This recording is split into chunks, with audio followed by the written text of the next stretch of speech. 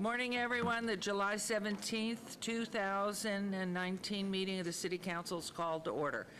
This meeting has been properly noticed and posted in compliance with the open meeting law. These proceedings are being video recorded as well as presented live on CLV, Cable Channel 2, and are closed captioned for hearing impaired viewers. Please note, customers of CenturyLink and Cox Communications may view this program in high definition on channel 1002 and in standard definition on channel 2. You may also watch the meeting live on Apple TV, Roku, Amazon Fire TV on the Go Vegas app. The City Council meeting, as well as all other KCLV programming, may be viewed on the internet at www.kclv.tv/live. These proceedings will be rebroadcast on KCLV Channel 2 and the web the Wednesday of the meeting at 8 p.m., Friday at 4 a.m., Saturday at 7 p.m., Sunday at 7 a.m., and the following Monday at 5 p.m. This building is protected by state-of-the-art fire detection and suppression sprinkler systems. The alarm should activate during today's meeting. Please evacuate using the exits at the back of the chambers. Go out to the mezzanine. Proceed out the double doors to the terrace and go back down the back staircase. For anyone who has difficulty with stairs, please check with a marshal or fire official for assistance. Once outside, please assemble on the northeast corner across the street from City Hall at Lewis and First Streets. Employees wearing safety vests or our city marshals will inform you when it's safe to re-enter the building. For public comment related to items on the agenda, citizen participation and public hearing items, we have available a speaker card which you may complete and submit to our city clerk up front. Cards are available online in the clerk's office or at the rear of these chambers. If you do not submit a card, it does not prevent you from speaking under public comment, citizen participation, or specified public hearing items. If anyone's present today who has need for hearing impaired equipment, please see our city clerk staff up front. And please note, if you parked in the parking garage across the street, a new flash parking self-validation machine is located in the foyer between the council chambers and the security desk you walk through to enter these chambers. You must have your ticket with you to use the machine. If you don't have your ticket, see a security personnel when exiting to get a validation coupon. And before we proceed with the agenda this morning, would everyone please rise for the invocation given by Pastor Brett Capacci, Shadow Hills Church. Remain standing for the Pledge of Allegiance. Good morning. I'm sorry I did that. Put you right here. Most gracious and almighty God, we come before you this morning with grateful hearts for how you have blessed not only our world and our nation, but especially our state and our city, Las Vegas, Nevada. Scripture comes to mind, Psalm 27:1, "The Lord is my light and my salvation, whom shall I fear? The Lord is the strength of my life, of whom shall I be afraid?" And so, God, this morning in this meeting, we want to trust you. We want to trust your sovereignty. We want to trust your power to enable us to glorify you. I thank you so much for these that serve our city, that help lead our city, that help to govern our city. I pray that you would protect them, that you would bless their families. God, that you would give them wisdom and discernment, that they might act in a way that would honor you. And God, I thank you in a special way for the citizens of this city that even make it possible for those of us who serve to serve. We thank you for the wonderful city of Las Vegas, for all the things that we know about it sometimes that the world may not know.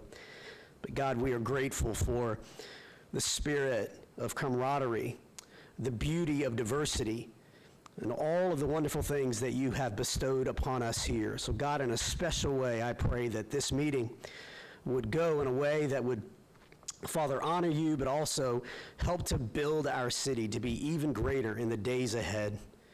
We trust you. We ask again your blessing, and we ask all these things in the name of the Almighty God. Amen.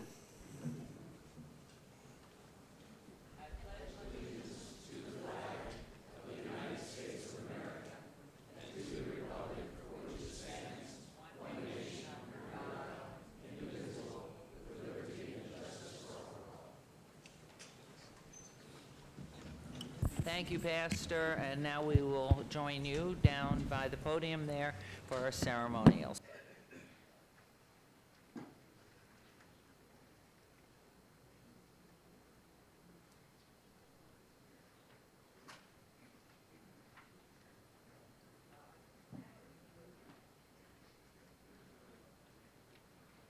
Good job, man. Good job. About time somebody recognized you.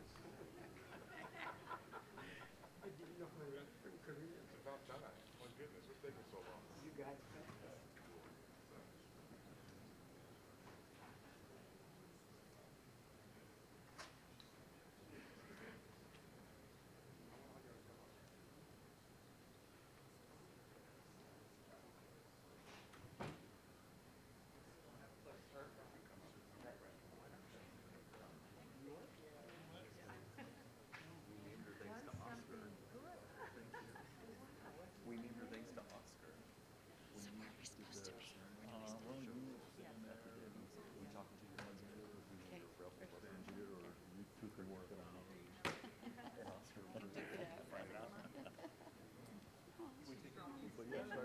All right, let's get going.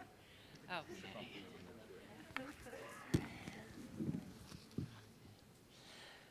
Before we get to our ceremonials, once again, we've had a loss in our Las Vegas family, and somebody so dear and so special to so many of us. Metro Police Captain Larry Burns passed away, as you know, last week. He had served 27 years protecting our community before retiring in 2013. And we got to know him as he served captain at the Bolden Area Command in Ward 5 here in Las Vegas. And for I know I can speak for all of you that all of our thoughts and prayers go out to the family, his family. He was a beautiful man and taken way too young. So thank you, and Captain Burns, you'll be missed. We'll move forward with the rest of our items.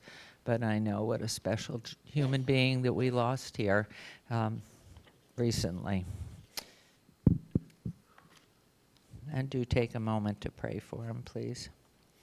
Okay, this is the ceremonial portion of our agenda. It's my real pleasure to recognize our Citizen of the Month. I'm proud to announce that our July Citizen of the Month is Rohit Joshi, owner of Neonopolis. Where are you, Joshi? Oh my God, come on here.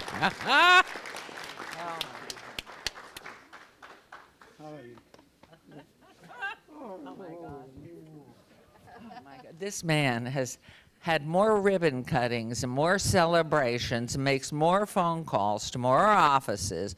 We have a new tenant, please come down. More celebrations, more music, always the beautiful smile, and what a great guy. How many years have you lived in Las Vegas? 25 years. So forever, he's been bothering the mayor's office for 25 years. All I can tell you. But anyway, I kid, because he's a great gentleman, always with a perfect smile. This man is a great example of dogged determination, a resilient attitude, and obviously that infectious smile. As you know, Neonopolis opened at the famous intersection of Las Vegas Boulevard and Fremont Street in 2002, right during the boom years. There were many issues at that time, like no or faulty air conditioning, and different tenants who came and left and had dining or entertainment complexes. When Mr. Joshi purchased the building, I have no idea why. It must have been a great price for him to do that. In 2006, he bought Neonopolis. Since that time, he's been enthusiastically and most aggressively working to transform that facility into a development that's full of life and exciting interest. Businesses in each berth instead of empty storefronts it once held. So today, Joshi has accomplished his goal. This is incredible. by leasing nearly all of the 240,000 square feet of space in the development. And over the last few years, it seems I can't go a month without finding myself at one of his grand openings, ribbon cuttings at Neonopolis. In fact, so many of you are here because he twisted your arm too. So in fact, we have a short video we'd like to share with you that shows some of this fine man's accomplishments at Neonopolis. So please, let's show the video. Can you see it over here?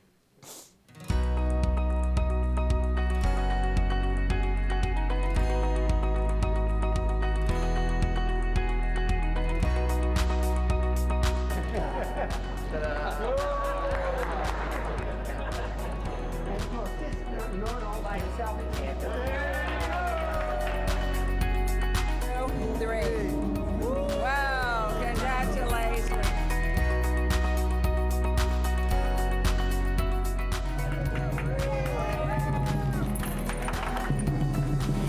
Grand opening of the Fremont Arcade and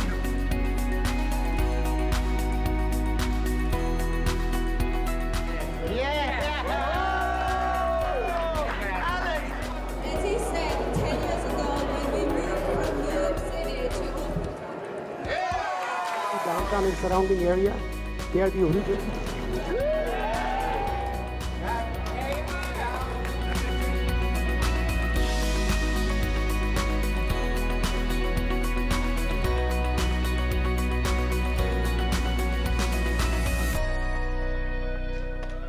Yay. Lovely, thanks. Now, a couple of things. The Metropolitan Museum of Art, if you have not been in there, the first time I was in there several years back, I was so impressed with the quality of art that is shown in Neonopolis on the first floor. You really should make it a point. And I hope Allie, wherever, are you here today, Allie, who's the director of our arts? No, over at the city, but over there at the museum, you're the director? Beautiful. And so I encourage you all to really stop by. But as you could tell, that was just the synopsis, a small synopsis of these ribbon cuttings. And so what came to mind, the most probably beleaguered member of my staff who has to answer all the phone calls and all the requests is none other than Estefani Arochi. And she was the one right here. Could you stand up, please? Steph, as she's known more easily to us, was the one who said, Mayor, this is the man that really should be the Citizen of the Month. The tenacity that you have.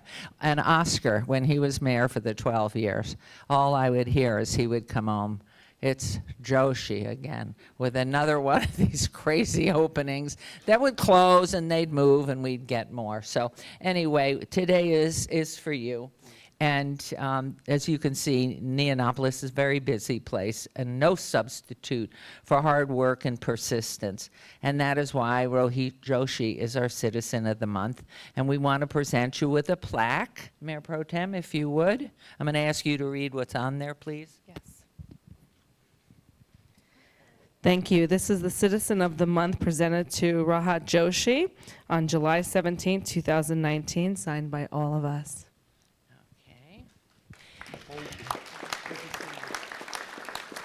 Okay, I think I'm going to ask you to say a few words. Okay. And do we have any space left? And is anybody here interested in a special rate today for a special last space?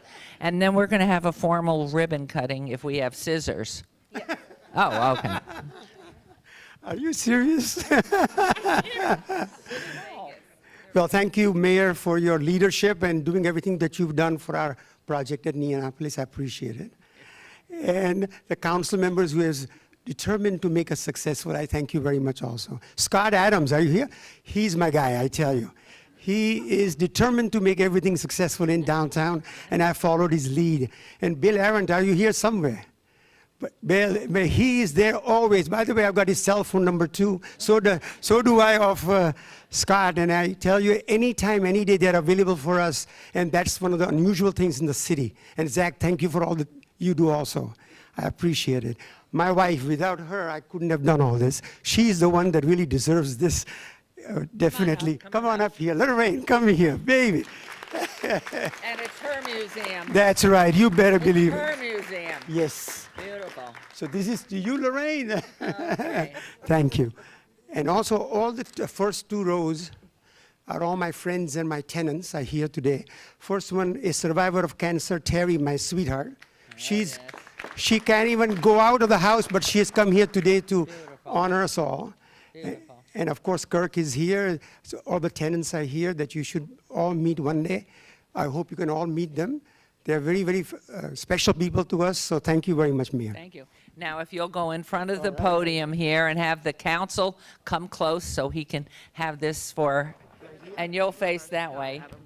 And Scott Adams, Bill Arndt, would you please come down? Come on, Bill, you have suffered through this through the years as well. Who else? Wait, who else? Who else have you made suffer? Almost everybody in this crowd here. Come on, Mr. Arndt, where are you? He's coming. Bill on my side. Okay, so let's all get in really close. Come close, close, close, close, close. How many spaces are left? How much? 2 small spaces of 1,000 square feet each are still available. We are working with AT&T and Verizon. Oh, how wonderful. Thank you. Okay. So if you'll look. Mayor, please. Okay. And if you'll look at, yes, if you'll do that. Okay. We'll count down. Okay. Yes. 3, 2, 1. Wow. You've done it. Now, wait a minute if I may. Yes. Staff, are we allowed to give him the scissors? We are giving you the scissors. We are also giving you the ribbon. Very special. Now, if we had a lot of free money at the city, which of course we don't because Scott watches us very carefully, we would have put this already into a velvet frame. But I'm going to ask the council each, if you could pull this off without, and then ask everybody, including yourself and Bill, to sign it, if we can get it. And so that's for you. But this woman has the patience of a saint. And I just, but he does smile all the time, and the museum is phenomenal. So please go to the museum, visit all the wonderful things. Now, meow. Cats. He's right here. Larry. Harry, where are you? Please get Oh, up for a there he minute. is, Harry, get up for a Harry second. Money. This is opening. When is that ribbon cutting? Tomorrow at 4 o'clock, please all come to see the mayor and the council to be doing a ribbon cutting again for Harry Money, who has invested tons of capital in our building in our downtown. Please support him on the 2nd level. Yes, thank you. And we wish you the best. We'll be there. And are you having music? Oh, as a matter of fact, we got a surprise for you, Mayor. We're going to do it today, but we're going to do it tomorrow instead. And music and cookies or something? Champagne free by Harry Money and desserts. Oh, so come on down. Time to eat. And again, where do they park? They park in the parking garage under the Neonapolis building, which is owned by the city. Wonderful. So maybe it'll be free if we ask our parking czar. Can it be free parking? Where are you, Brandy? Brandy. She's not here. No free. No free parking. We are a tight city. Well, thank you. Congratulations. Now, don't leave without the ribbon, too. We're going to get it signed. I will go after. And you have met our new council persons, Victoria Seaman. know her, for sure. Okay. I know her. And Olivia, you must know Yes, Olivia absolutely. Diaz. Nice seeing you. And of course, our Knutson, fabulous Mayor Pro Tem here, and Brian Knutson, everybody, Knutson. So, and Brian's Ward 1. So you make sure you include Ward 1. Thank you. Right, wonderful. I just did the girls, thank you. One more picture for Natasha. Come back in, please. All right, ready? Which way? Right there, just look over there. This is live streamed. Thank you all. Thank you, lucky tenants. Air conditioning, finally. Thank you. Okay, wonderful. That was exciting, and we'll all sign that ribbon, please. And for our next item, I want to invite our Director of Public Safety, our Chief, Michelle Freeman, to join us at the podium. And it's my pleasure to recognize our Employee of the Month, someone we all love because we love what he does. Animal Control Officer Robert Aversa. Please, would you join us, Robert? Our employees strive to meet our city values of being kind, committed, and smart, and Robert embodies these qualities. He's known for always bringing kindness to his duties that include helping distressed animals and pet owners. His passion and excitement for this are contagious. He's committed not only to providing a great customer service, but also to building a relationship within the community. Robert attends community events and spends time in our parks so that he can get to know the residents and neighbors and find ways to educate them about responsible pet ownership. Especially in this heat, it's amazing how so many pet owners are really abusive to their animals, leaving them out there without shelter or proper water.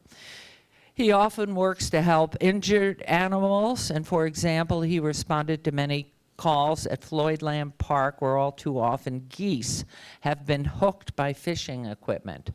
Last fall, he even joined forces with our Las Vegas Fire and Rescue and operations and maintenance departments to save the life of a cat that had been trapped in a pipe on a freeway overpass. Robert, we want to present you with this award, and we thank you for all that you do for the city of Las Vegas. Do you want to read what that one says, please?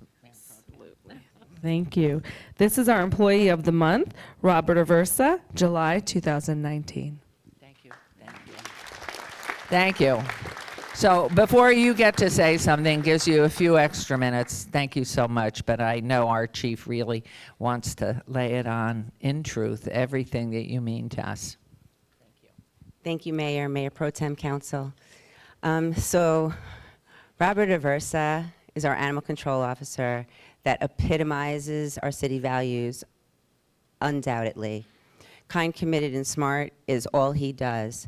And he's identified himself before as a simple man. Please don't allow that to fool you. He is a man of many complexities, but in simple state. And he is very, very, very compassionate, kind, committed, and smart. He's empathetic, and he's truly one of a kind. He is humble, so he'll probably only have a few words to say for himself, but please don't mistake those either, because this is a guy that we want in our community. This is somebody that we want to be out there communicating with people, helping people, taking action with animals, making sure that everybody's life and best interest is at stake. And he's someone that truly, truly, truly does that. And I'm so proud to be up here. And I have to give a shout out to Jennifer Davies, who I think, is she here? No, she's not today. She does. So Jennifer Davies nominated him. And what I know about Robert and how he sparkles, Jen was able to see that unsolicited. So when somebody in the environment sees that, even though she's a city employee, when she's able to unsolicited see that and bring us here today so that we can honor Rob, that's even more special for me. So from the bottom of my heart, I know what you do every single day, and I know your compassion and how big and how gold your heart is, and it sparkles all the way through. Thank you so much for everything you do. This is so deserving, and I'm so proud to be on your team. Thank you. Would he say a few words? Please. Under pretense. First, to my Lord and Savior Jesus Christ, for without him nothing would be possible. Mayor, councilwomen and men, chief, deputy chiefs, lieutenants, sergeants, fellow co-workers, my family, everybody here. I am truly blessed to get to do what I do. Education is the key. These people don't know how to treat their animals. It's up to us with the badge to help them, and not only help them, but to educate them as well. Thank you. Jennifer Davies, not here, but thank you for watching. Thank you. Rob, we thank you, and of course, the sign at the corner on Main, right here on the corner in front of City Hall, will have your name on it for the next month. So we're just very excited and grateful to you. And being animal lovers, almost everybody on our council, we really appreciate what you do. Oh, Jen, of course we see your hand coming right through the camera. Who gave you the day off? Kidding. She has two beautiful children. His wife and Senator and his wife works for the city as well. Oh. Bring up your wife and we can have her in the picture. Nicole, Nick, How old's Nick? 19. And here's Nick and Nicole. How wonderful. Nice to see you both. Congratulations on your hubby and on your dad. And what high school? I graduated Sierra Vista. Sierra Vista. We always have to find out. You're not native born, are you? You are. Oh, my goodness. And we have other native borns here. What high school? Las Vegas High School, The old one or the new one? the old one. Ah, we're stepping back a little bit. And where'd you go to high school? Pittsburgh, Pennsylvania. Oh, we don't care. So that's good. How's that? So we got some Gorman and everything else. Not native. Not native. Okay. Anyway, congratulations. We're going to have a picture. Yes. You had told me. Native born. That's what we love here. Oh, picture. All right. And look anywhere you want, but at some point, at Shane in the back in the pink.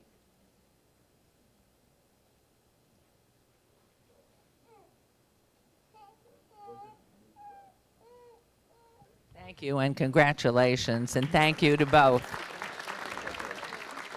Congratulations, brothers. Appreciate it. Thank you. Nicole, what year? What year? 96. Congratulations. Cutie pie. We appreciate you so much. So much fun to have our city family here all the time. And Nicole, you work for the city as well? How come I've never seen you? Incognito, maybe. Oh, of course. No wonder I forgot that. If you've ever been to an ugly sweater contest, go over to DSC. How wonderful, wonderful. Thank you, of course. Okay, for our next item, Councilman Anthony. Oh, my goodness, how exciting. And he has been in the spotlight if you have not been watching TV. Thank you. Good morning, everyone. It is my honor today to recognize and celebrate the collector car hobby as an industry in Las Vegas and the entire country. And I hope all of you were able to enjoy the collector cars that were parked out in front of City Hall this morning. I don't know if they're still there, but they were some wonderful cars. Las Vegas is home to many car enthusiasts and businesses that support them in the industry. As you can see from the variety of cars in front of City Hall, the interests and types of cars vary greatly, and their passion is absolutely great. This is an industry with sales of over $40 billion annually. SEMA, which is the Specialty Equipment Market Association, is the second largest trade show that comes to Las Vegas, bringing over 140,000 visitors to our city and $207 million in non-gaming impact every year. Recently, the House of Representatives passed a Congressional Resolution 108 recognizing July 12, 2019 as Collector Car Appreciation Day. The collection and restoration of historical and classic cars is an important part of preserving the technological achievements and cultural heritage of the United States. At this point, I'd like to invite Skeeter Rader to come up to the podium, representing all our car enthusiasts. Please give him a nice round of applause.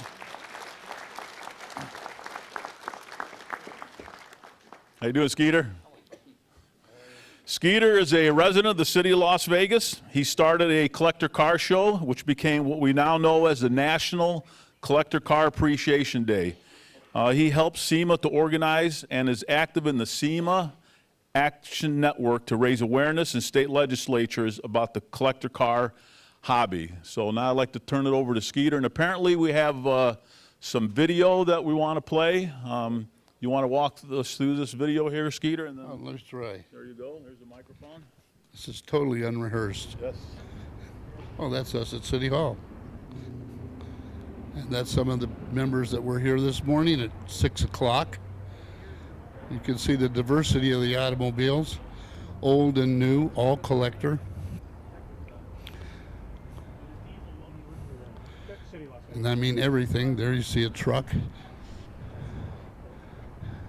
a bike. Actually, that's quite a rig. I know that truck. You have Mercedes, you have Corvettes, you have Camaros. Some of them have the engines that are hopped up, as you say.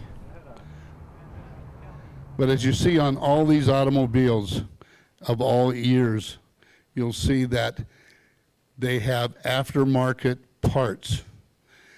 And what Collector Car Appreciation Day is our national holiday.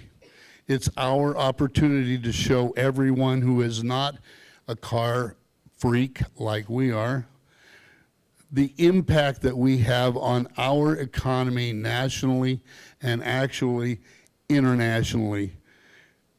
The car hobby in this country and around the world brings in not millions and not billions, but trillions of dollars to our United States economy. Therefore, SEMA-SAN, the SEMA Action Network, we are the part of SEMA who deals with legislators so that there are not laws that prevent us from doing our hobby. We don't have to smog cars that are over 25 years old, those kinds of things, and that's our purpose. In order to show people how effective and how much we impact this country, that's why the United States Senate had this resolution and has had this resolution annually for the last 10 years. We've celebrated this holiday, and I would like to say with a lot of pride, this is the only resolution in 2 administrations that has passed the Senate, both sides of the aisle, unanimously. So we're very proud of that. We're also very proud that we can continue to have the SEMA show in Las Vegas and be welcome here. And we hope that it goes on for many, many years. And I thank you for this recognition. Good job, Skeeter. And with all due respect to our congressional representatives, I have an even better proclamation for you. This is from the city of Las Vegas, signed by the mayor and the entire city council, proclaiming July 17th, Collector Car Appreciation Day in the city of Las Vegas. So thank you very much. There you go. Excellent. Thank you very much. And if are the owners of the cars, are they still here? Would you stand up, please, if you own a car? Thank you very much for coming out this morning.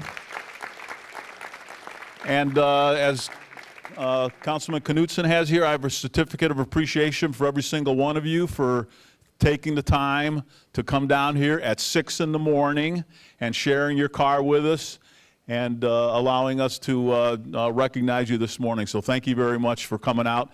And my assistant Sally over here will have the certificates to hand out to you. So congratulations and have a great day. Thank you. Congratulations. Okay. We're going to take a picture. Okay, picture? Do you want them to come up or no?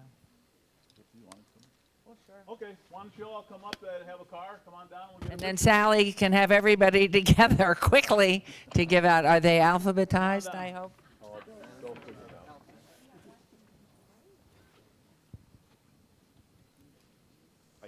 Thank you. Thank you all for getting up so early. Look who's there. John Bear is with us. He spent some time here.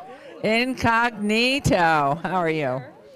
Okay, if everybody will gather, congratulations to you all and thank you.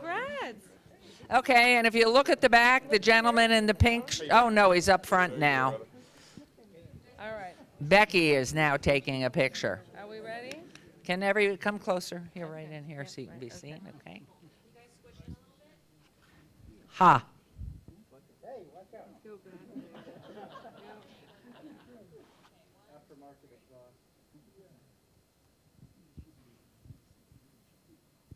Thank you. Thank you all again. We appreciate it. And drive safely. Are they for sale? These cars?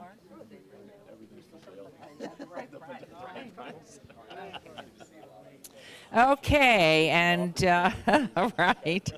For our final ceremonial, tomorrow's birthday, congratulations anyway, and thank you so much. So good to see you. Our birthday boy of tomorrow. Okay, now please join me. Let's do this officially. Happy birthday to you. Happy birthday to you. Happy birthday, Councilman Creer. Thank you. Happy birthday to you. Thank you, thank you. Always smiling, always happy. Yours. Maybe Joshi can get you guys a night job singing over it. Don't tell mama. My birthday is tomorrow. I turned a big 5-0. And yes, it's a big deal.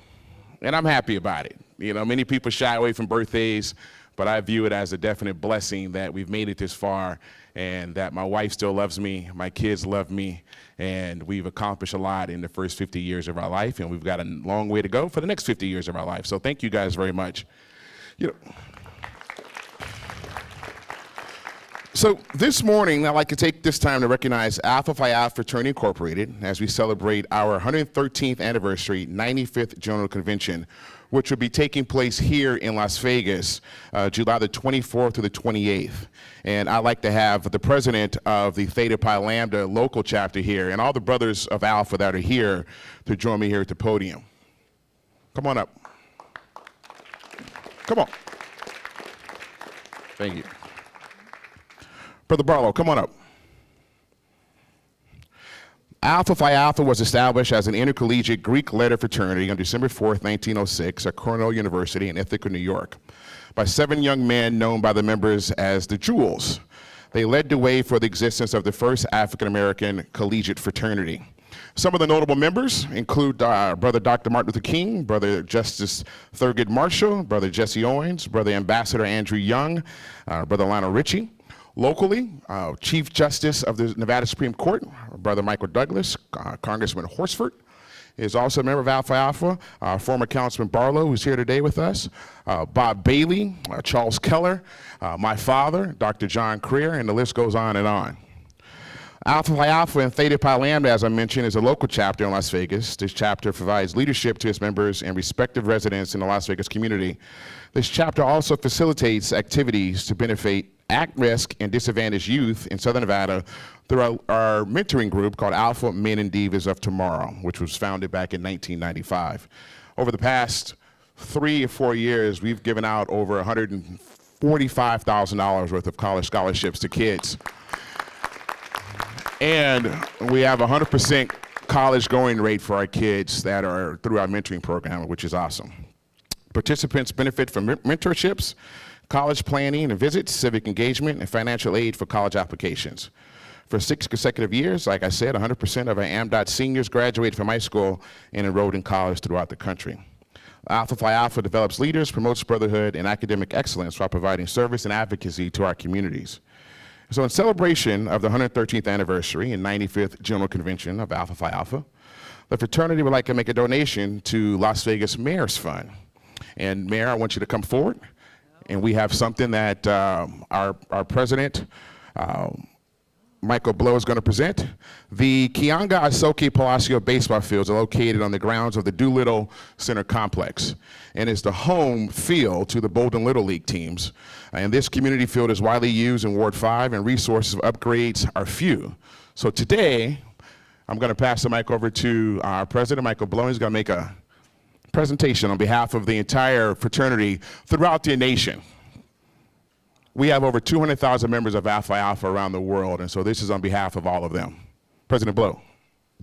Thank you, Councilman Creer. Good morning, everyone. Mayor Goodman and distinguished members of the council, it's our pleasure to be here this morning. And one of the mottos of our great fraternity is service to all mankind.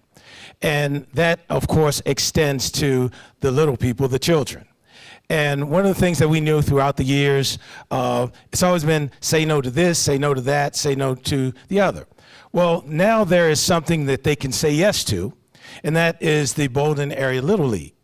And one of the things that every ball player, he or she likes, is to be able to look up at the scoreboard, see your number and all the information that is displayed on the board. It's a great source of pride, not only for the participant, but for the parents and spectators as well. So, Mayor Goodman, today it is our pleasure to, as good partners in the city of Las Vegas, that we would like to donate $10,000 towards the purchase of a scoreboard at the Doolittle Field. How beautiful. I can't thank you enough. Oh, my gosh. Look at that. Oh, wow. What's this? Can you see it? If I'm behind, you come behind with me. Come on. Okay, let's go out and have a picture for everybody. Yeah. This is so phenomenal. Thank you. We'll have a picture at the end. Yes, sir. This is, it's so outstanding. I mean, I think that inspires children so much when they get some type of recognition, and they work so hard, and parents support them so much. This is just a beautiful, beautiful expression of how you are involved in our community, and especially for the youth and the future of our city. And the Bolden Area Command, goodness, what a growing entity that is just so exciting to have a Little League team. I was so excited to hear that. So we thank you on behalf of everybody in the city, the Mayor's Fund, which is supporting through the Nevada, what is it called? The Nevada, oh, isn't this great? I'm having a senior moment on your birthday. I'm having your senior moment. The Nevada Community Foundation. That may be it. But anyway, it's a 501c3, and you can give to different projects and entities in the city, and that you have chosen that particular support for our kids. Phenomenal. Thank you. And I have a good luck, good health mayorship, which Mayor Pro Tem has given to each of you. May you be blessed with good health, safety, and the Lord's blessings on all of you. That's not my role. I can't do that, but I'm doing it anyway. So thank you. This is beautiful. Back to you. Thank you. Thank you, Mayor. I'm thankful that Alpha Alpha Fraternity Incorporated chose to make a donation, upgrade the fields in an area which I represent. I also have to give a special thank you to our General President of Alpha Alpha, our brother Everett B. Ward. Dr. Ward is the General President over all of Alpha. He will be here this weekend. And to all those at Alpha that have participated in this and have shown, an interest in our community.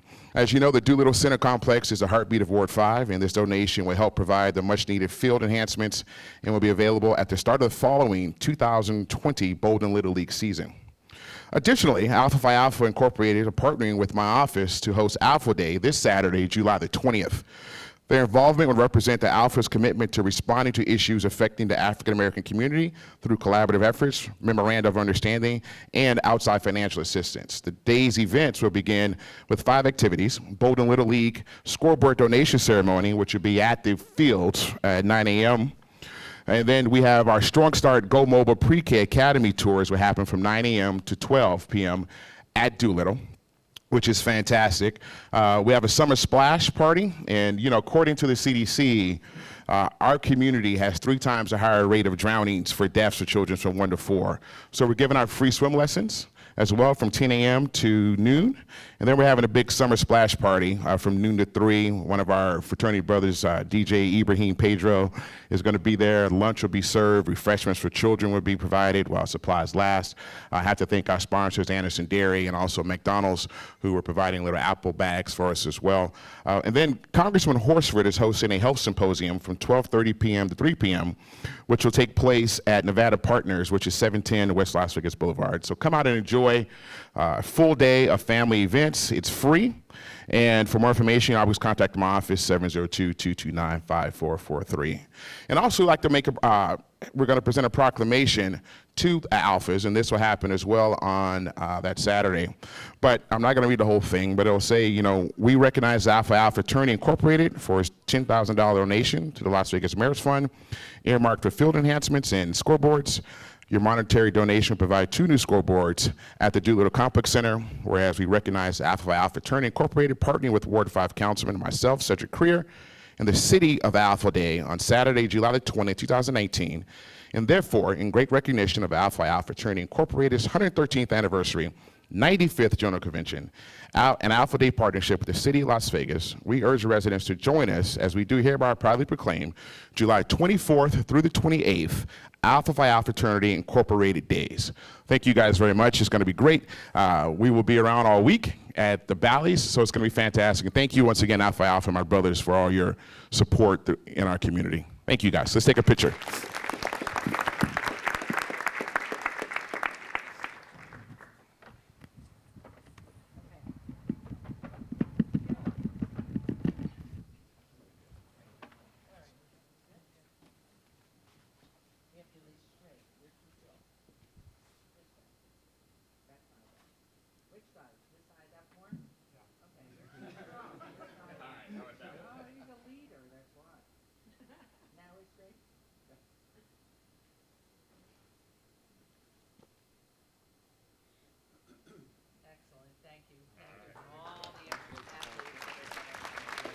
Thank you so much.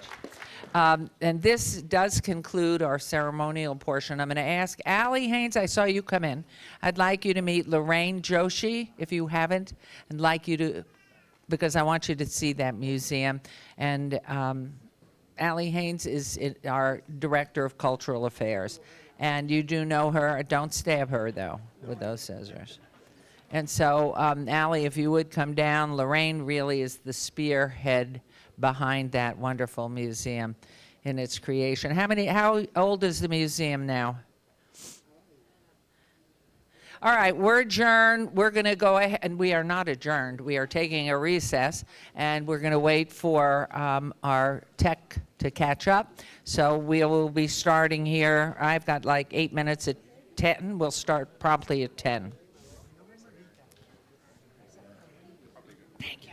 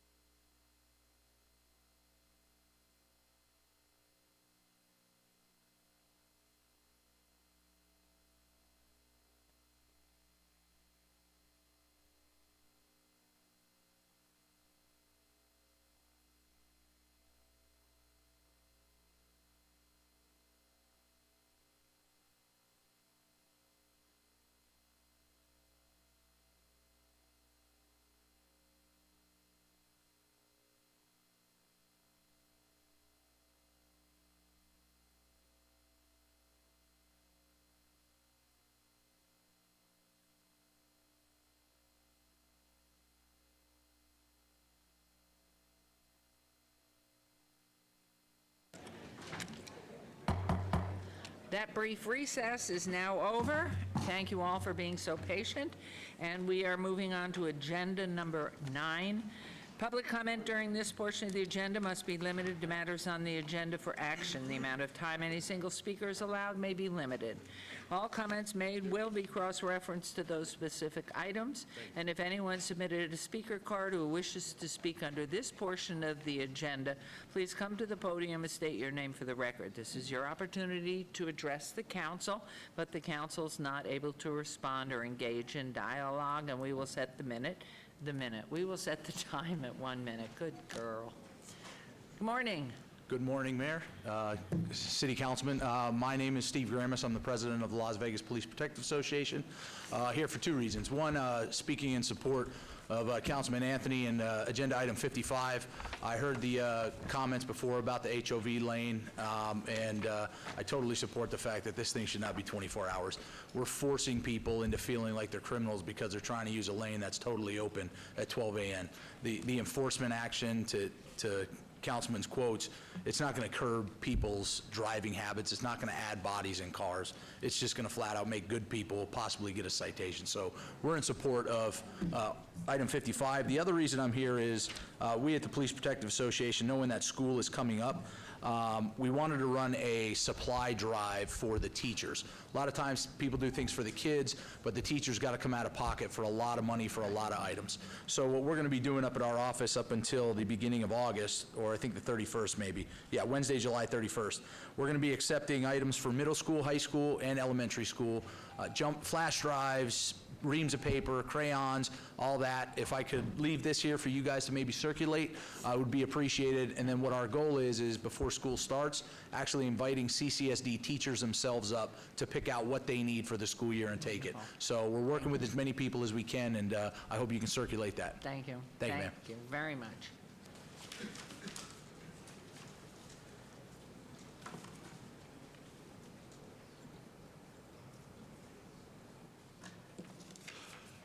My name's Frank Bingham, and I'm here to comment on item 79 and 81.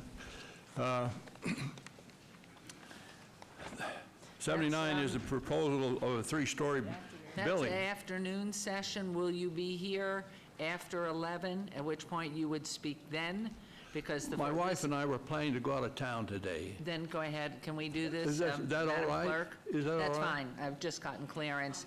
Make his comments for those two, 79 and what was the other one? I'm sorry, I thought this was going to start at 9 o'clock. That's why I came. No, you're fine, just so you can get out of time. What is the other agenda item, 79 and what? And 81. Thank you. Please go ahead. Okay, 79 had to do with a 3-story building in our neighborhood, and which is completely out of line with the rest of our neighborhood, and we're opposed to it. I see the staff is recommending denial of that also. Could you give us your address, please, sir? Oh, okay, 412 Estella, E-S-T-E-L-L-A Avenue. And zip code? 89107. Thank you. Okay. Okay, I'm going to check with legal. Do we have legal here? Yes. Even though we have said there's no comment in this because he's leaving town, Councilman Creer would like to make a comment. Do we have to do anything special to allow that? If the councilman wants to make a comment back, he can. Yeah. Okay, fine. Thank you, Mayor. So please make your presentation. Let him go. Oh. Are yours preemptive of this? No, unless you finish. I apologize Go ahead. for coming up early, but Go ahead. Anyway, we would oppose the 3-story building in our neighborhood, which is completely out of line with the rest of the buildings there. I noticed that the Planning Commission is recommending denial, and I would certainly concur with that. The other item on 18 is to really... 81 or 18? What's that? The other one being... Is 81. Thank you. 81. Okay. Which really is a recommendation to change the zoning from low to medium. Back in 2014, we fought this issue back then. They wanted to change it to medium, and we went around and we got, in fact, I have copies of that, of 146 people that in our neighborhood that signed a petition to oppose that zoning change. And if you'd like a copy of that, I've got it here for you. Well, we would like that submitted to the clerk, and then also I'm going to have Councilman Creer respond to you, but I do think if you have not been into his office with your documentation as well, it would be very worthwhile for you to make an appointment with Councilman Creer when you come back to town. Okay. So as I say, we're opposed to that. That's changing it from low zoning to a medium zoning, and we opposed that in 2014 with this document that I gave her, and so we're opposed to it now. Thank you very much. And Councilman Creer did want to respond, which I will ask him to do. Thank you, Mayor. Just through you, I just want a point of clarification. They aren't going to build a 3-story structure. It's a 2-story structure, and they were going to put balconies on the outside, and they were going to take those away, so it's not as intrusive to the neighbors that are right there along the border. And I don't think we can go into conversation about it, but I just wanted to let you know that. Okay. So that's good news. Okay, thank you. Thank you very much. And any further questions, please call Councilman Creer's office. Good morning. Good morning. My name is Cody Cunningham, and I am here in support of 55 of removing the 24/7 restrictions on HOV lanes, for the reason being that we are taking 20% of our lanes and dedicating them to about less than 12% of our daily traffic. And so this isn't about convenience. This isn't about a green initiative. This is about a system of compliance to write tickets, to generate revenue for a state that has grown out of control. Thank you. Thank you, Mr. Cunningham. Appreciate it. Anyone else wishing to be heard? Okay, we will now move on to agenda item number 10. For possible action, these are business items. Any items from the 9 a.m. session that the council staff and/or applicant wish to be stricken, tabled, withdrawn, or held in abeyance to a future meeting may be brought forward and acted upon at this time. Mayor Pro Tem? Madam Mayor, there are no requests to be considered under this item at this time. Thank you very much. We will move on now to Agenda 11. For possible action to approve the final minutes by reference to the June 5th and 19th 2019 regular City Council meetings, Mayor Pro Tem may have a motion to approve the minutes. Madam Mayor, I move to approve the minutes of the June 5th and June 19th City Council meetings. Thank you very much. Please vote and please post.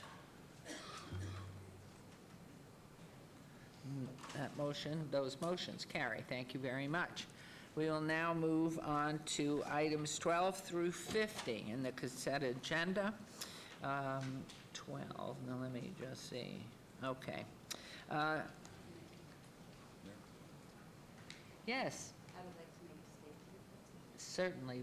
Madam Mayor. Councilwoman Seaman. So before we get to the consent, I want to make a statement. I do not wish to pull this item from the consent agenda, but I do wish to comment because it involves a matter greatly affecting Ward 2.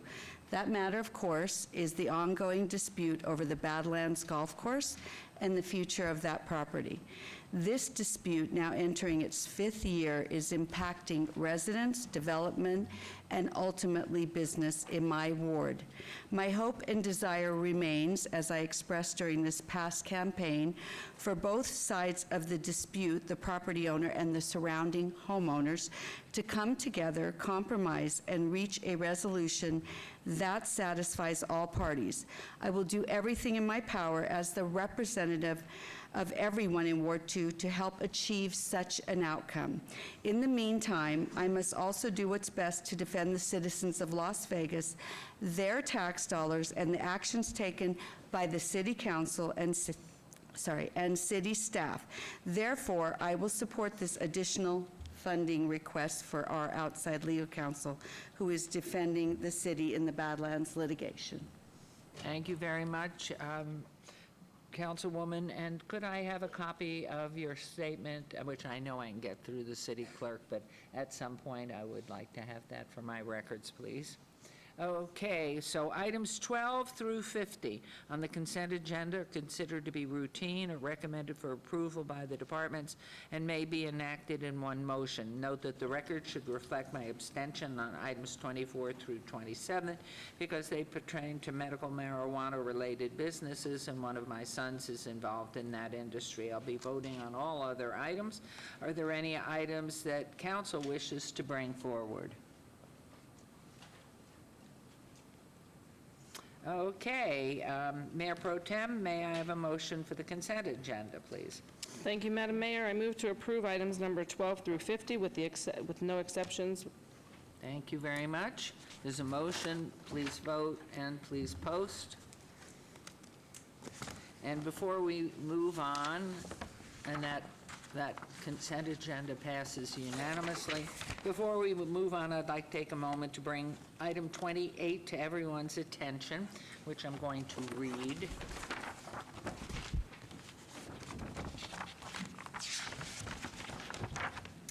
For possible action to approve a liquor manufacturer license for 75 Brewing Company, LLC, DBA 75 Brewing Company, LLC at 1510 South Main Street in Ward 3 with Councilwoman Diaz. And the city just approved a license for that brewing company.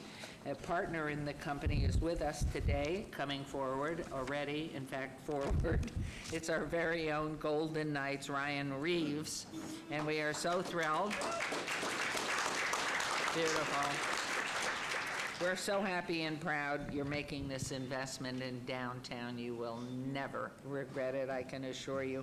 And I'd like to ask you, comments yours have already passed. We voted it done, so you're in, and congratulations. Yes, sir. Thanks for everything that you're going to make the statement first, I guess.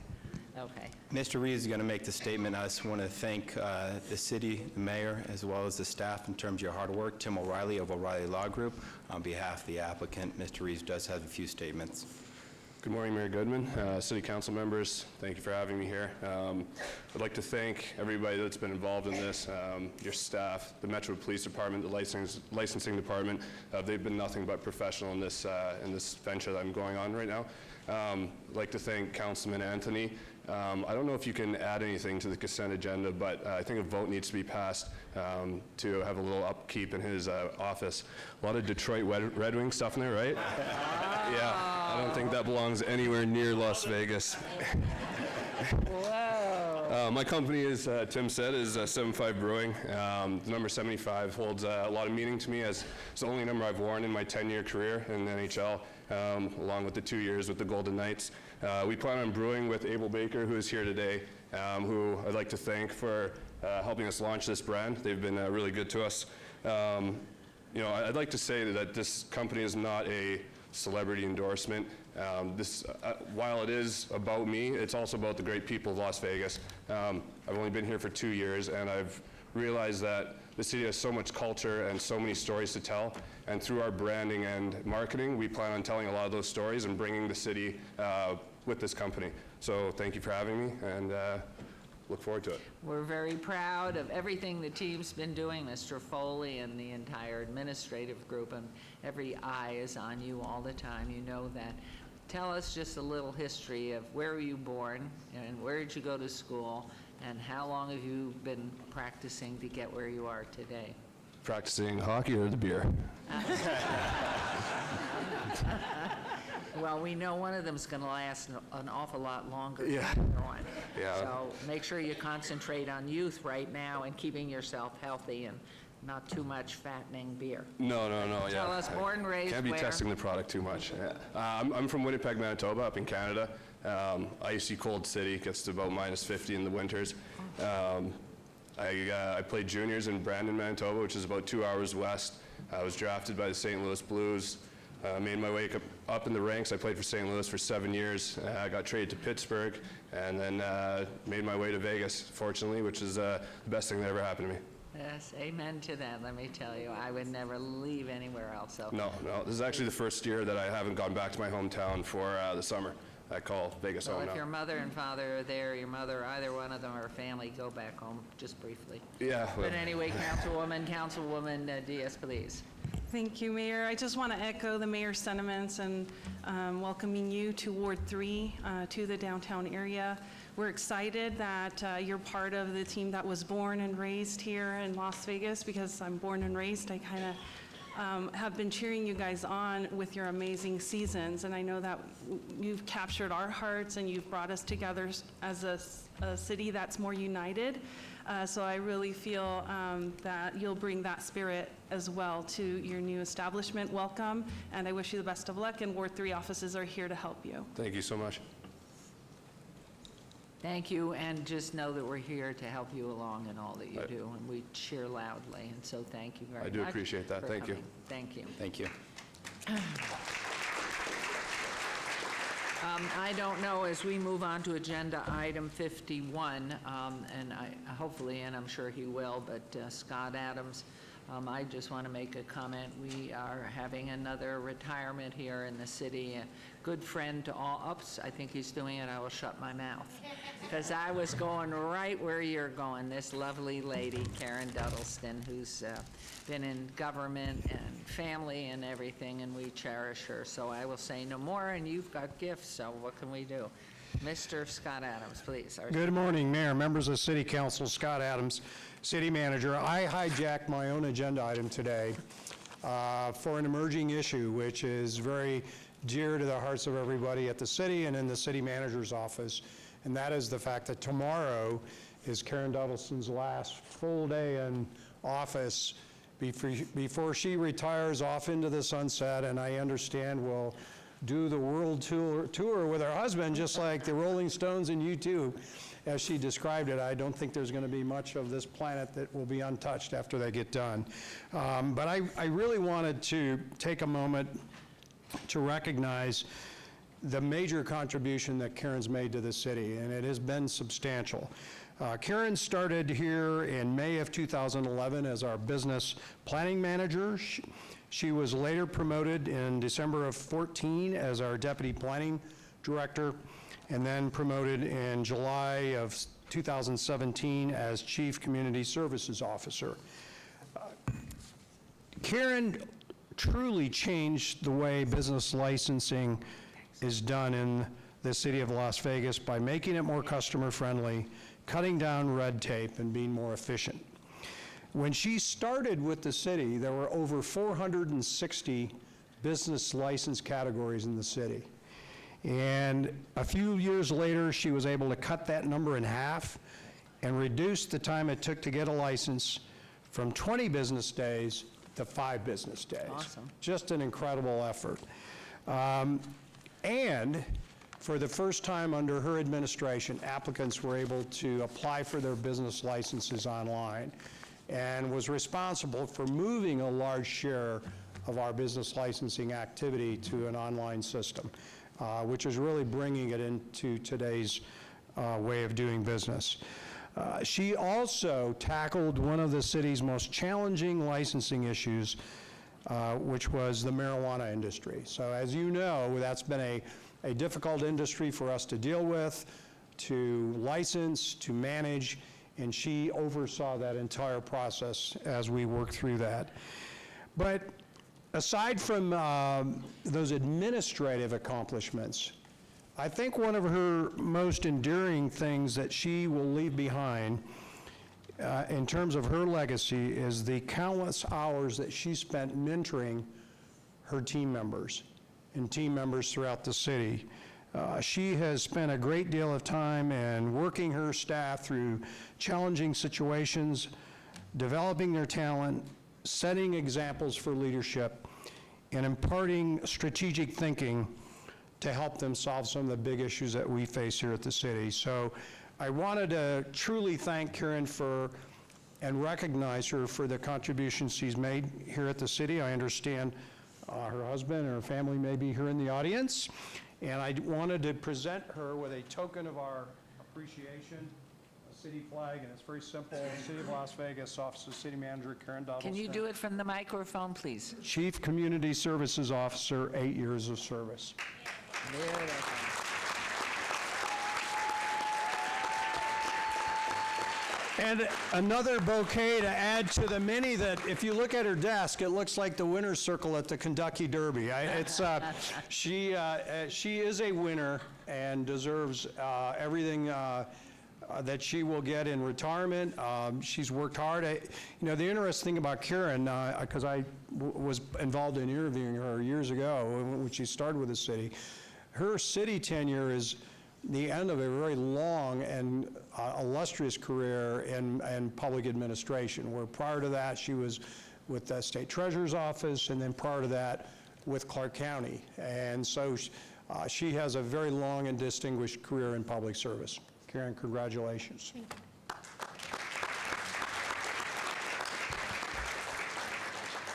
Your Honor and City Council, thank you. It's truly been an honor.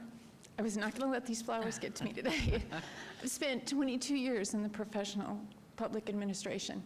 I've got to serve at the county level, at the state level, and I saved the best for last. I owe you all a great debt for making my career such a pleasure. I can't tell you that I absolutely love coming to work every day. To Scott,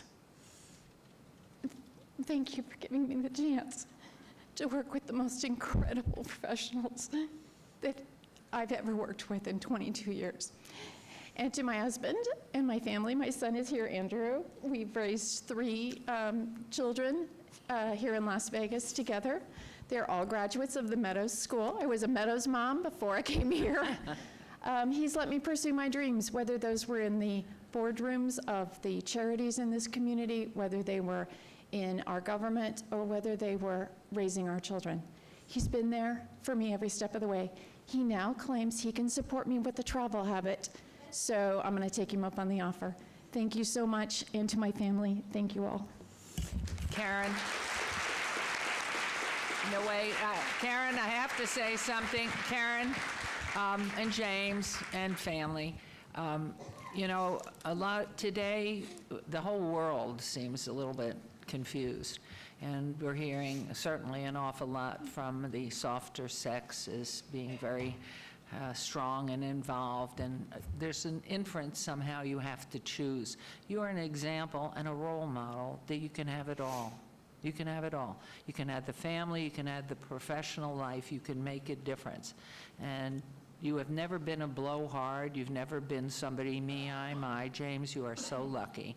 And your family, your daughter, your sons, if they knew you as long and as well as I have, you're a woman to be admired for the goodness that you have done, not only bringing up such a great family, but for what you have done in government throughout our community and state.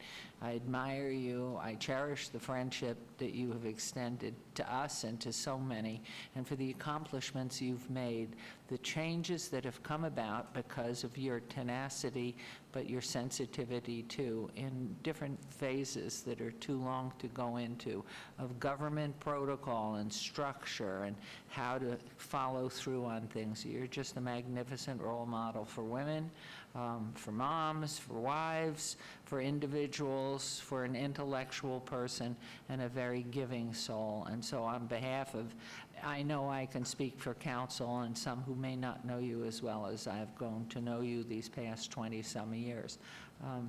God bless you, and may you have a wonderful, wonderful retirement. And I'm sure that Scott will always find a way when she gets bored, James, you've been working all these years, and taking care of children is no easy task. You may get bored, and we're here, and I just want to stand personally and thank you very, very much for all you've done.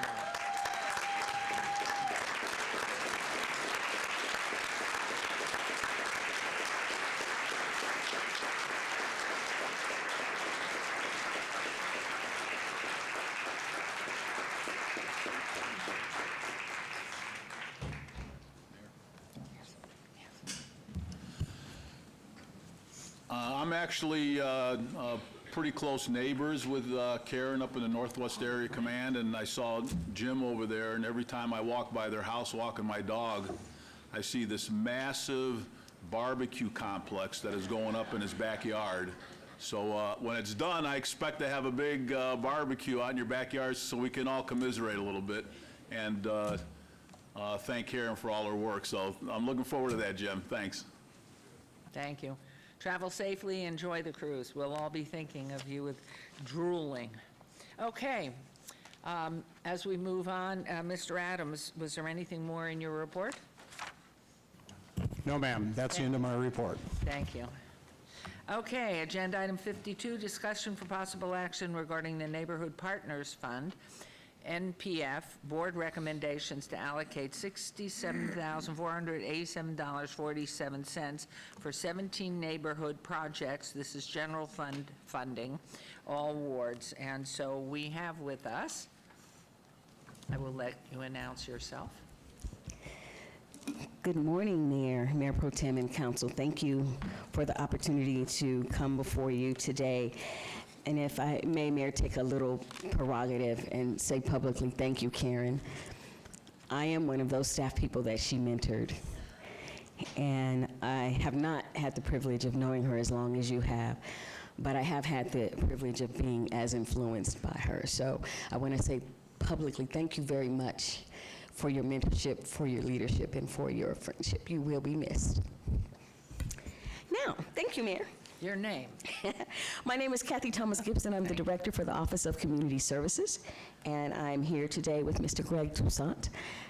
We are going to present the recommendations for the Neighbors Partnership Fund matching fund program in our neighborhoods. And just a quick overview before I turn it over. So this partnership fund encourages neighborhoods to take active roles in their communities, and you have allocated dollars to support activities related to physical improvements, public safety, cultural, recreation, and educational programming, tutoring that align with your strategic priorities for our community. Each neighborhood association or homeowners association is eligible to apply for up to $5,000, and they match that with either cash, volunteer labor, in-kind donations, or professional services. So with your support for over the past 20 years, this program has created more than $4 million of investment in our city neighborhoods. A $1.3 million investment from the city has yielded $3.3 million in community matching investment, and I think that's a good return on the dollar. This year, the board is recommending 17 neighborhood projects with over $67,000 in matching funds. And I don't know if you all have this backup, but I'll provide this to the clerk to ensure that you have the correct backup to match. Thank you. I'm going to turn it over to our board chair now, and he will do the overview of the board and go through the recommendations that we are presenting to you today. Morning. Good morning, Mayor, City Council. For the record, I'm Greg Toussaint, 2408 Sunset Beach Lane, Las Vegas, Nevada. And I am this year the chair of this year's Neighborhood Partnership Fund Board, commonly called NPF. It's been really a great pleasure to serve on the NPF board and learn about these exciting programs in our city. There are some very creative people, community volunteers, who have applied, as they do every year, for the Neighborhood Partnership Fund grants. I'd like to take a moment to recognize my fellow NPF board members and thank them for their participation. The NPF board is comprised of 6 staff members and 7 neighborhood volunteers appointed by the mayor and city council offices. The members reviewed and evaluated all the projects, and that's a lot of paper, not paper images on the screens, over 200 pages of material we received from the applicants that had to be reviewed and evaluated. So they did a lot of work.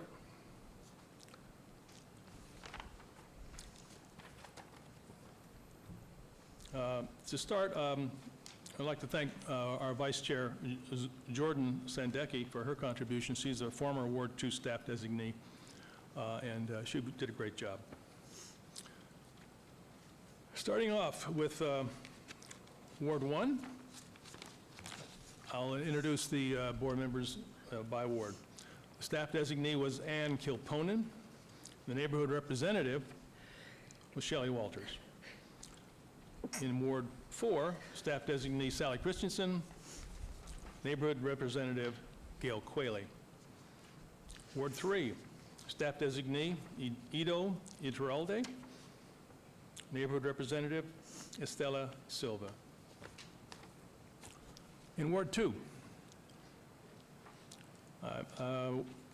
as I mentioned, Jordan Sandecki, and as the staff designee, neighborhood representative Sharice Holmes. Ward 6, staff designee Chance Bonaventura. Neighborhood representative Larry Schultz. In Ward 5, staff designee Tanya Jackson Renter. Neighborhood representative David Kress. Let's give them a big round of applause. They really did a great job. I have to thank Mayor for your reappointing me to this board. This is my 7th year of service on this particular board, and serving my community by participating in this really gives me a sense of making a contribution, and it's a welcome and challenging experience every year. So thank you. Thank you for serving. Appreciate it. The success of the NPF fund requires strong outreach. Hundreds of neighborhoods throughout southern Nevada, or Las Vegas city limits, I should say, need to be contacted and encouraged to join this effort. This involves city staff, Council Alma Estrada in particular, to put together these promotions to promote this program. And they did a great job, and we're very appreciative of what they contributed. But our board members would also like to thank Alma Estrada in the Office of Community Service for her many things: program coordination for the board, patience, which was the big thing for us. She has patience of all the people who apply. She's got to deal with all those people and all the people on our board asking questions and getting answers. So we thank her very much. She's a real asset and critical to our success. So the NPF board members recommend 17 NPF projects for fiscal 2019-2020 in the following categories. 1 landscape improvement project, 2 security safety projects, 1 community garden project, 1 beautification project, 2 mural projects, 7 social gatherings, 1 doggy cleanup and doggy bag station project, 2 street signage projects. Let's look at each of the groups. Arville Oakey Neighborhood Watch Association, Aurora Top Neighborhood Association, Buffalo Coalition Neighborhood Association, El Camino Community Association, James Down Towers Resident Council, Las Vegas Meadows Limited Resident Community, McNeil Estates Neighborhood Association, and Palomino Gardens HOA, Rainbow Family Park Neighborhood Association, Spanish Oaks HOA, Beverly Green Neighborhood Association, Hunteridge Park Neighborhood Association, Desert Shores Community Association, Desert Shores Racket Club HOA, Turning Point Community Association, Cultural Corridor Coalition, and the Manetta Lane HOA. These are some really enthusiastic neighborhood leaders, I have to tell you, who really want to do something good for their communities with our help. This program creates a lot of different kinds of programs, and very interesting as well, designed to make a positive impact. So every one of these projects impacts a community in a positive way. my fellow board members and I recommend these projects for council approval. Thank Thank you you. very much, and thank you, Ms. Thomas Gibson. Thank you. Okay, these are all wards, so Mayor Pro Tem, let's go for it. Madam Mayor, I motion to approve this item. Thank you. There's a motion to approve for this item. Please vote and please post. Please go ahead. Yes, just the button on the right. You go ahead and make a comment? Okay, please do. Councilman Knudsen. Thank you very much for the presentation. I just wanted to make sure that you know as a board that I spent a lot of time in the ward and Jamestown Towers in particular. I told them that I could help them with their application online because they needed a little bit of extra help. And I thought that I could do it because I used to actually manage this program. I also served on the board for 2 years. And when I actually started doing it, I realized that I was way outside of my scope of experience. And so my commitment to them was that I could, that if the city did not or the NPF board did not award them, that I would personally help them with their requests. So by passing this today, it saves me a really awkward conversation at home. So I'm very grateful for the decisions the board made. So wise choices. Thank you. So we could have saved some money for the city? Is that what you're saying? Wonderful. Any other comments? Thank you. That motion passed unanimously. Thank you for the hours and commitment and generosity of spirit that you continue to show in this project that we're involved in. It certainly has paid off in spades. Wonderful. Thank you. Thank you for your Motion support. carries. Okay, we will move on to agenda item 53. Discussion for possible action regarding a request for a massage establishment license for Yang Tang, Hong Fong, Wu Lu, DBA Sam Spa at 6340 West Charleston Boulevard, Suite 130. This is in Ward 1 with Councilman Knudsen. Good morning.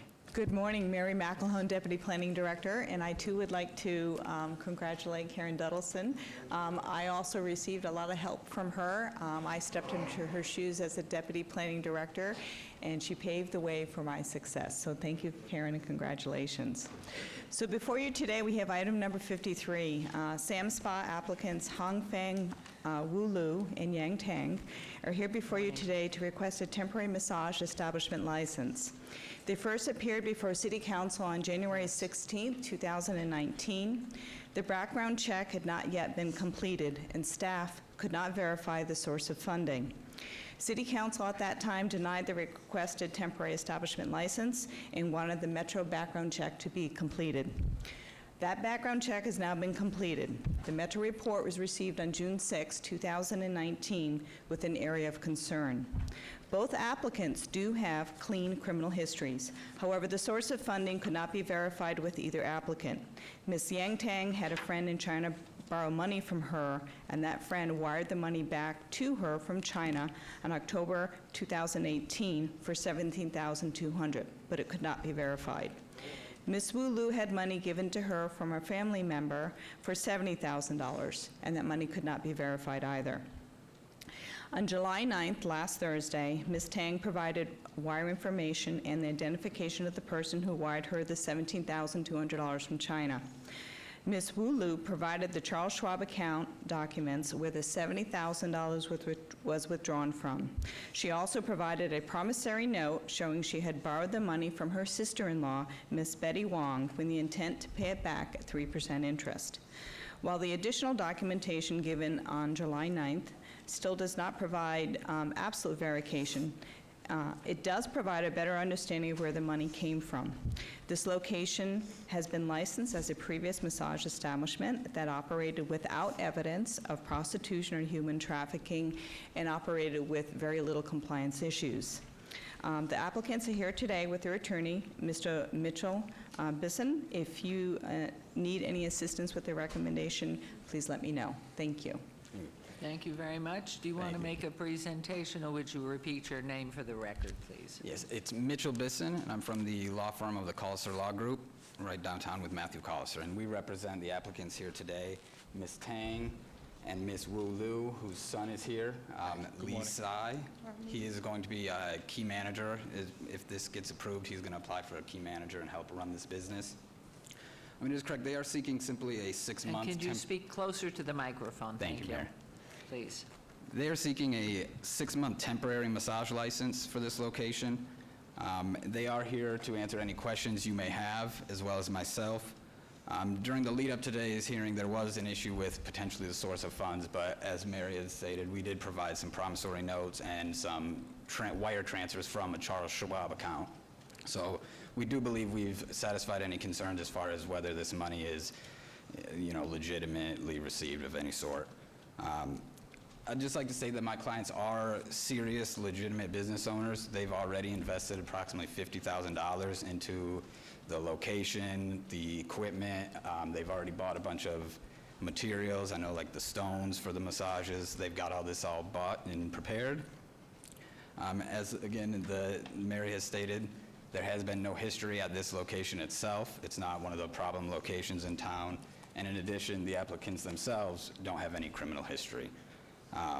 They have familiarized themselves with the Las Vegas city ordinances involving these massage establishments, as well as Nevada laws. They've done that with the help of my law firm. We've gone through all the ordinances, made sure they're aware of what the law requires, and that the high standard they're held to. So they do understand that this is a privileged license, and they just ask to be given an opportunity to prove themselves, with the understanding that any slip-ups, any issues whatsoever, the rug could be pulled out from underneath them and this license could be revoked. So they understand that, and if there are any further questions, they are here, and we are here to answer any questions or concerns. Thank you very much. A couple that I have, and I'll certainly pass it on to council for any of theirs. What are the major cross streets of the spa, the massage parlor? I believe it's Charleston and Torrey Pines. Okay. Hours of operation? As of right now, they're allowed to be till 10. I think they're planning to be open till 10. They're still in the process of hiring the actual massage therapists as well, so depending on the availability of them, that'll determine the hours of operation as well. How many days a week? I believe it's going to be 7 days? 7 days a week. 7 days a week until 10 at night? Correct. Okay, I gather it's all been submitted and is part of the record. Madam Mayor, yes, this establishment is allowed to operate between 6 a.m. and 10 p.m. unless you would impose additional restrictive hours. Okay, and does the family or the owners own any other establishments in Nevada, anywhere in the unincorporated Clark County, anywhere in Nevada? Mayor Goodman, they do not. Ms. Tang emigrated to the United States in April of 2016.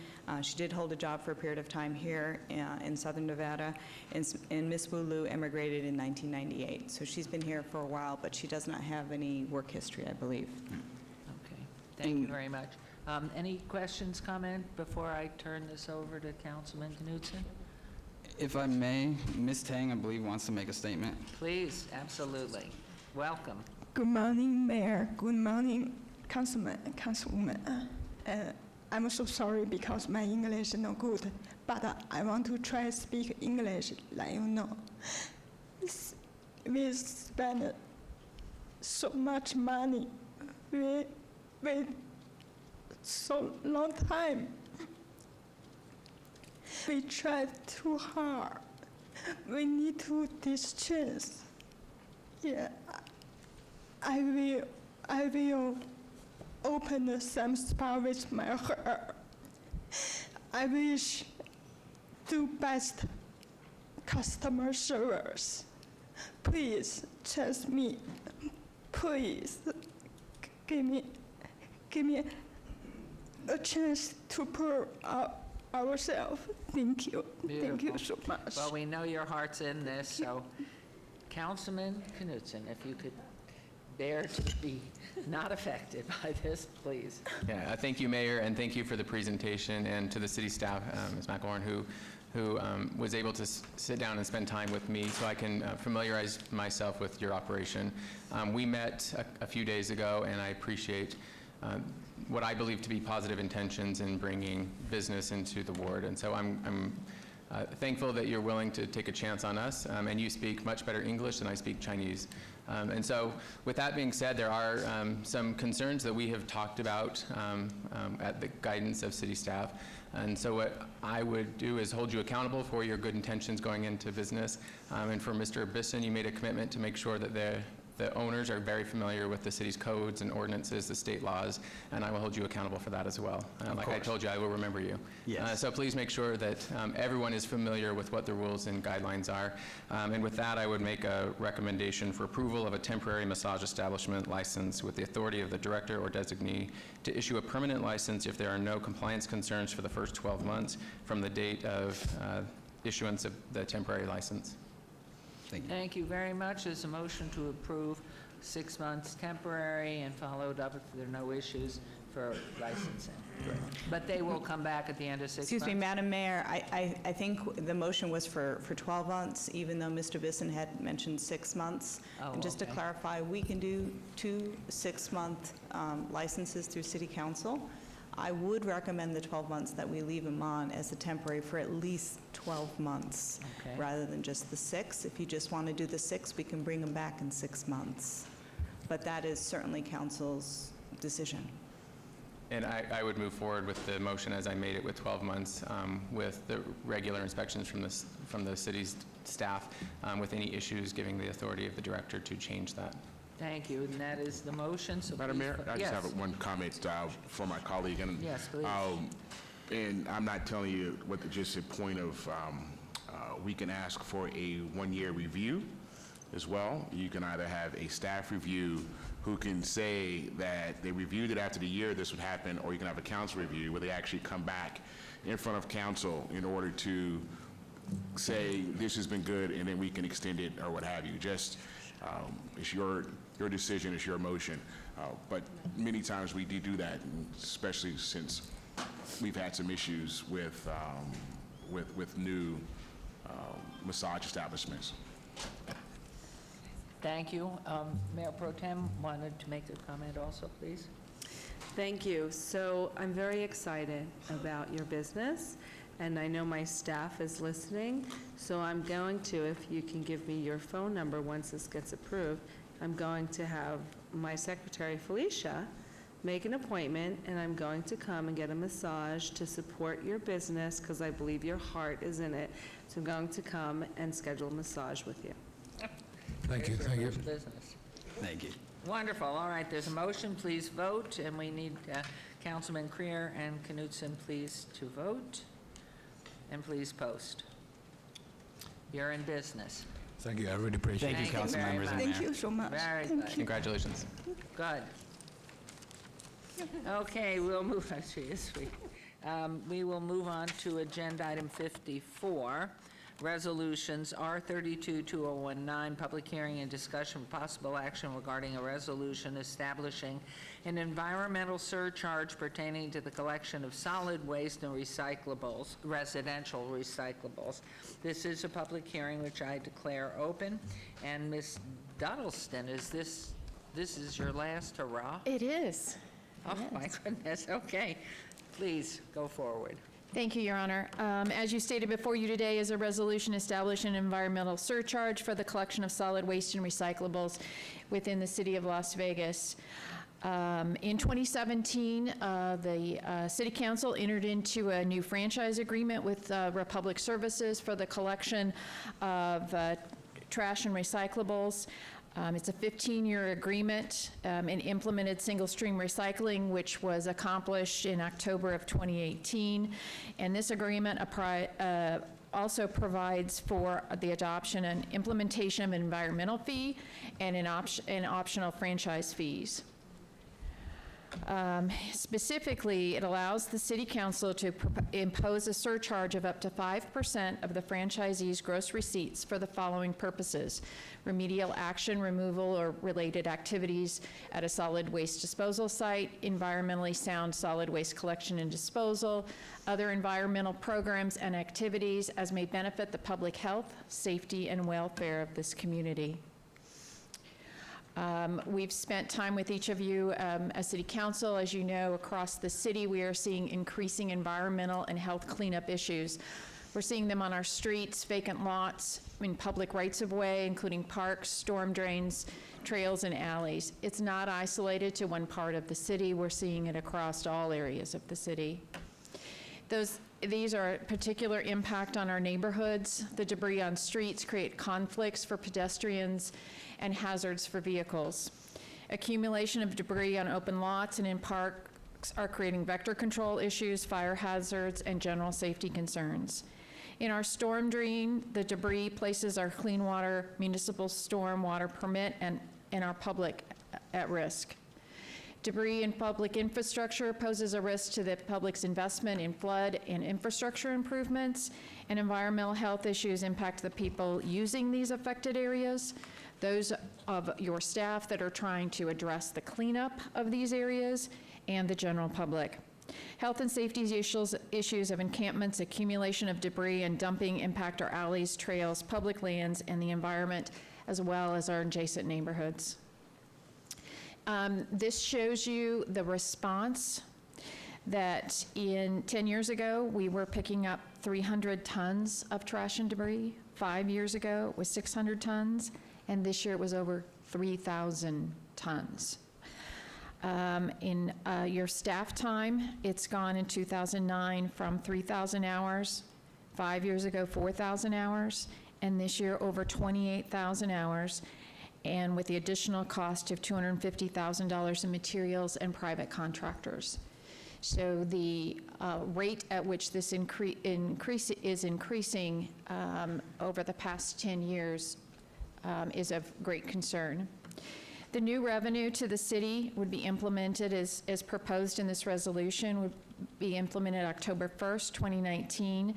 In FY 2020, with a 9-month implementation, it would raise a little over $3 million.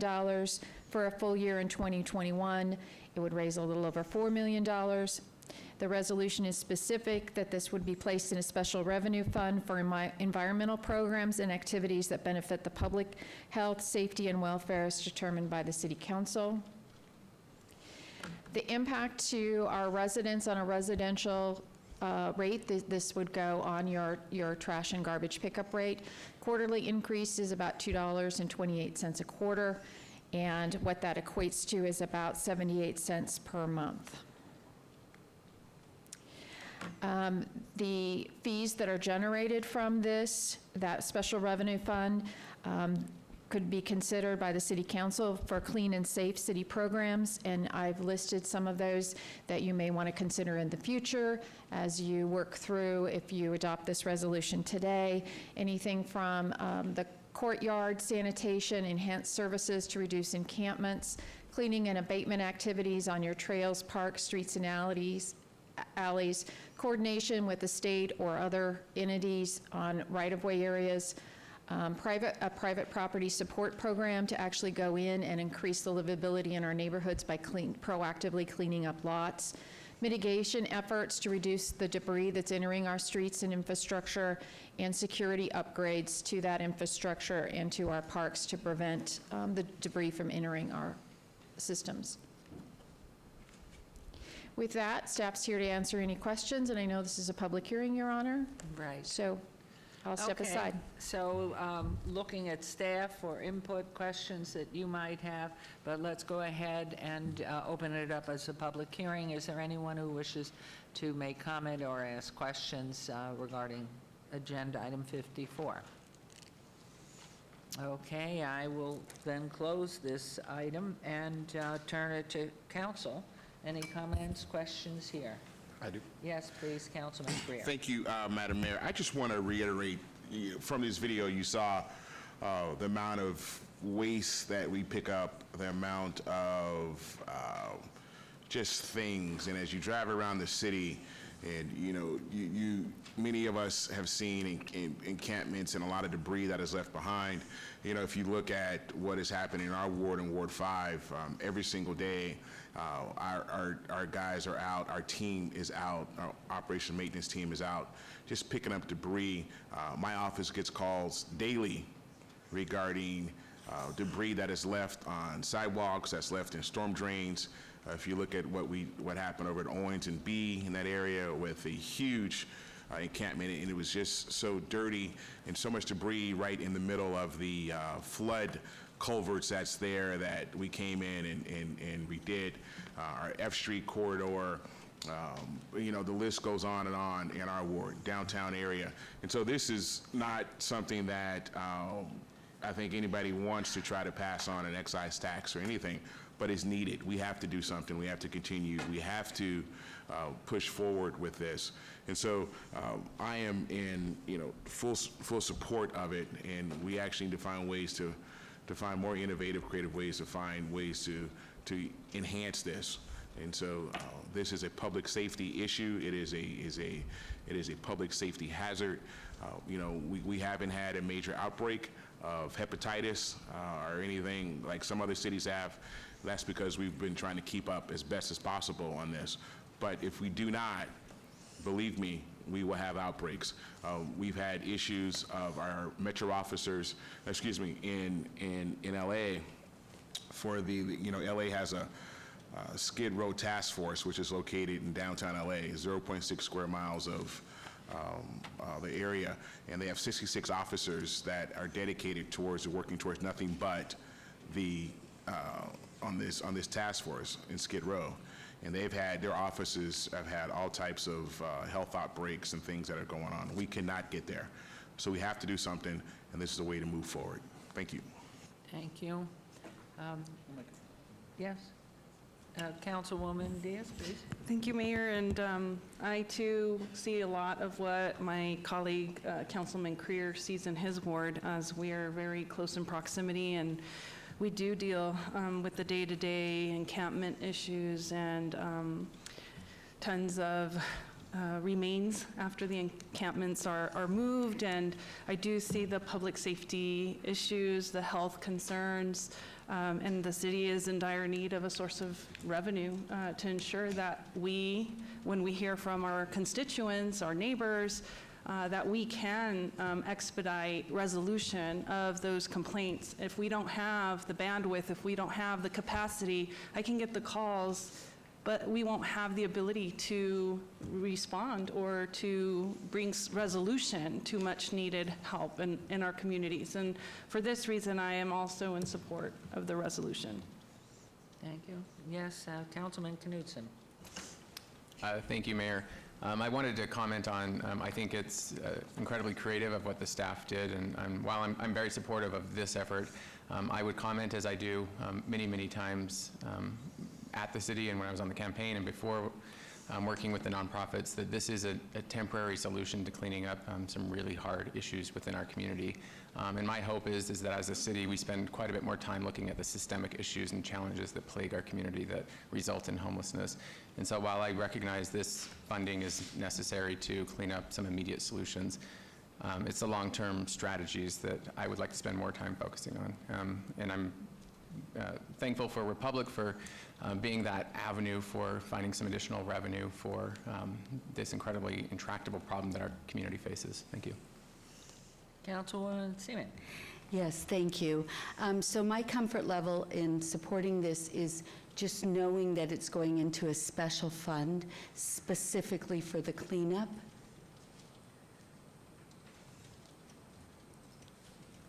Your Honor, if I might, the resolution is specific that it goes into a special revenue fund for health safety programs. Those would be determined by the City Council. Thank you. And Councilman Anthony? Thank you, Mayor. First of all, there's no doubt that there's a problem out there. We need to clean places up. It's in all the wards. It's up in the Northwest. There's encampments up there. We need to clean these places up. The issue I have is first of all, the actual agenda item, the way it's written. It says, public hearing, discuss possible action regarding a resolution establishing an environmental surcharge pertaining to the collection of solid waste and residential recyclables. So, I mean, when I first saw that, I had no idea what that meant until we had our briefing yesterday. What it should say is a public hearing and discussion for possible action on raising people's residential and commercial trash bill by 5% in order to do X. So Scott, when we do these agenda items, we need to be a little bit more transparent. When people just read this, I know it's probably in the backup material, but we need to be real clear on what the agenda item is. So when people read it, they have an understanding of what we're talking about. So this is basically the first hearing that we're having, talking about taking a person's trash bill, which is about $45 a month, something like that, or every 3 months.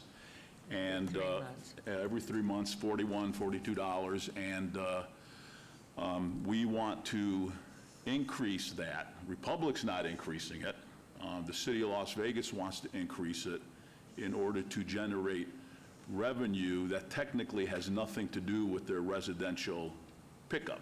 It's generating revenue to clean up other places. And you make a good argument in the franchise agreement that this is kind of a public safety issue, but I can't support this today. We need to do some outreach to residents to let them know that we're interested in raising their trash bill by $3 or $4 a month.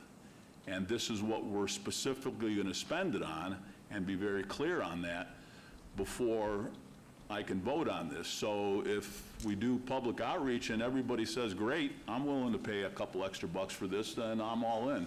But if people are saying, I don't want to pay attachment to my bill to do this, you should be getting the money elsewhere, then I need to take that into consideration. So this is a great public hearing today to discuss it, but I'm not going to be able to support it until we get some public input. And David, you're probably going to have to help us with that. I mean, I need to know what people in Desert Shores are thinking of, up in Sun City, Painted Desert, you know, the other wards. Is this something that they're interested in doing, or is it no way, I don't want to do this? And so I think we need to have a pretty solid discussion about this before I'm ready to move forward on it.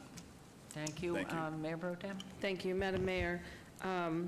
As I concur with my colleague, Councilman Stavros Anthony, and I always have a really tough time increasing any fees or taxes.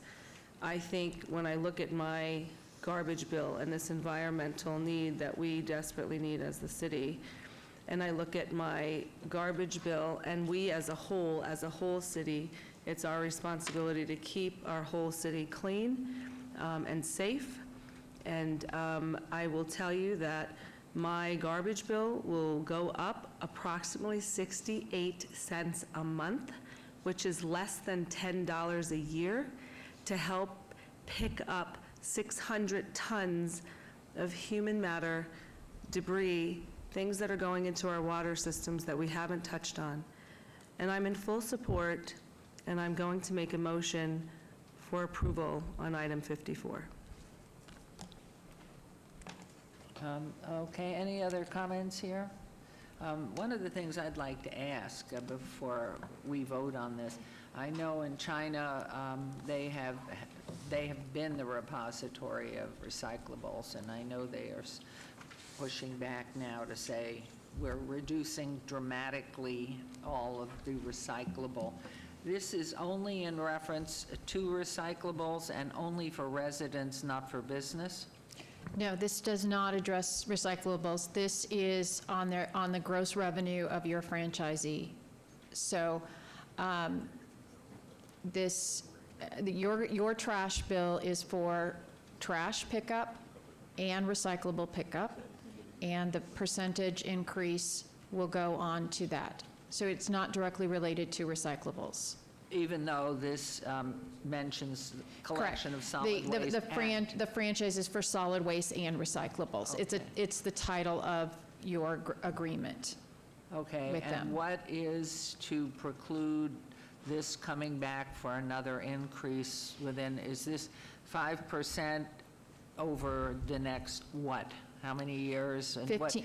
I You have a- know when we, if I may, when we approved the extension of the Republic contract with us for the 20 years we extended, and we having lived in the heart of the city for over 40 years, to see the modest amount we do pay for this pickup.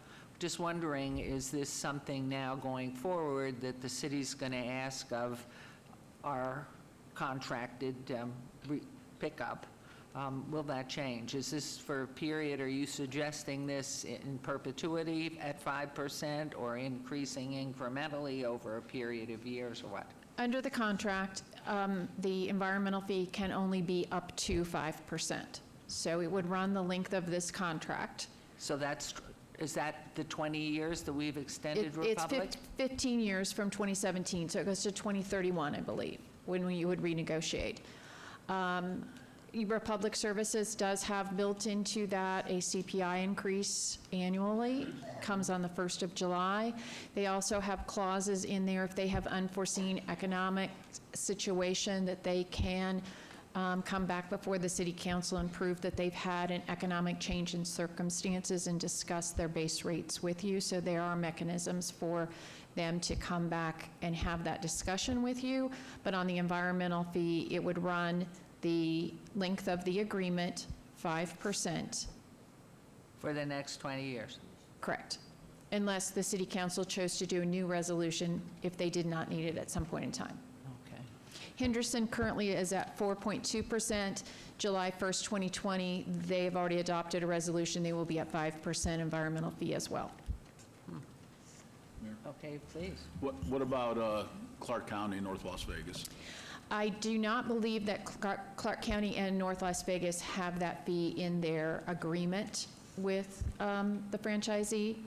It is something that actually the environmental fee, when we were working to negotiate that, it was actually brought to the table as an opportunity by the franchisee in those discussions. I do not know if they have it for sure in those other two entities as an option for their councils to consider. So if this passes, the city of Las Vegas trash bill would be higher if you lived in the city than if you lived in the county? I would have to check those rates and exactly where they are in those rates and what kind of CPI rates that they have, but we can certainly get you that information. But theoretically, Probably, yeah. It would be because they don't have the surcharge and we do. right, yeah, and Henderson does, and they have implemented it. Their rates are currently higher than ours.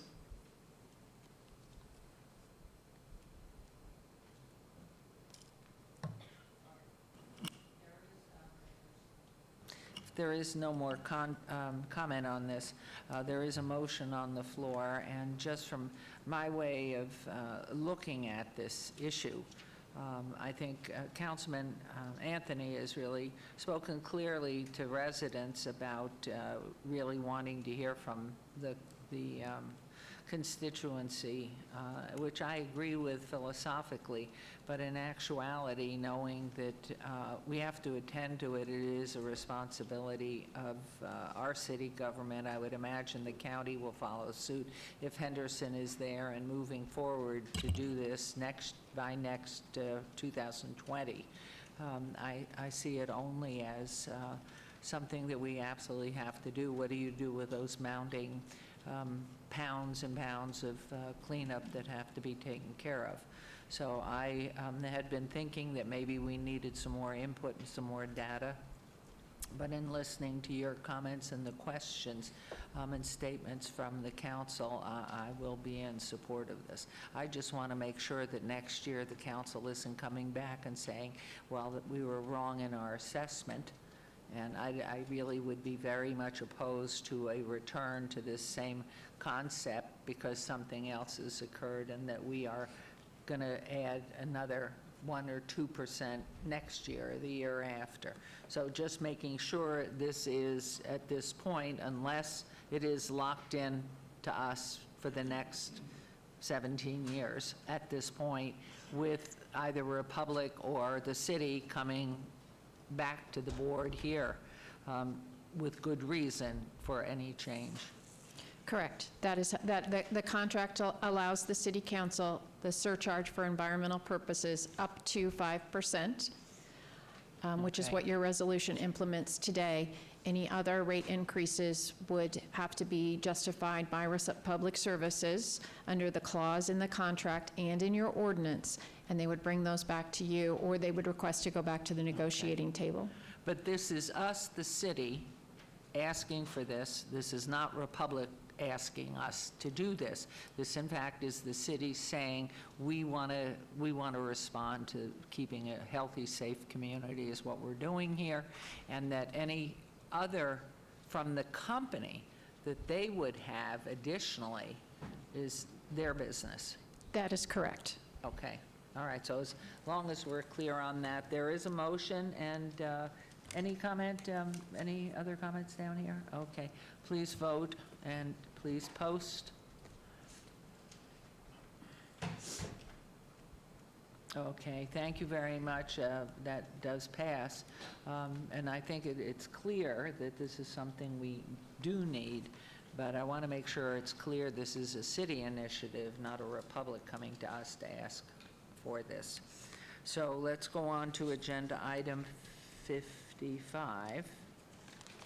And this is R 33-2019, discussion for possible action regarding a resolution opposing the 24/7 enforcement of high occupancy vehicle lanes on Interstate 15 and US Route 95 and supporting the return to peak hour enforcement in reference to all wards. And someone from our attorney's office is going to make comment here before I turn it over to a big proponent of this. Jeff Dorkek, Deputy City Attorney. No comment really necessary from our office. The resolution's in order and ready to go.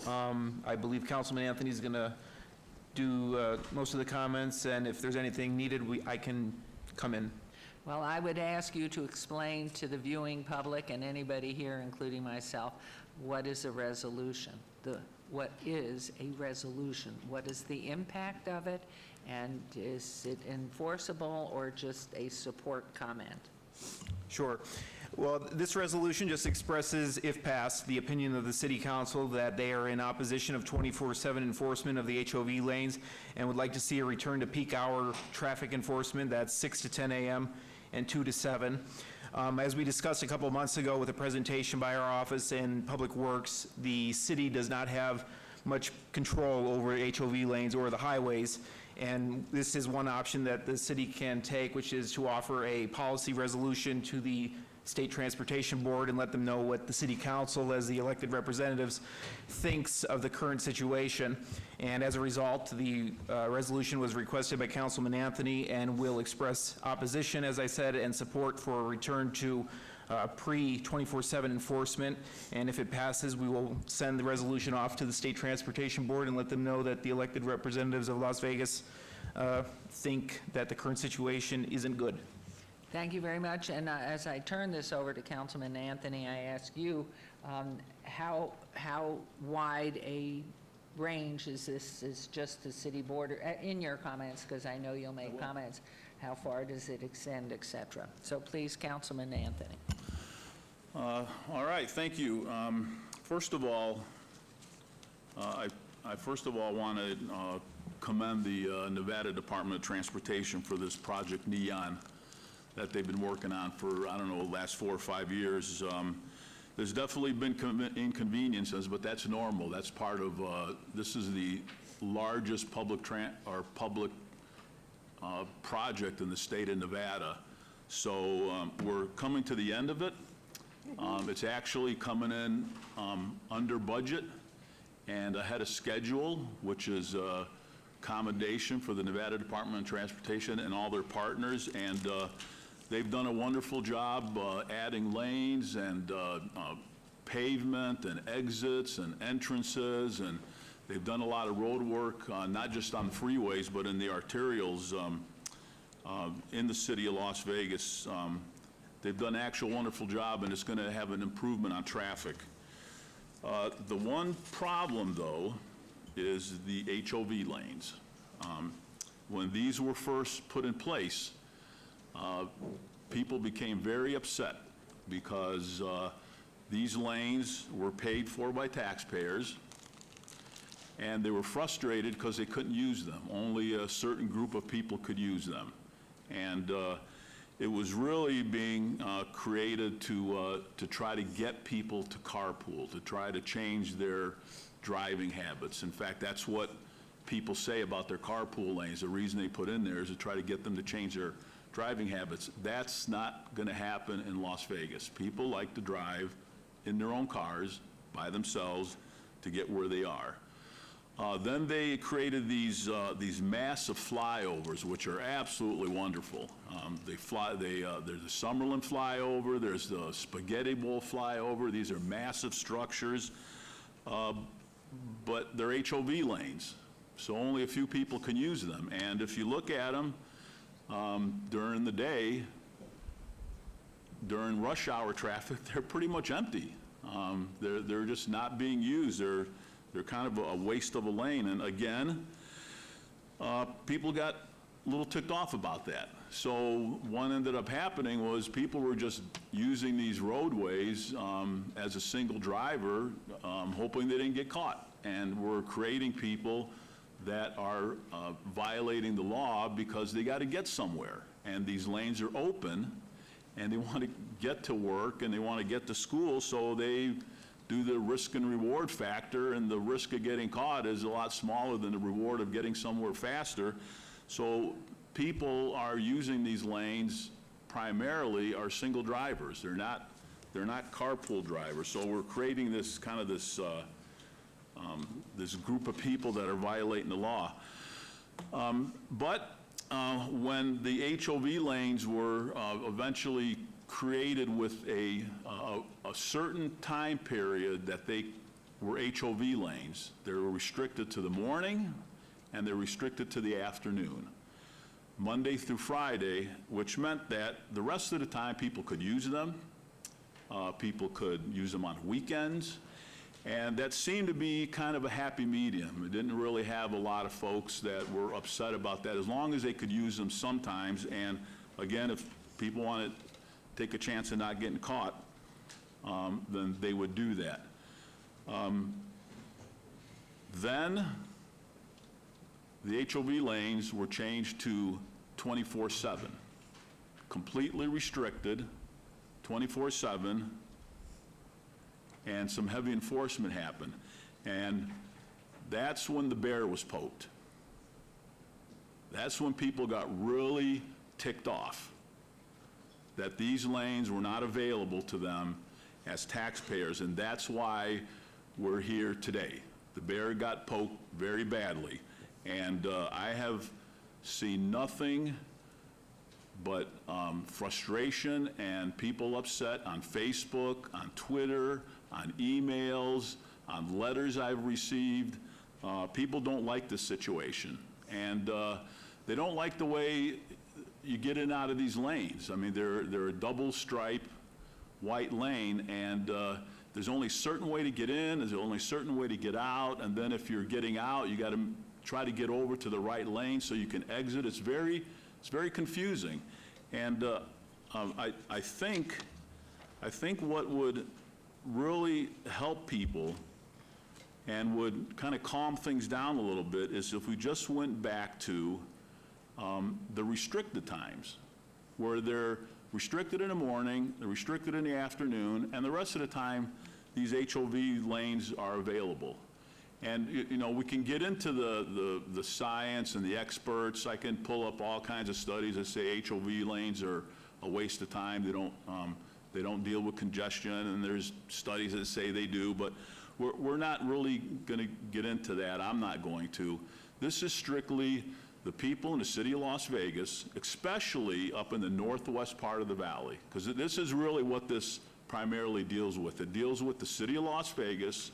It deals with 95 from the northwest to the Spaghetti Bowl, and then the Spaghetti Bowl to on I-15 to Sahara. That's what this resolution is asking, is that those roadways go back to the limited times for HOV enforcement.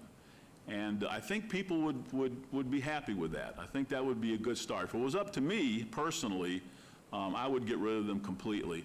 But I think this kind of compromise is something that I think the Nevada Board of Transportation would seriously take into consideration, because they were like that before. They were changed to 24/7 without our input. I mean, we weren't asked whether or not they should be 24/7 in the city of Las Vegas. It was just changed, and we were informed of it. And I just want the Nevada Board of Transportation, who are made up of some good people, they need to understand that the residents of Las Vegas, especially the ones I represent, want the restrictions limited, and I'm hoping that the City Council sends a message to the Board of Transportation that we as a city as a whole are interested in doing that within the city limits. And you know, we heard from the president of the PPA. I'll tell you, I talk to police officers all the time because I'm retired, and they have no interest in enforcing HOV lanes. They are interested in going to places where accidents are occurring, where people are getting killed and injured, and doing speeding enforcement and right-of-way enforcement. HOV enforcement doesn't save lives. It doesn't have any safety issue at all. It's just basically enforcing a public policy that somebody came up with, that they wanted 24/7 HOV lanes. So our city attorney explained the resolution very pretty clear. That's exactly what it says. So when you're ready, Mayor, I will make a motion to support the resolution, and we'll see what happens, and I'll be quiet. Councilwoman Seaman, please. Thank you, Madam Mayor. So during my campaign, I heard so much opposition about the 24/7 lanes that I actually made HOV lanes part of my campaign. And I agree with my colleague, Councilman Anthony, that all taxpayers pay for our freeways and they should be able to use them. And I also agree with the LVPPA that enforcement 24/7 of HOV lanes will not really help the environment, but rather create unnecessary enforcement and citations. So for that, I do support that we go back to the hours and take away the 24/7 on the HOV lanes. Thank you very much. Councilman Creer, anything? No, Madam Mayor, I'm good. Thank you. Thank you. And Mayor Pro Tem? Thank you, Madam Mayor. I support this wholeheartedly. When I look, especially from the Northwest, and I urge my colleagues to support this as well. We have a very long drive into the city, and we generally don't leave here, council chambers. I mean, the three of us girls left here after 6 o'clock last night. So Councilwoman Diaz and Councilwoman Seaman and myself. So I know we rode down the elevator together, and when it's late, I think that we should be able to use those lanes. It's very frustrating not to have those open. And some of the written goals, when they change those lanes to HOV, I disagree wholeheartedly with. They wanted to create congestion to make it uncomfortable for us, so we might be able to carpool. And I would say if anyone wants to wake up at 5:30 in the morning and come to my house, or I can come to your house and pick you up at 5:30, 6 o'clock, because that's when I start my day. And if you want to ride downtown with me, I'm totally willing, but I just haven't found a friend to do that with yet. So I would urge you to support this resolution so we can go back to the way it was. Thank you very much. With the councilman is not here and that councilwoman is okay. Certainly those of us who live in 1, 3, and 5, I mean, I live in 1. I never am on the freeways unless I'm going elsewhere. One of the things that I can see as I come back and forth to work or drive around town, certainly in certain areas and further out, it may make data collection easier to see how it works, and NDOT has to work through that and see if it pays off. I would tend to agree with Councilman Anthony here that in the long run, were these, through traffic all the way back and forth to LA, if we can ever get more lanes added to the Barstow to State line, which we've been screaming for years, with Caltech, and NDOT's working with Caltech, trying to get them to do it, so we can get traffic moving faster. That's the whole purpose, is to get it flowing more easily. But for anybody who is outside the city or going into the city and then going back out from the city into the county, it's really shows how difficult this has become. I'm sure they're collecting data. I sit on the RTC Commission, and I don't see it at this point. It is a learning experience for all of us, but exactly as Councilman Anthony said, you just sit there in the packed lanes watching nothing happening except a motorcycle is allowed, a single person on a motorcycle is allowed in the HOV lanes, and of course trucks are allowed in the HOV lanes. So I think as people who live here and have lived here for any length of time, I think we could design a better way to get around. But I do believe that NDOT is working with the best data they have to do the right thing, but I have to support this inside the city, whether you're coming and going back and forth to Henderson on the 515-95, or whether it's out to the west and to the northwest. I tend to agree that this is something to return to the working hours and the most congested. But for 1, 3, and 5, we all live so close to the heart of downtown where we're working, or for others going back and forth if they're working in the inner city communities and wards, they probably are using anything but the freeways. So there is a motion made by Councilman Anthony on this resolution, which of course our attorney has explained, so let's vote and move on. All in favor of the resolution, please vote and please post.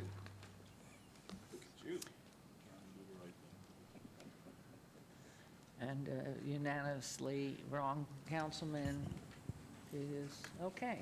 Mayor, I just want to thank the City Council for supporting this resolution. You're speaking for the people here, so thank you very much. Thank you, and thank you for bringing this forward to us.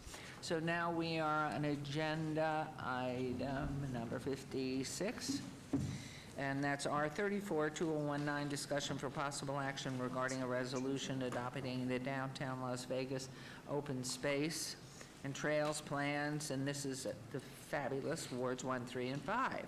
And hello, Mr. Summerfield.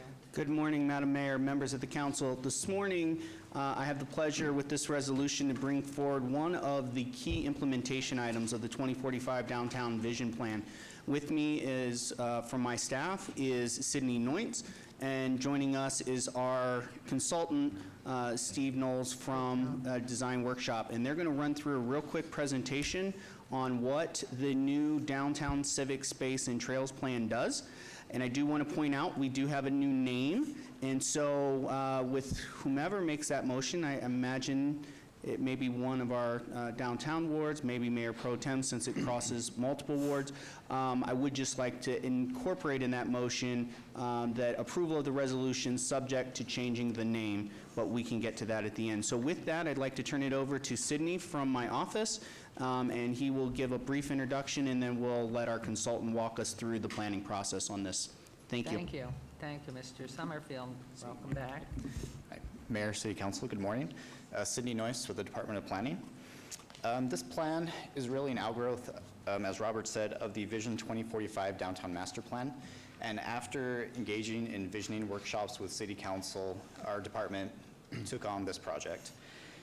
In the Vision 2045 plan, it states the need to establish a green infrastructure network that more than doubles the current amount of parks, trails, and open space in the downtown area.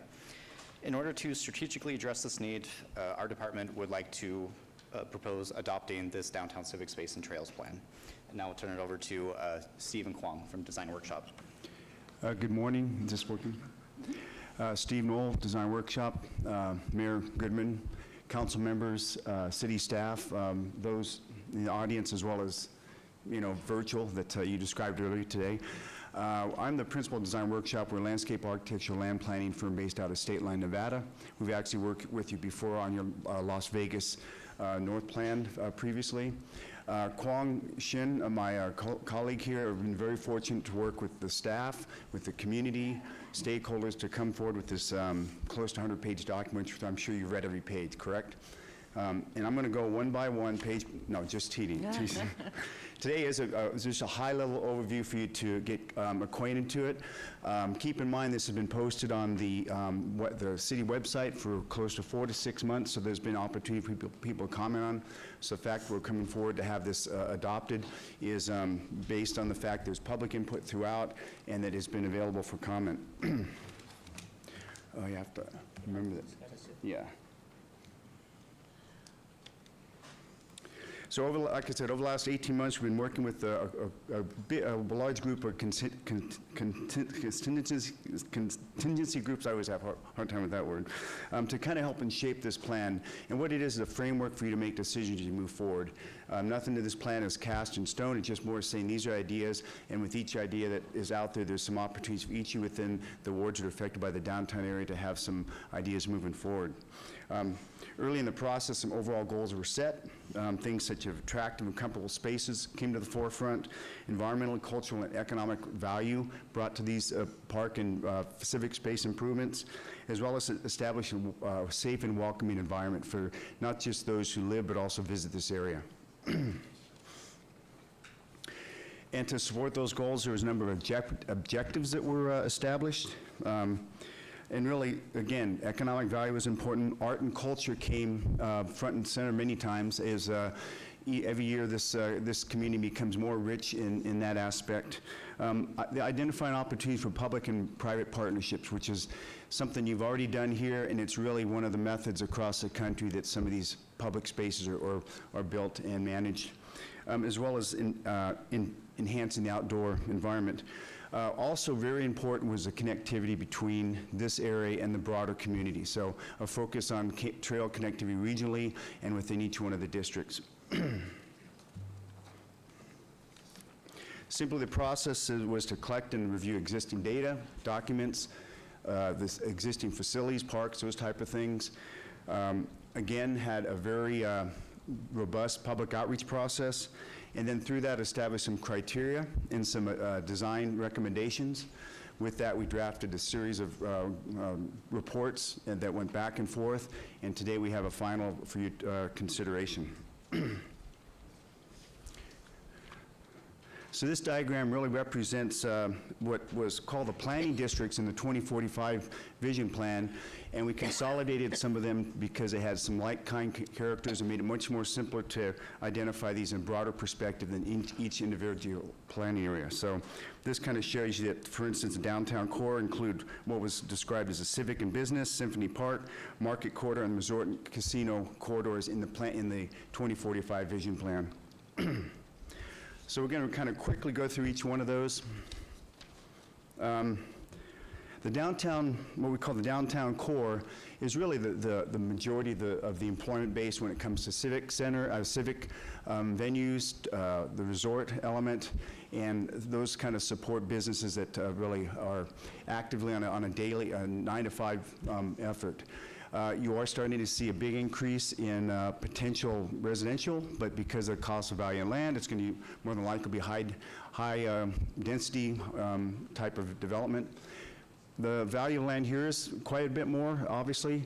So recognizing the opportunity for public-private investments, as well as you do move forward with some sort of improvements, you'll probably see a higher cost to build these, but recognize it brings bigger value in different ways because it is for larger group gatherings, more urban context, really the civic plazas that you see in other communities that the downtown area does not have right now. Of course, I'm just talking really high-level recommendations right now. The next one we call is the Downtown North.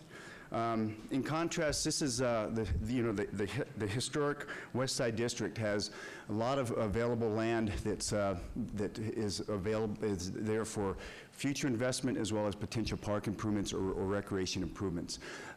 Because of the land, it has, in the layout, it has historically been a neighborhood type thing, families, that type of thing. So the types of parks and facilities that you'd probably see that would occur in here would be a little bit different than the downtown area, the downtown core area.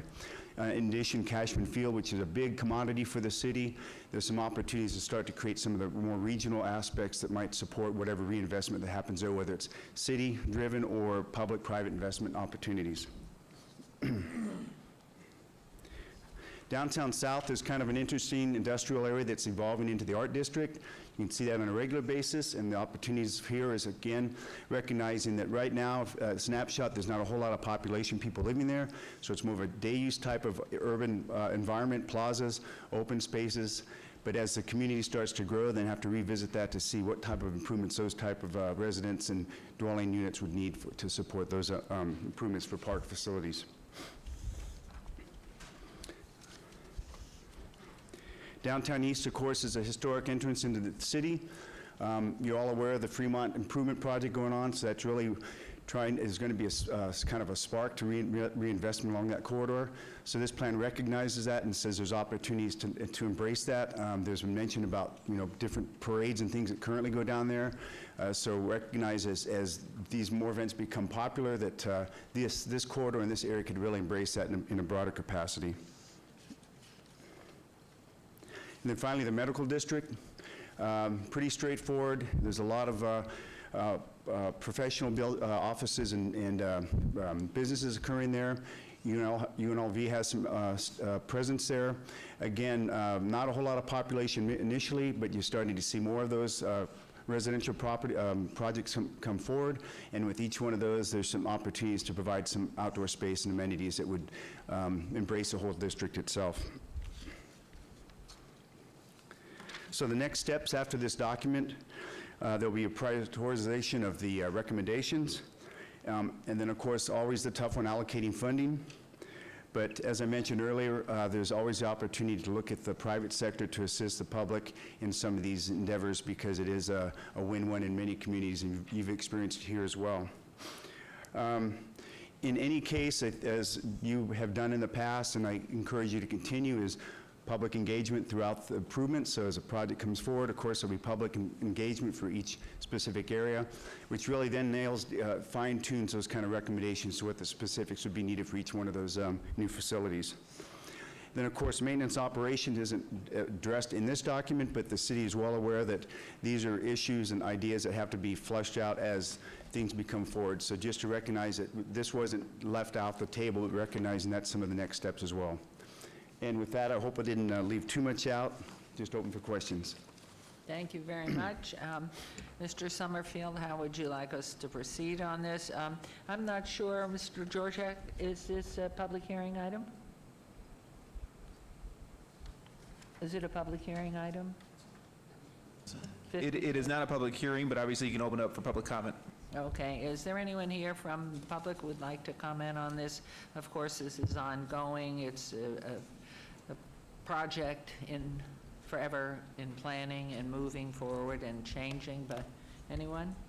Okay, I'll close the public comment portion. Thank you. Back to you, Mr. Summerfield. So, Madam Mayor, we are, of course, are here to answer any questions. However, if there are no questions, then I would just ask that you approve this resolution. As a part of the motion, I would just request that the plan be identified going forward as the Downtown Civic Space and Trails Plan, and we will make, on the published version of the document, we'll make the necessary changes to incorporate that title change. With that, myself, the consultant, we're available for any questions. Thank you very much. This looks wonderful, and the updated front page, as I told my staff, it looked like somebody spilled water on it, and you couldn't see it. We're already looking at alternatives. Okay. We're looking at alternatives now. So before we do the final publish. This is Vegas, yes. Right. Okay, thank you. Councilman, please, Knudsen, please. Thank you for the presentation. I've been aware of a lot of these planning systems over the last 10 years, and I've been, as a resident, appreciative of the city thinking forward. One of the opportunities that I saw, especially connecting the medical district to the arts district, the demographics in that area have shifted dramatically, and I think the folks moving in, including myself, want to be able to walk from the medical district to to the Arts District. It's only a couple of miles away. When you go into the Charleston overpass, the welcome into downtown Las Vegas says bump because it's a traffic indicator, and I know that has nothing to do with this particular item, but I think it's important to comment on how great we're making it for tourists to come into the downtown by beautifying the Las Vegas Boulevard and entry into downtown for tourists.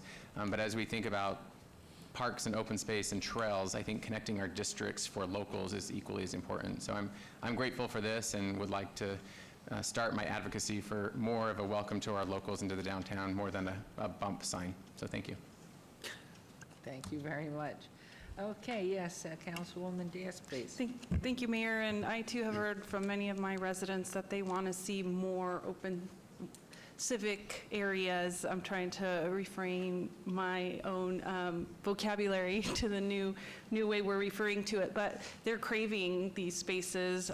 They want to be in their hometown, being able to walk so that our carbon footprint is not as heavy or intense when we're only within, under a couple of miles of distance. And I think that a lot of people are thinking about the overall benefits to their health. Sometimes we're kind of in our own spaces for long periods of times, and how beneficial walking is, just to our overall health and well-being. So from that perspective, and then not to mention the beauty that it adds to have more natural landscapes where we can kind of peruse through and admire the beauty of our city. That's just like a little cherry on top. But I'm so excited, and I hope we can get more of these public-private partnerships going so we see it coming together in a faster way. Because if we've been talking for over 10 years, we need to make sure that we're able to implement it as quickly as possible. Thank you, Councilwoman. There are a couple of things I know that we've been chatting about, is what the definition of civic space is, what's a space. I know your predecessor was very big on pocket parks and how that integrates into the whole. I know for myself, who drives around this community, all of it, the unincorporated area as well, all the time. I think one of the advantages, and I look to Mike Jansen, who's the head of Public Works for us now, is traffic flow and synchronization of lights to get us to move around. And I don't know if that's a small piece, any piece, or becoming a piece of the future, because I choose Charleston specifically. If you stay on the speed limit, you will just keep going and not stopping.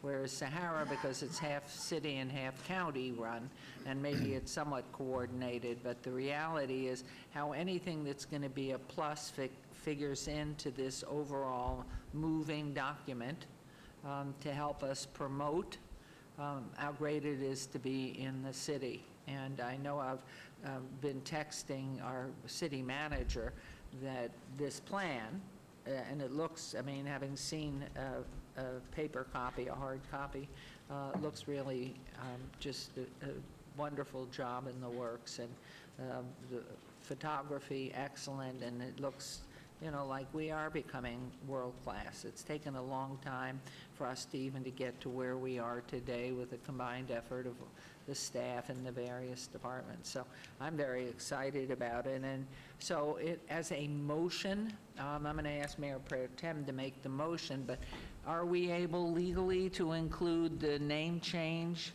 Is that, or do we have to put that on another council meeting? Yeah, that's fine. We can do the name changes right now as amended to what Director Summerfield suggested. Okay, thank you. So if you would, Mayor Pro Tem, unless there are any other comments? Okay. Thank you, Madam Mayor. So with that, I'm going to make the motion to approve item 56 with the amendment of the name change. Perfect, that's it.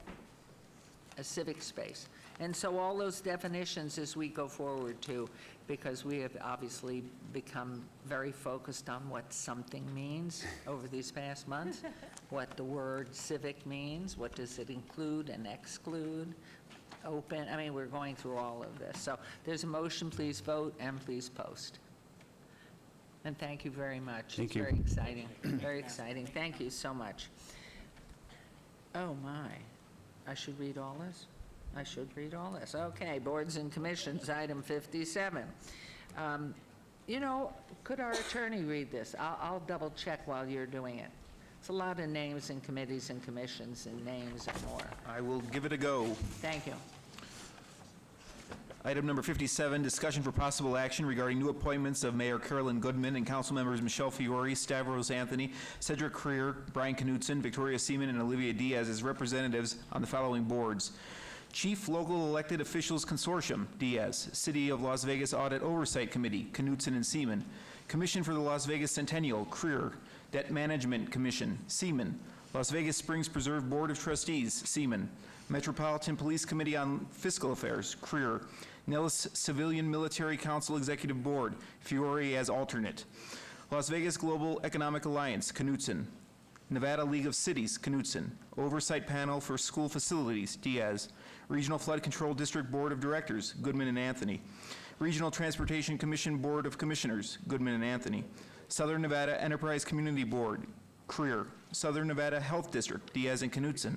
Southern Nevada Regional Housing Authority, Diaz. Southern Nevada Regional Planning Coalition, Seaman. Southern Nevada Water Authority, Creer. And the Yucca Mountain Nuclear Repository Committee, Seaman. Thank you very much, and I would add just a correction.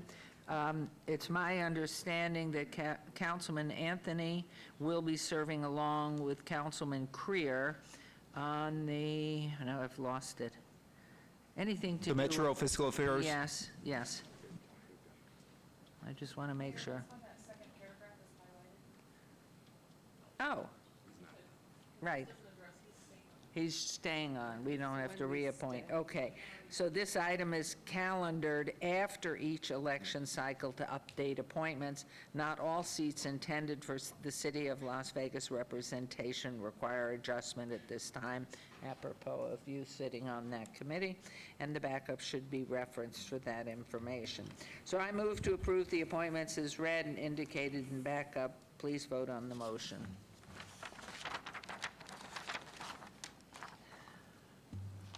And please post. Well, thank you all for offering to serve on those committees, some of which may not be your preference, but we are forever waiting for feedback, so enjoy. And some of them don't meet at all yet, but they are still on the table for the entire state. Okay, agenda item 58, discussion for possible action regarding the reappointment of Audrey Aiselin and Brissida Castro to the Regional Transportation Commission of Southern Nevada, RTC Advisory Committee on Bus Bench Shelter Construction and Maintenance, and that's my motion to approve them, please. Please vote and please post.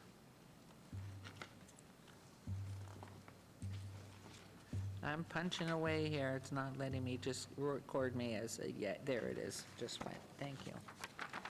And that motion carries.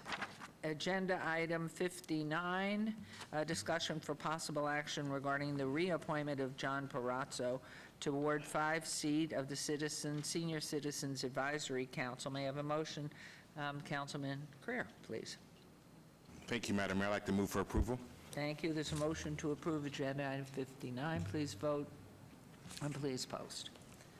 And that motion carries as well. We'll move on to agenda item 60 for possible action regarding the appointment of nominee Sigal Shatta to the Ward 2 seat of the Planning Commission. May I have a motion, Councilwoman Seaman? Yes, I move for an action to approve. Thank you very much. There's a motion to approve. Mr. Chuta, please vote and please post. That motion carries.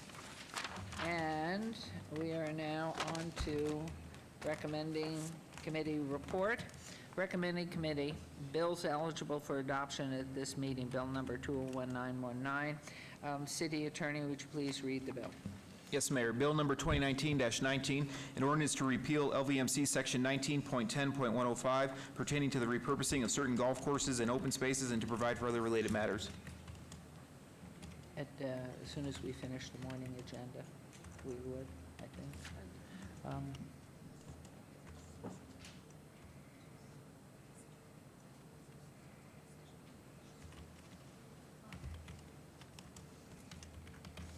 Madam Clerk, are we to be in closed session? We will be. Yes, you will be going into closed session, not necessarily for this bill, but 69 forward if they're going to go into closed first. yes. Would you like to pull 69 forward? Well, I was going to say, just because of these bills eligible for adoption at this meeting, yes. Okay.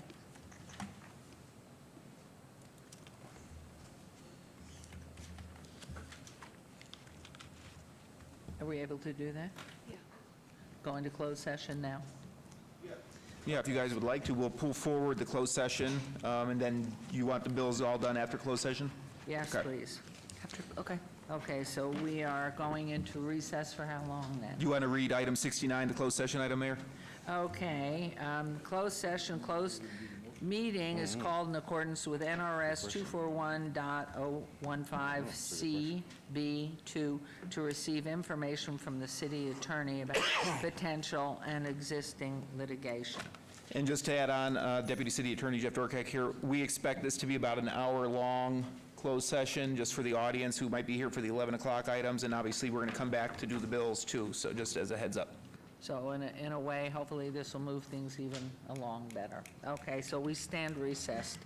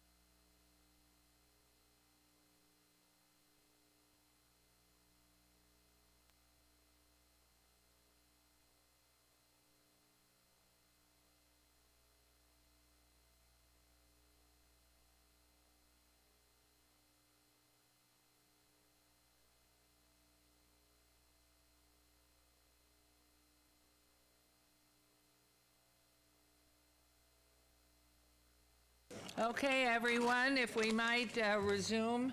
Don't forget to put your phones on silent, please. And we are going to go back to starting with agenda item 61, recommending committee bills eligible for adoption at this meeting. Bill number 201919, City Attorney, let's go at it again. Yes, ma'am. Bill number 2019-19, an ordinance to repeal LVMC Section 19.10.105 pertaining to the repurposing of certain golf courses and open spaces and to provide for other related matters. Okay, and Mayor Pro Tem. Thank you, Madam Mayor. I move to strike agenda item 61. And that's your motion? And that's my motion. Thank you. There's a motion to strike agenda item 61. Please vote and please post. That motion carries. We'll move on to agenda item 62, bill number 2019-21. Mayor Pro Tem, would you like to have the bill read? Yes, please. Bill number 2019-21, an ordinance to amend LVMC Chapter 9.38 to establish an additional city procedure for retrieving shopping carts and laundry carts that have been abandoned or used without authorization and to provide for other related matters. And Mayor Pro Tem, a motion, please. Thank you. I would like to move to approve item 62. Thank you. There's a motion to approve agenda item 62. Please vote and please post. That motion carries. Let's go on to 63, bill number 2019-22. Mayor Pro Tem, please. Yep. We'd like the bill read. Yes, please. Bill number 2019-22, an ordinance relating to impacts on public rights-of-way, amending LVMC Chapter 10.48 to establish prohibitions regarding the attaching of certain items to trees, poles, structures, amenities, walls, and fences within or near public rights-of-way, along with associated authority to remove such items and to provide for other related matters. Thank you, Madam Mayor. I move to approve. Thank you. There's a motion to approve agenda item 63. Please vote and please post. That motion carries. We'll go on to agenda item bill number 2019-23. Would you please read the bill?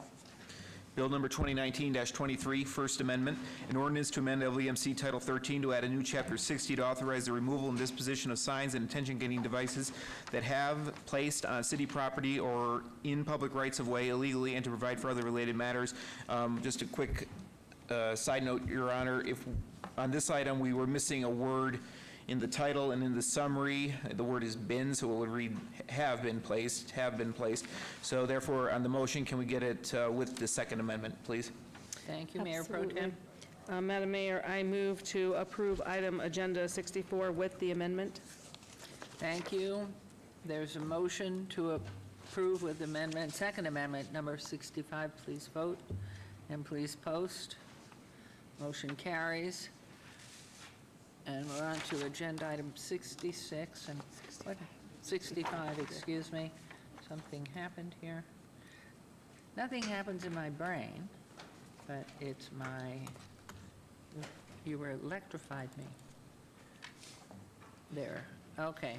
Recommending committee bills eligible for adoption at a later meeting. Items number 65 through 67, bills number 2019-24 through 2019-26 will be heard at a later meeting. We'll move on now to new bills. New bills. This is agenda item number 68, bill number 2019-27 will be heard at the recommending committee Monday, August 5th, 2019. City Attorney, would you read the new bill, please? Yes, ma'am. Bill number 2019-27, an ordinance granting to Zayo Group LLC, a limited liability company organized and existing under the laws of the state of Delaware and authorized to do business in Nevada, a non-exclusive franchise for a telecommunications service within the corporate limits of the city of Las Vegas, subject to and in accordance with that certain franchise agreement entered into between the city of Las Vegas and Zayo Group LLC, and providing for other related matters. And a side note on this item as well, Madam Mayor, just for clarification to the public, the bill, as noted on the actual bill, is proposed by Mr. Aimling, the Chief Financial Officer. However, we incorrectly wrote Jorge Cervantes in the agenda summary page and agenda items. So just for clarification, the bill is proposed by our Chief Financial Officer, Gary Aimling. Thank you very much. New bills new bill 2019-27 is assigned to the August 5th, 2019 recommending committee members consisting of Councilman Anthony, Mayor Pro Tem Fiore, and Councilman Knutson. Okay. Yep. Yep, okay, to attend. If for any reason they are unable to, you will contact me. Please, Madam Clerk, and find substitutes as necessary at my discretion. And so now we move on to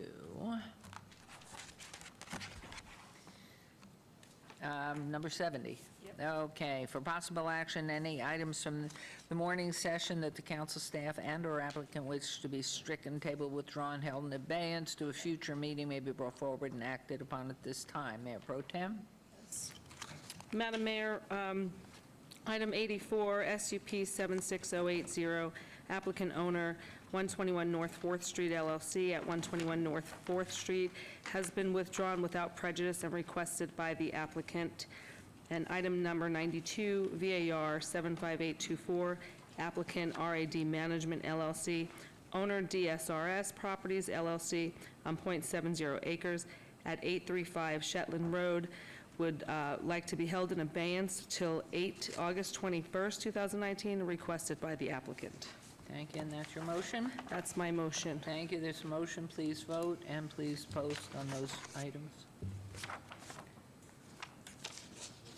Councilman Freer? Got it. That motion carries. Thank you very much. We'll move on to agenda item. Hold on.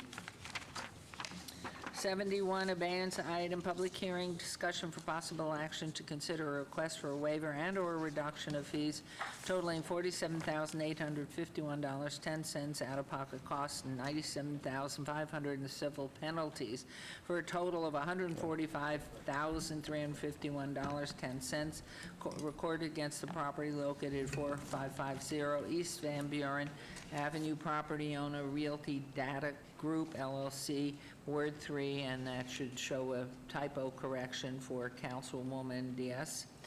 This is a public hearing. I declare it open, and good afternoon.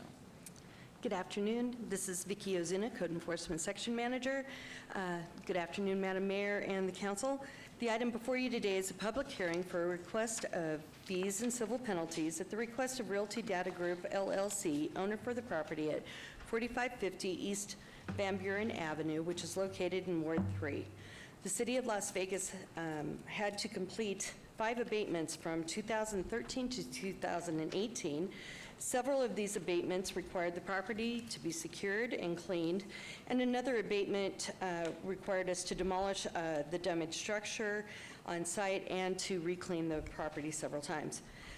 The total outstanding for hard costs is $47,851.10, which is not a waivable amount, and outstanding daily civil penalties of $97,500, for a total of outstanding of $145,351.10. This item was previously heard at City Council on June 19, 2019. But due to the property being out of compliance, the item was held in abeyance. The property is vacant and currently in a state of compliance. Staff requests that you deny this request of waiver. Thank you. And sir, if you'd announce your name and your address for us, and then make any comments you wish. Good afternoon, Madam Mayor and Council. My name is Danny Garcia. I am a principal for Realty Data Group, and the address is 4550 East Van Buren Avenue. Mr. Summerfield, anything to add here? No, ma'am. Just as mentioned in briefings yesterday, the applicant on this item did address the concerns that were raised at the last meeting and has gone out and cleaned up the property in order to get their active case closed. Thank you very much.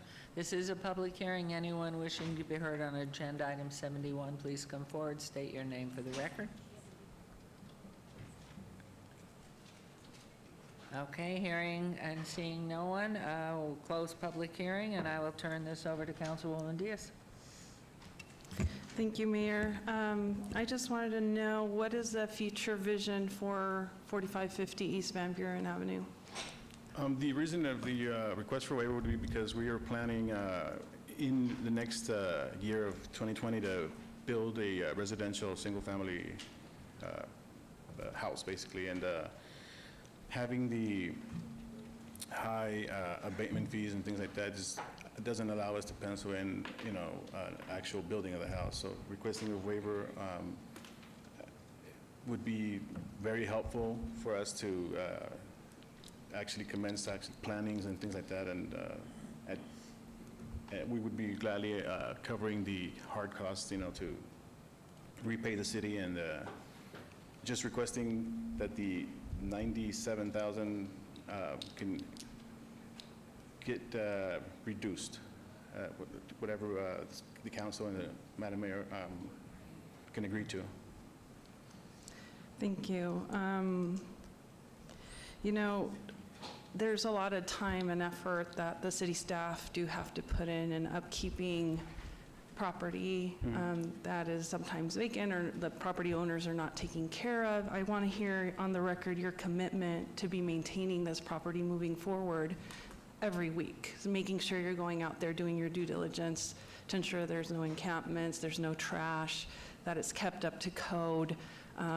Because the reason why it's accrued all of these fees is because it's not been checked in on periodically. So before we agree on anything about reduction, I do want to hear from you or the Realty Data Group's commitment to maintaining this piece of property that's in Ward 3.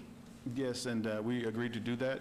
We actually have been cleaning the property numerous times, even after the June 19th meeting that we had. We had already cleaned it previous to that, and then even 2 days or 3 days ago, they had already dumped mattresses and things like that. So it's difficult to keep it clean, but we will try and maintain it, you know, as a weekly thing, to be driving by it and keeping it clean for the rest of this year, and then following our plans. It's great. I know that the community and the residents near there will be so grateful for upkeep, and so will Miss Ozuna and her team. So thank you for that. Councilwoman, could I Yes. interrupt and ask a question of Go staff? ahead, Mayor. Yes. Please.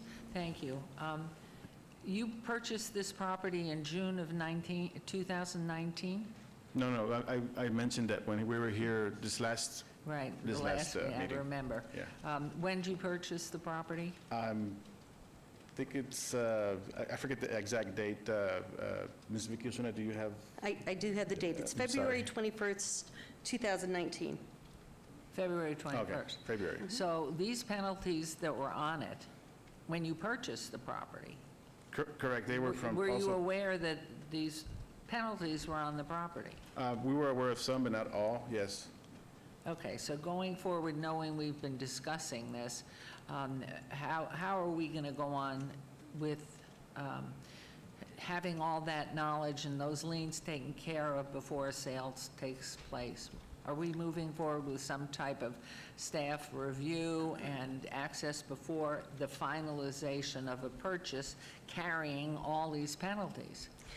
Unfortunately, property owners are not required to check back with us so that we can sign off. In many cases, title companies, they know if they see a notice and order recorded on a property or they see our liens, they know that they need to get payoffs demands from us. But that's only if people are going through escrow.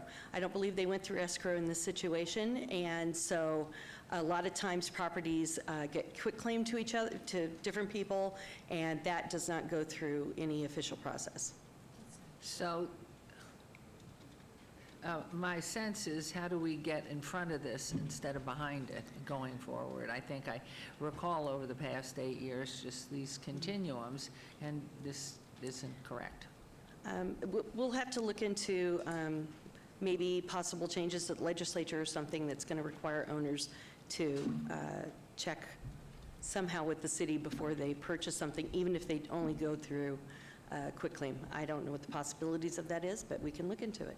And there might be best practices in other cities and states that we could look to, that we could implement here at the city, because it seems amazing to me that these liens and penalties exist, and you just, best way to get rid of them, work them all up, don't pay for the cleanup and keeping everything proper for the neighborhood, and then we end up losing money, but not the hard costs, of course. So let me turn it back to you, Councilwoman. I just want to know what we can be doing. Thank you, Councilwoman Diaz. So, Ms. Zuna, are you saying that this didn't go through like a regular escrow, it was just quitclaimed? Correct. So was this quitclaimed by a family member to you? That is correct.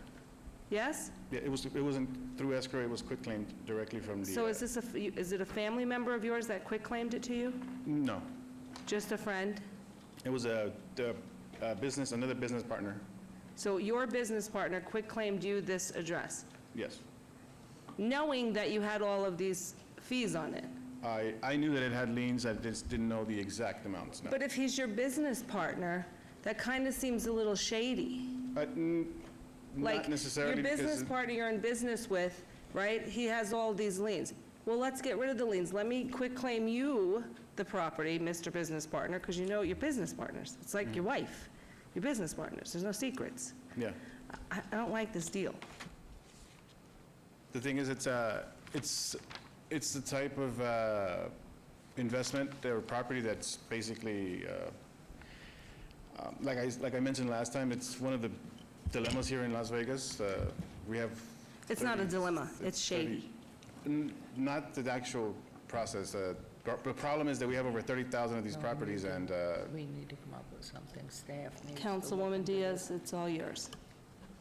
Thank you. Thank you, Mayor Pro Tem. And Ms. Ozuna, I wanted to ask you to weigh in, since you've been obviously the one that's been dealing with this property.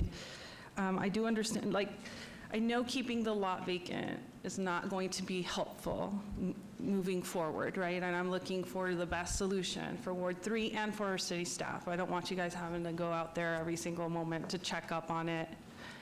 So obviously, I do want to keep an open mind to making sure that we move forward with getting a property there. Hopefully, someone can call that home, and then it'll move forward. But I want to hear your input as far as, I know that we can't budge on hard costs. That's money that the city has invested on keeping up that property that we don't have any responsibility to keep up.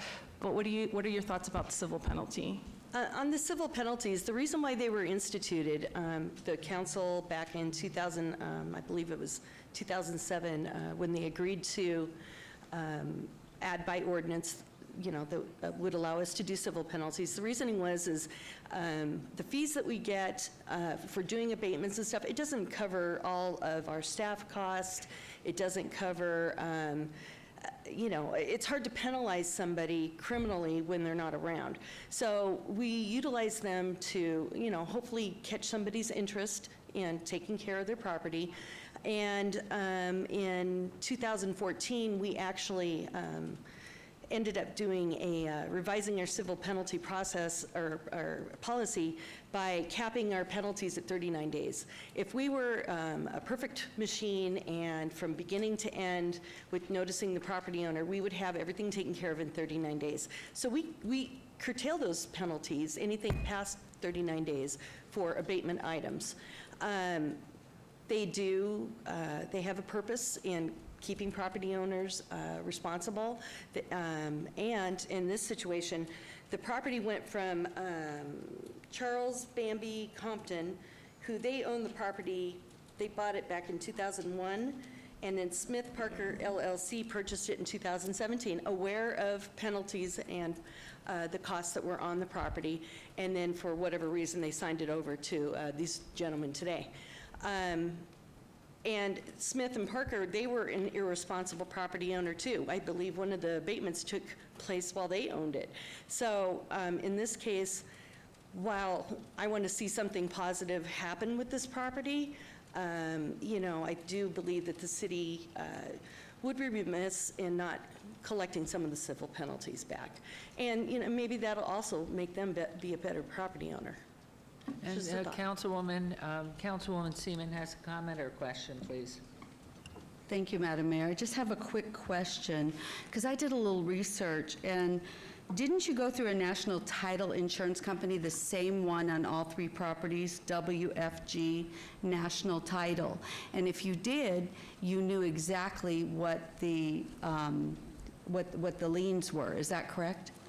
We only used the title company for the reason of acquiring a title-approved notary to do the transfer from the previous owners till now. That's the only reason. And if it goes into title, title would obviously will notify the city, and then they would request payouts and things like that. But because of the fact that most of these properties are, let's say, worth 150 to 200,000, and then some of those abatements reach over 200,000, there is no actual way to close title without having those liens paid off, and nobody's going to pay the $200,000 lien on a $200,000 house that still needs $60,000 in repairs. Madam Mayor, through you to Councilwoman Seaman, in this case, WFG title is not, I don't know that they're involved. It's in the next 3 cases that they are involved. Oh. Yeah. Oh, okay. So there's 3 more? Yeah. Okay. Thank you. All right, back to you, Councilwoman. Yes? Thank you, Mayor. So I'm doing math really quick here. Let's just make sure, I know that you have more costs, and I hope you keep your word to us, the council today. 1, keeping the property up, but 2, also making sure you're going to revitalize that piece of property by making sure you build. Yes. So I will be, this is the only time I'm going to, because I see the amount, the total is pretty much what you would pretty much be investing all of this, and I don't know how much your return would be on your final product, so I'm keeping that in mind. So just, this is the only, I think, exception moving forward where you're going to pay all of the, on item 71, paying all of the hard costs, $47,851.10, and I'm going to reduce the civil penalties to 25% of that $97,500. And are you putting Reducing it by, and if you would, just a timeline when you expect payment, as you consider in your motion? or I guess legal's wanting me to clarify. So reducing it by 75%, so he would have to pay 25% of that 97. Okay, thank you.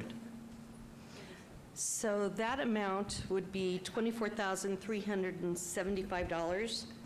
Plus the $47,851.10.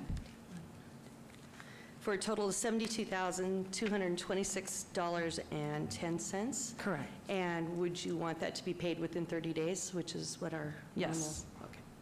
I think it's taken some time for a resolution, so we need to be proactive in making sure we close it up. Councilman Diaz, can we also clarify that this has to be paid before you quit claim it to another partner? Yes. Thank you. Good. Anything else further? You're in agreement Sounds to good. that, Mr. Garcia? Yes, I am. Thank you very much. Okay, and that's your motion? The motion, as you stated. Motion is, just to clarify for the councilwoman, it's all the hard costs remain and a reduction by 75% of the civil penalties. So the total civil penalties will be 25% of the 97.5. And payable within 30 days. Correct. Okay, that's the motion. Please vote and please post. Oh, what's happening?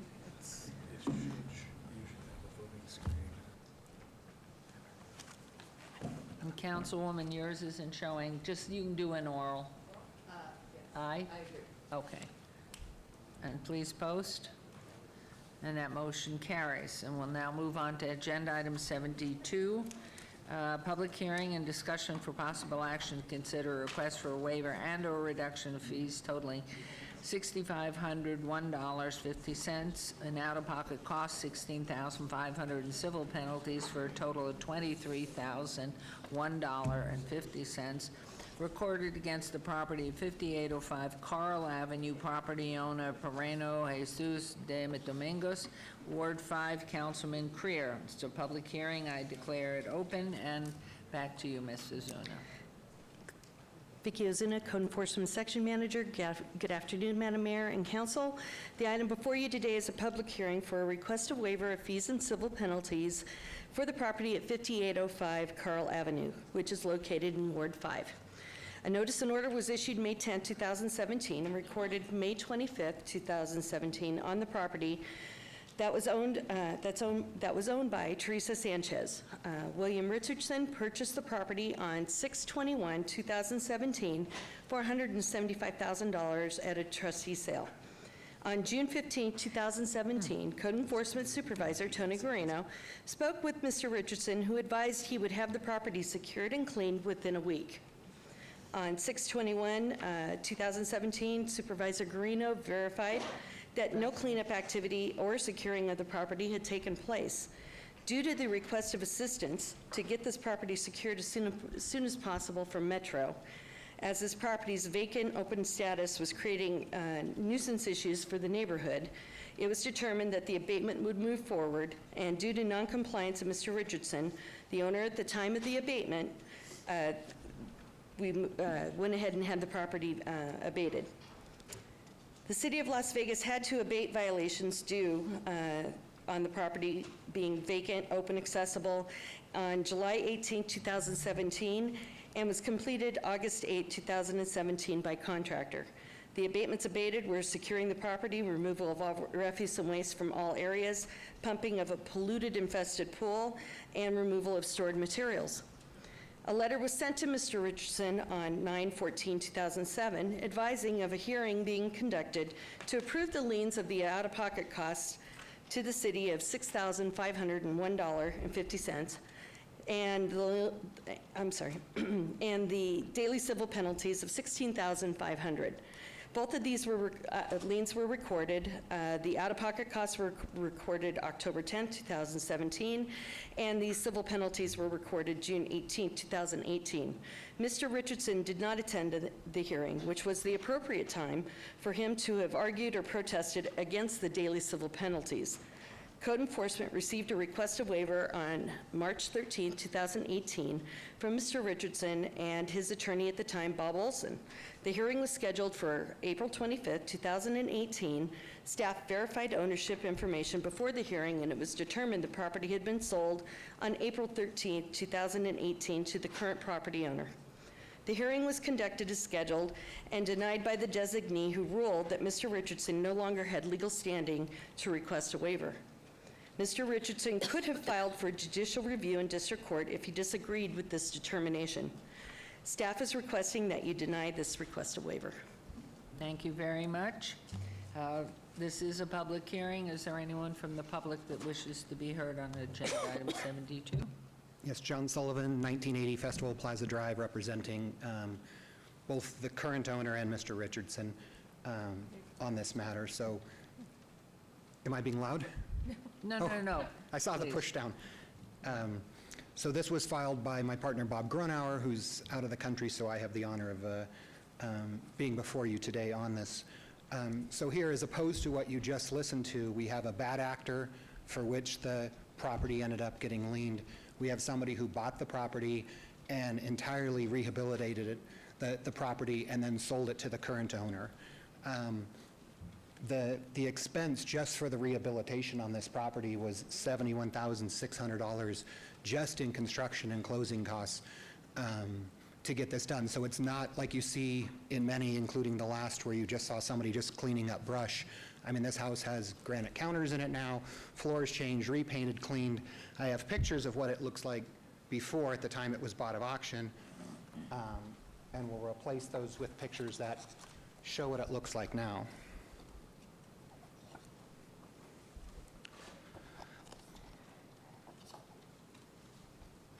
Cover up that one. So what you do have is a timing issue, and we've had a discussion in Councilman Creer's office with Ms. Azuna. There's no question the contractor owner, the middle party of this, bad actor, contractor owner, current owner, had timing issues in getting this thing filed and could have done it earlier and could have dealt with it. And so they acknowledge that, but at the end of the day, these civil penalties are really charges against the bad actor. I mean, you put it onto the property because, same as homeowners, that's all you can really attach to somebody who's not behaving. But Mr. Richardson's not the bad actor. The current owner's not the bad actor. We now have a property that's back on the tax rolls, is proper within its community. It was sold for a price that, raises the values of properties around it because it was entirely rehabilitated. And so what we're asking for is clearly to pay the hard cost fees and to have the civil penalty fees removed. Okay, thank you very much. This is a public hearing. Anyone wishing to be heard on this agenda item 72? I'll close public hearing and turn it over to you, Councilman Creer. Thank you, Madam Mayor. I'm not sure if anybody has any comments, but I have been hearing about this much longer than I want to be talking about it with these guys, and I just want to make a recommendation to keep the hard cost of $6,501.50, and then waive 50% off of the civil penalties to make it $8,261.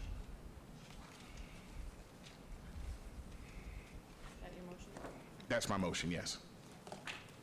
Is there agreement there, or did you wish any other comment? No, I think it's harsh listening to the last person have 75% waived to have 50% waived on a property that's back on the tax rolls, but it's certainly at the option of the council as to what you'll do. Okay. And timeline, 30 days? 30 days. Okay. All right, there's a motion on agenda item 72. Please vote and please post.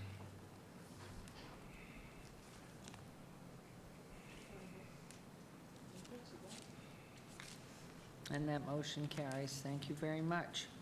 We'll move on to agenda item 73, public hearing and discussion for possible action to consider a request for a waiver and/or reduction of fees totaling $6,162.61 in out-of-pocket costs and $19,500 in civil penalties for a total of $25,662.61. Recorded against property at 1617 Yellow Rose Street, property owner Amanda Dick, Anthony Mark Jr., and GOC Oong Joan Garcia, Ward 5, Councilman Creer. The public hearing, which I declare open. We're back to you, Mrs. Zuna. Vicky Ozuna, Code Enforcement Section Manager. Good afternoon, Madam Mayor and Council. The item before you today is a public hearing for a request of waiver of fees and civil penalties for the property at 1617 Yellow Rose Street, which is located in Ward 5.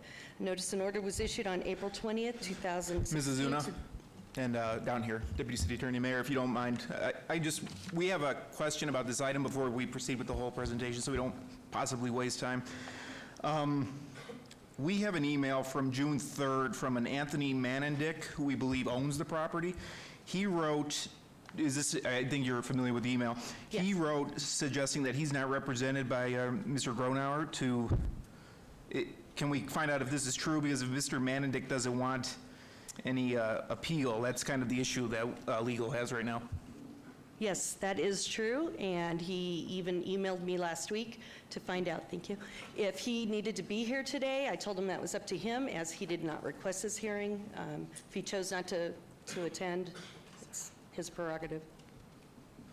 Okay, so who's appealing that? The property owner doesn't want to be involved? The party standing before us, and Mr. Richardson. Okay, and what's his connection to the property then? He previously owned it before he sold it to Mr. It's that situation, Manley. okay. Mhm.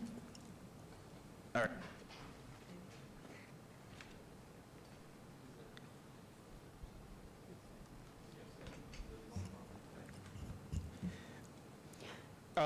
Our belief down here, Mayor, is that if the property owner is not appealing, obviously there's no standing for a request from someone who doesn't own the property. So we would advise rejecting any request for a waiver for this gentleman, and to an effect, I believe you could probably strike the item. Okay, Councilman Creer, this is in your ward. Motion to strike then? Is that the appropriate? I think it would be appropriate, as the owner did not request this hearing. Great. Well, then I'll make a motion to strike. Thank you very much. Motion to strike here. If the gentleman wants to speak. I didn't know if you want to make a comment on that, Mr. Sullivan, or not. For sure. So the current owner did sign off on having this appealed in September of last year. And so there is an active appeal that was filed by Mr. Gronauer with that signature, and we went through a process of discussing it. So we have an appeal signed by him moving forward, and it was allowed to move forward on this basis after being discussed. So I'm not sure why now that appeal sign that was filed no longer would be valid. Maybe we can do this. It'd be better to strike it than to obey it until the August 21st meeting. if that's possible, so you can straighten this out before we strike it.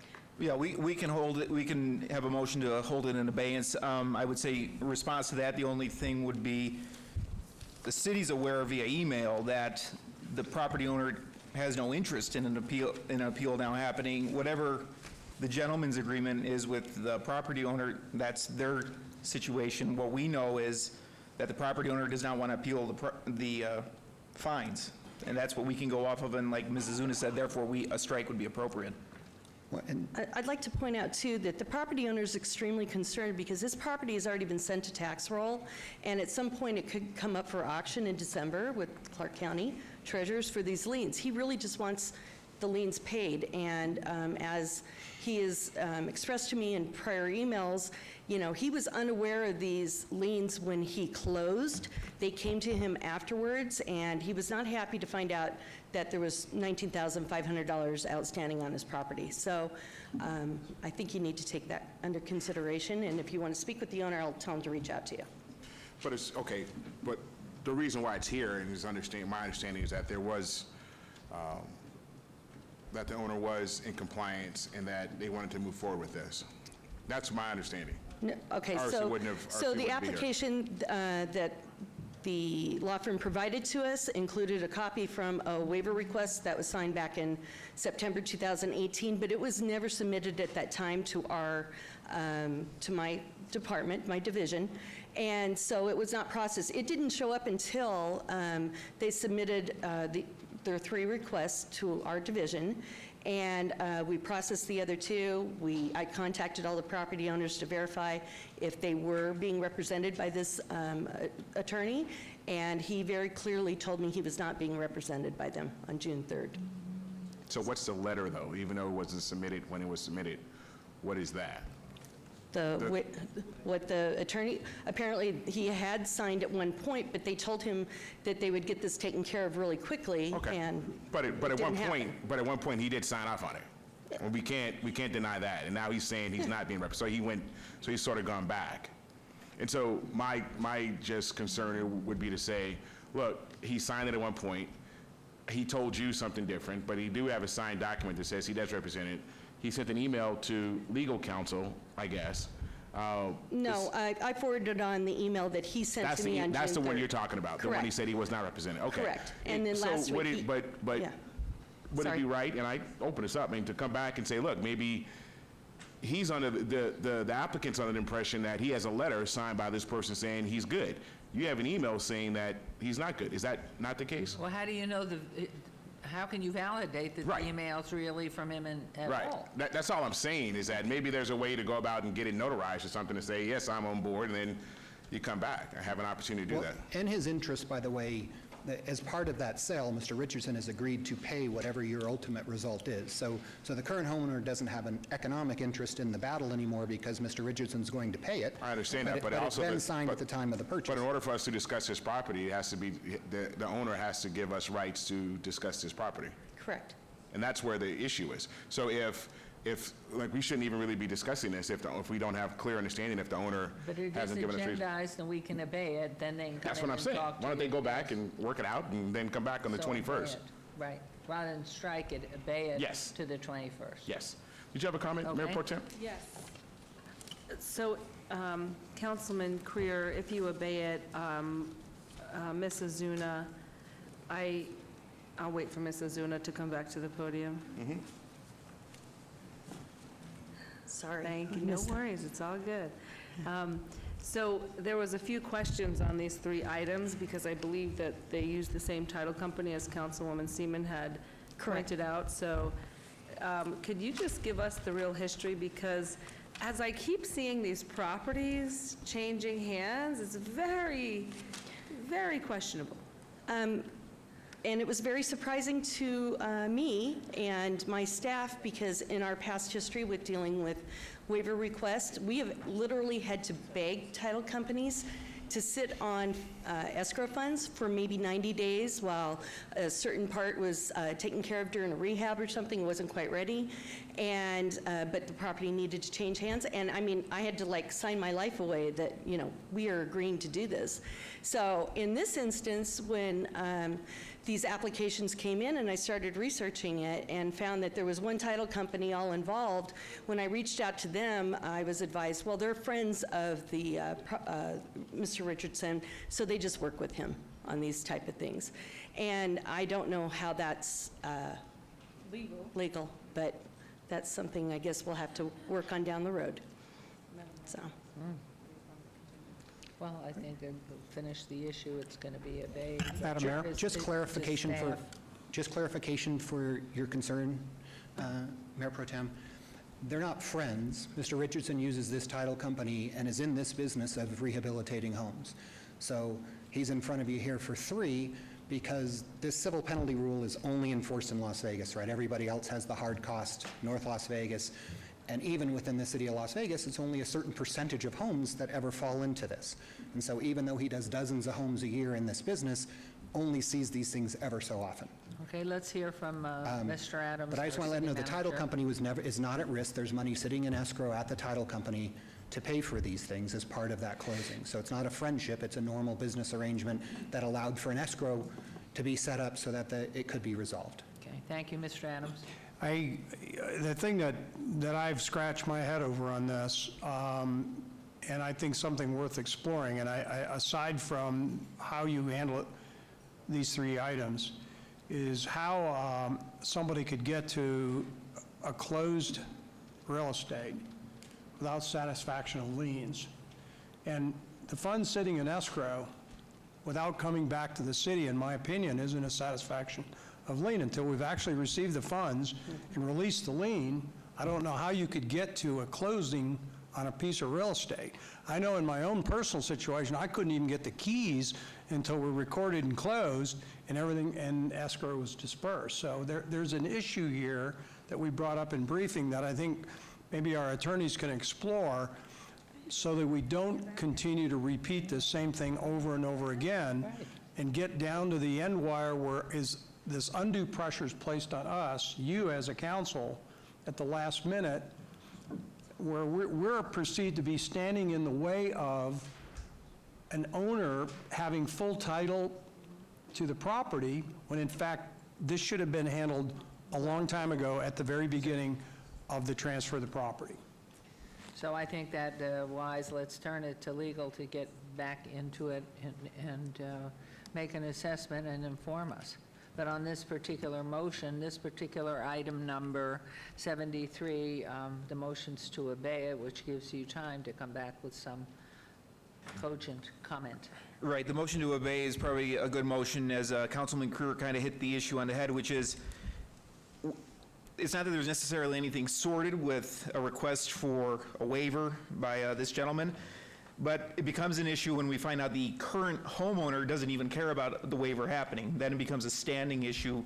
Legally, we don't have to have a hearing when the homeowner, property owner, doesn't want a waiver to happen. And I think that's essentially what Manager Azuna also concurred with. So on the legal basis of standing, unless the property owners want the waiver, we're not obligated to hold hearings for the owner 2 times ago or 1 time ago. And let's sort out, as Councilman Kruger pointed out, what the current property owner wants, so we can hold it in abeyance, and then we can come back and deal with it.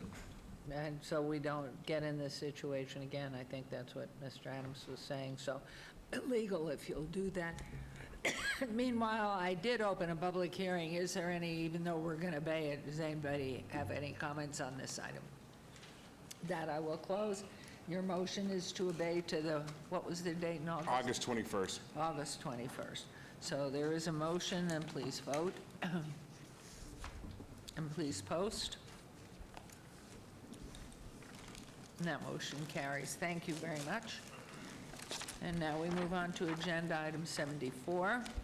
Public hearing and discussion for possible action. Consider a request for waiver and/or a reduction of fees totaling $5,064 in out-of-pocket costs, $19,500 civil penalties for a total of $24,564 recorded against property at 4995 Irene Avenue. Property owner Ceballos, Xavier, and Elisa Pulido et al., and Balsarel Janeth, Ward 3, Councilwoman Diaz.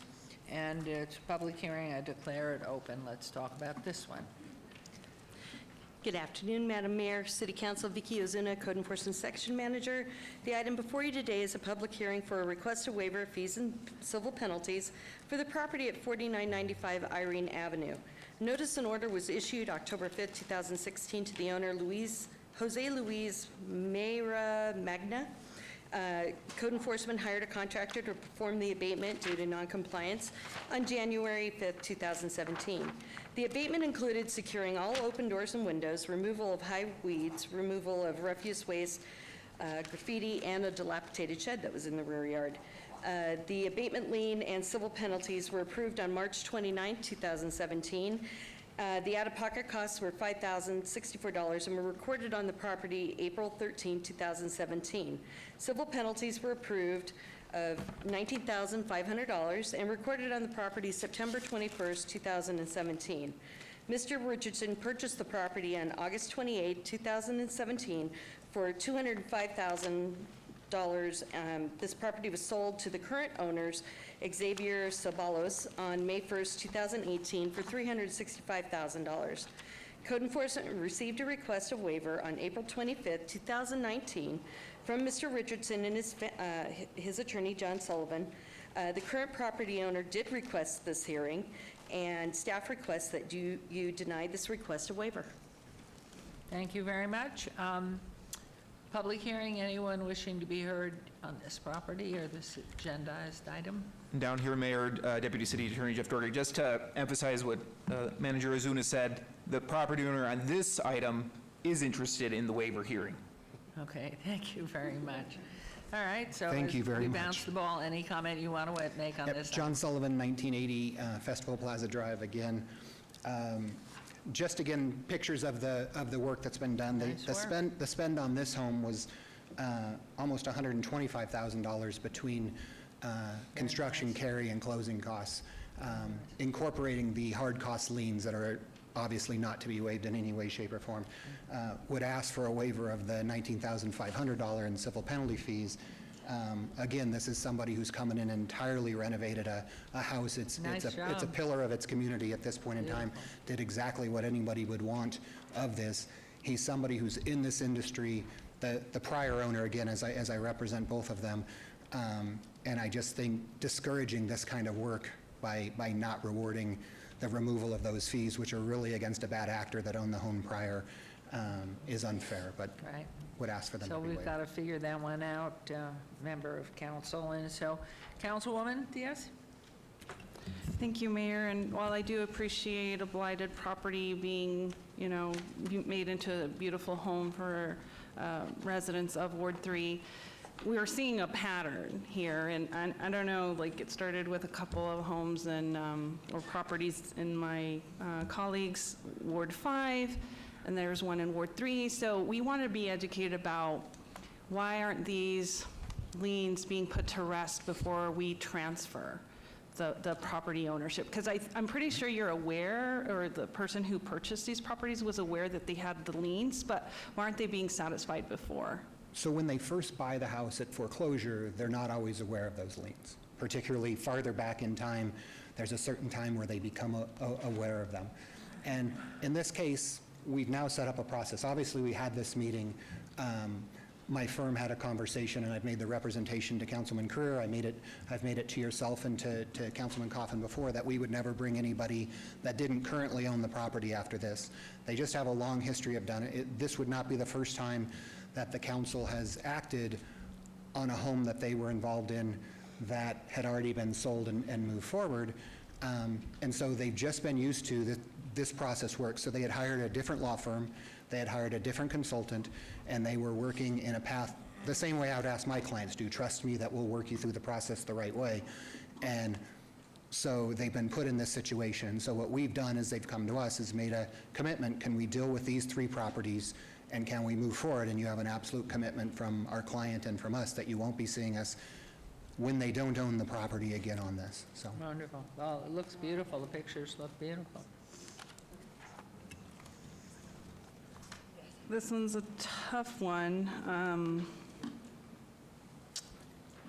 but I guess I'll be consistent today as well. I don't want to be, you know, more lenient of a parent with one child than with another. So you're going to pay the $5,064 in out-of-pocket costs, and we'll go ahead and reduce those civil penalties by 75%. And that's your motion? That's my motion, Mayor. Okay, thank you. There's a motion, please vote. And also in a payment within 30 days, which is the policy of. Yes, thank you. Thank you. As soon as we have clarification from the city, they'll be paid immediately. Thank you. The total will be $9,939. And Councilman Creer? 9932. 9939. Okay, and Oh, wait, wait, posted, that motion carries.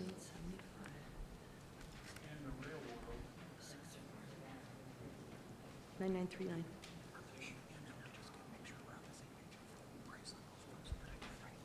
Okay, you're all right with that, because we just voted yes unanimously. Mr. Sullivan, you're in agreement to that for your client? Pardon? You're in agreement to pay that in 30 days? They will have it paid in Thank 30 you. days. Thank you. Okay, let's move on to agenda items 75 through 77 may be considered one motion, one vote. They're considered routine, non-public, public hearing items with no condition changes. Any person representing an application or a member of the public or a member of the council not in agreement with the conditions and all standard conditions for the application recommended by staff should request that that item removed from this portion of the agenda. Are you all okay with it? Council? Okay. Number 75, MOD 76339, applicant owner KB Home and V Acquisition LLC, request for a major modification of the town center land use plan from MC-TC Montecito Town Center to UCTC Urban Center Mixed Use Town Center on 2.96 acre portion of 5.19 acres generally located east of Grand Montecito Parkway on the west side of Doe Brook Trail alignment, and related item 76, VAC 76340 on a request for a petition to vacate public right-of-way, public drainage, public utility, and patent easements generally located east of Grand Montecito Parkway on the west side of Osa Blanca Road, Ward 6, Councilwoman Mayor Pro Tem Fiore, number 77, RQR 76626, applicant owner, Hellfire Media LLC, and a required review of an approved special use permit, SUP 61802, for an existing 10,248 square foot museum art display or art sales private use at 600 East Charleston Boulevard, PR Professional Office and Parking Zone, Ward 3, Councilwoman Diaz. Staff recommends approval on all items, and Planning Commission recommends approval on items number 75 and 76, which are public hearings that I declare open. Is there anyone wishing to be heard on that 75 or 76? I will close the public hearings. Mayor Pro Tem may have a motion for the one motion, one vote, items 75 through 77. Yes, Madam Mayor, I move to approve the one motion, one vote for the portion of this agenda. Thank you very much. Please vote. There's a motion on those items, and please post. And those carry unanimously. Okay, agenda items 78 through 82, VAR 75819, related item VAR 75820, and a request for variance to allow residential buildings to have a height of 3 stories where 2 stories maximum allowed on lots 1 and 2 respectively of a 2-lot proposed residential subdivision. Agenda item 80, VAR 75821, a request for variance to allow a 47-foot wide access control gate where 50 feet is required, to allow sidewalks on one side where sidewalks on both sides are required, and to allow a connectivity ratio of 1.00 where 1.30 is required on 2.14 acres on the north side of Bonanza Road, approximately 1,550 feet east of Decatur Boulevard, R2 medium-low density residential zone. Number 81 SDR 75822, and a request for a site development plan review for proposed 18-unit residential subdivision. And agenda item 82, TMP 75823, and a request for a tentative map for a 3-lot residential subdivision. The applicant owner is SKUSA LLC on 2.14 acres north side of Bonanza Road, approximately 1,550 feet east of Decatur Boulevard, R2 medium-low residential density zone. The Planning Commission staff recommend denial on all items. These are in Ward 5 with Councilman Creer, and our public hearings, which I declare open. Is the applicant or representative present?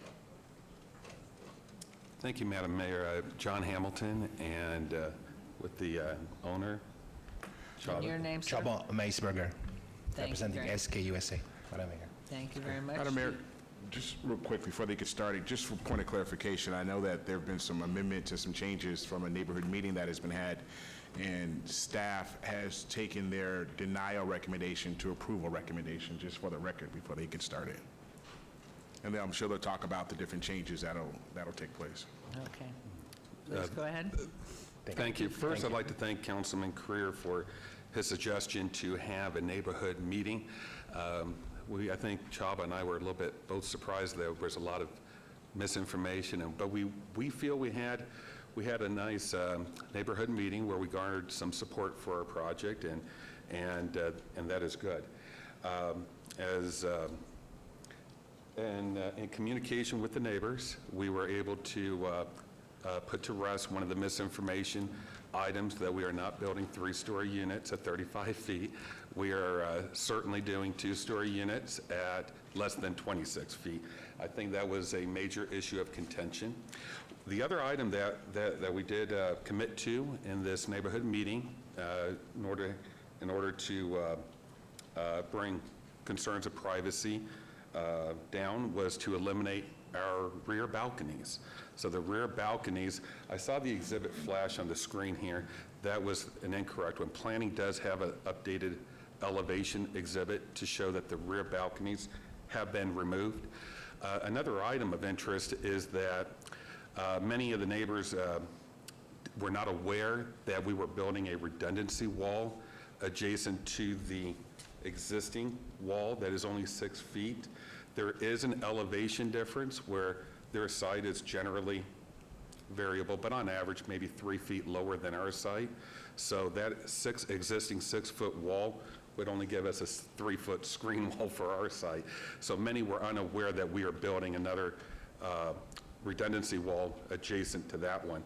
To further Without a gap between? Yes, there will be like a 4-inch gap that's typical. Usually the 4-inch gap, and then you put a cap between the two walls to prevent debris and other, just debris from going in between. So, and then also to make further, to further address the privacy concerns, we are making the offer of having a 9-foot wall. So that's what we would like to have on our site, is a 3-foot wall with a 6-foot screen wall on top.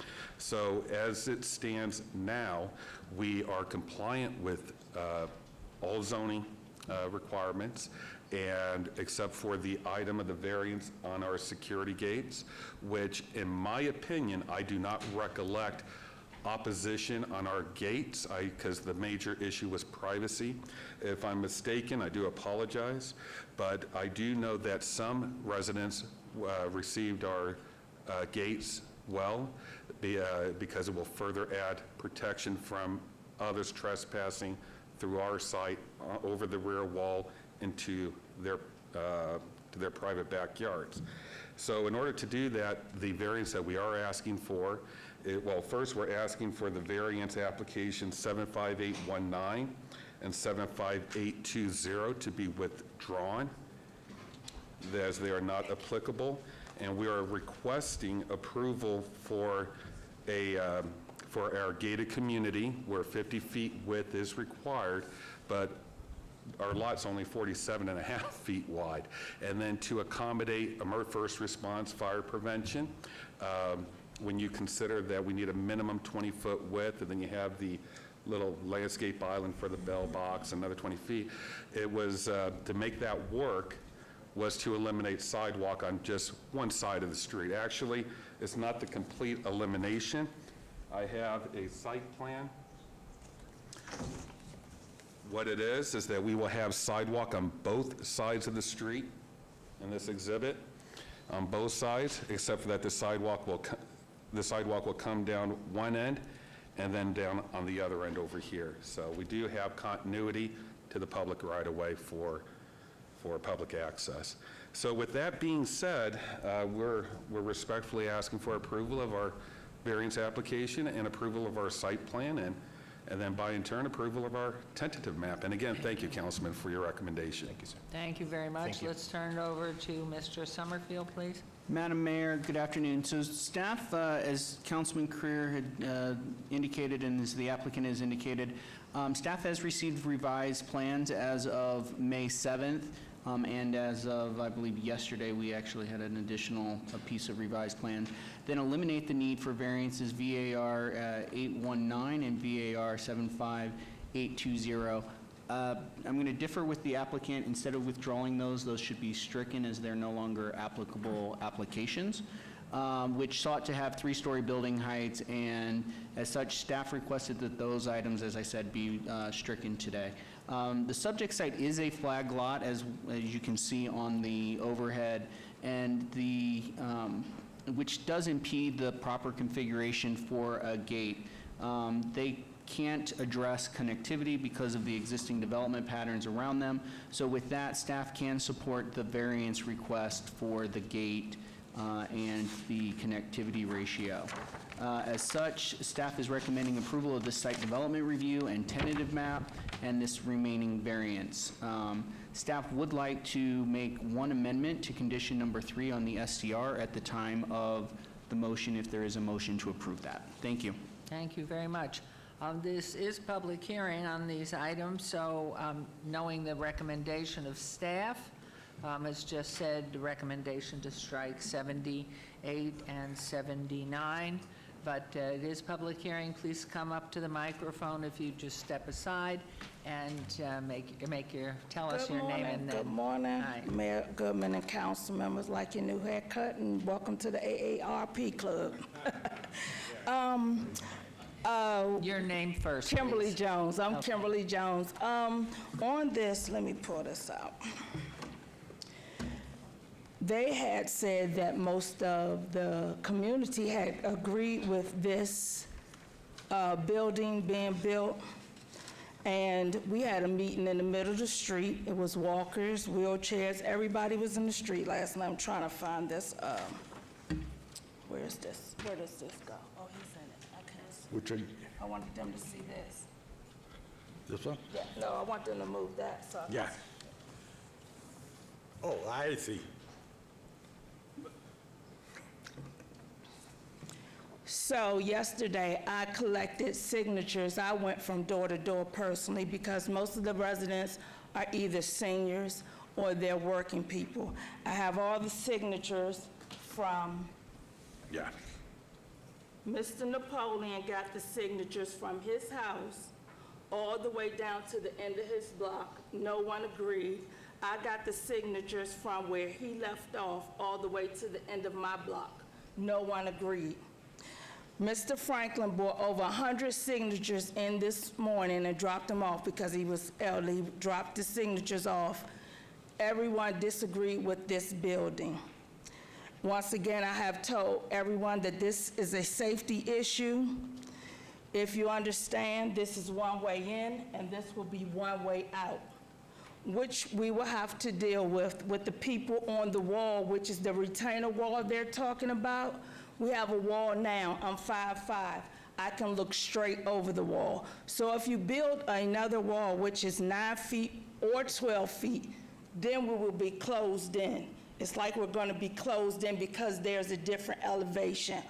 Also, we will have to, I've even thought about the They say they need 50 feet to come in on the emergency vehicles.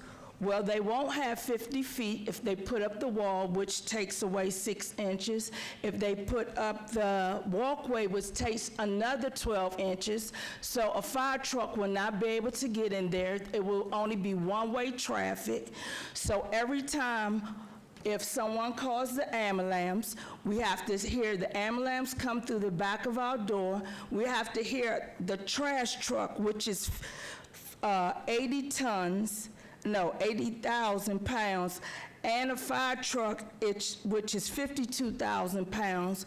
Eventually, the ground will go uneven because it's only one way in and one way out.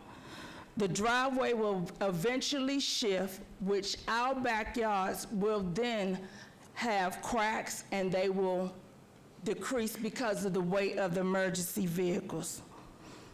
Also, if we allow them to build behind our homes, every time they have company, we have to deal with their company coming in or out. Also, there's no privacy, it's two-way. So, also, they were talking about building 2 walls on each side of the entrance, which is a blind spot. Because if you build 2 walls coming down to block against the church and our things, some type of crime could happen between the driveway and them coming back. So it's a very bad idea. Say if you have a child walking home, who knows who's between the beginning of the driveway until they get to the end of the complex. Anybody can just hide out there. If you have 2 people that are in that blind spot that they have, I could actually take my foot and push somebody over and hush them over the wall. Also, I have the signatures here, and no one, we even went inside the Greens, no one agreed to it.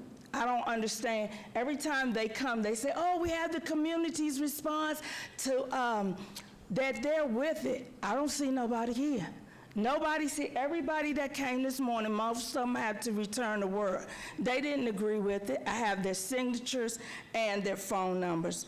Also, If you'll submit those to our city clerk for the record. yes, I can. Thank you. And Mr. Franklin turned in some this morning. Okay. Yes. Bingham? Binghamton? Bingham? Frank, right.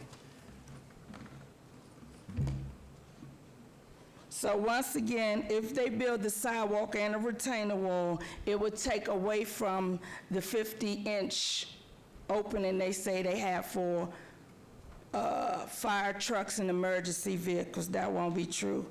Also, they have a space on Decatur. Why don't you go up over Decatur where there's a big lot over there? My suggestion to you is return, it's not safe, it's not sufficient enough. Return the property back to the church. Let them build a vocational center or a playground for the kids. This is a bit too much. I think it's just not conducive and it's not safe for our community. And then it will also downgrade our property value, as I said, because if you told me that I have to pass 8 houses, if you count from the driveway, 8 houses all the way back to get to my house, who wants to buy or live in a complex where you have to pass 8 houses to get to your own and disturb your neighbors? Because it's going to be a noise effective, and it's really going to be, it's going to downgrade my property value, which I'm concerned about. So I'm asking everyone to please vote against this. Okay, thank you. Thank you, Ms. Council. And, sir, are you John Napoleon? Mr. Napoleon. Wonderful. Did you want to add anything to Ms. Jones' comments? Not very much, but I do want to not step on anything at all that Kim Jones said. Only repeating, like her, I've spoken to every one of my neighbors, and I couldn't find one that was supportive. Okay. Those that are not working or can find the time in their day to be here was here. Some of them had to leave eventually because they couldn't wait any longer. More than the physical technicalities that need to be addressed, there are a bunch of emotional realities. The privacy thing, in my opinion, is still not solved because a two-story house in back of my swimming pool looks over even a 9-wall fence or a 9-foot wall into my backyard. I must admit that, okay, I've got a couple of grandkids that are 26 and 30, and occasionally they like to have their friends come over and they do not see the need for having bathing suits. I really don't need to be worried about the privacy.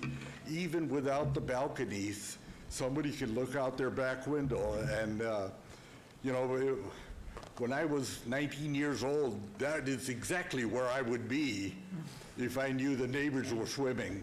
Thank you. So there's a privacy issue that's a very big one for me. There's also the kids that are using the streets out at the school. True, there's only 19 units, assuming that there's as many as 2 cars per unit, or it's 18 units. I think there's a safety problem. Thank you. So I strongly recommend that it not receive approval because we are real neighbors. We're not hypothetical that, oh, maybe this will happen or maybe something. It's what is on the ground today. Okay. Thank you very much. Thank you. Sir, your name, please? Vince Herrera. Okay, how are you? You remember me? Yes, I do. How's Oscar? He's doing well. How are you doing? Getting older every year. I'd just like to say a few words. I was here before they started with the project and it was turned down. I've lived here for over 25 years. I'm one of the original homeowners.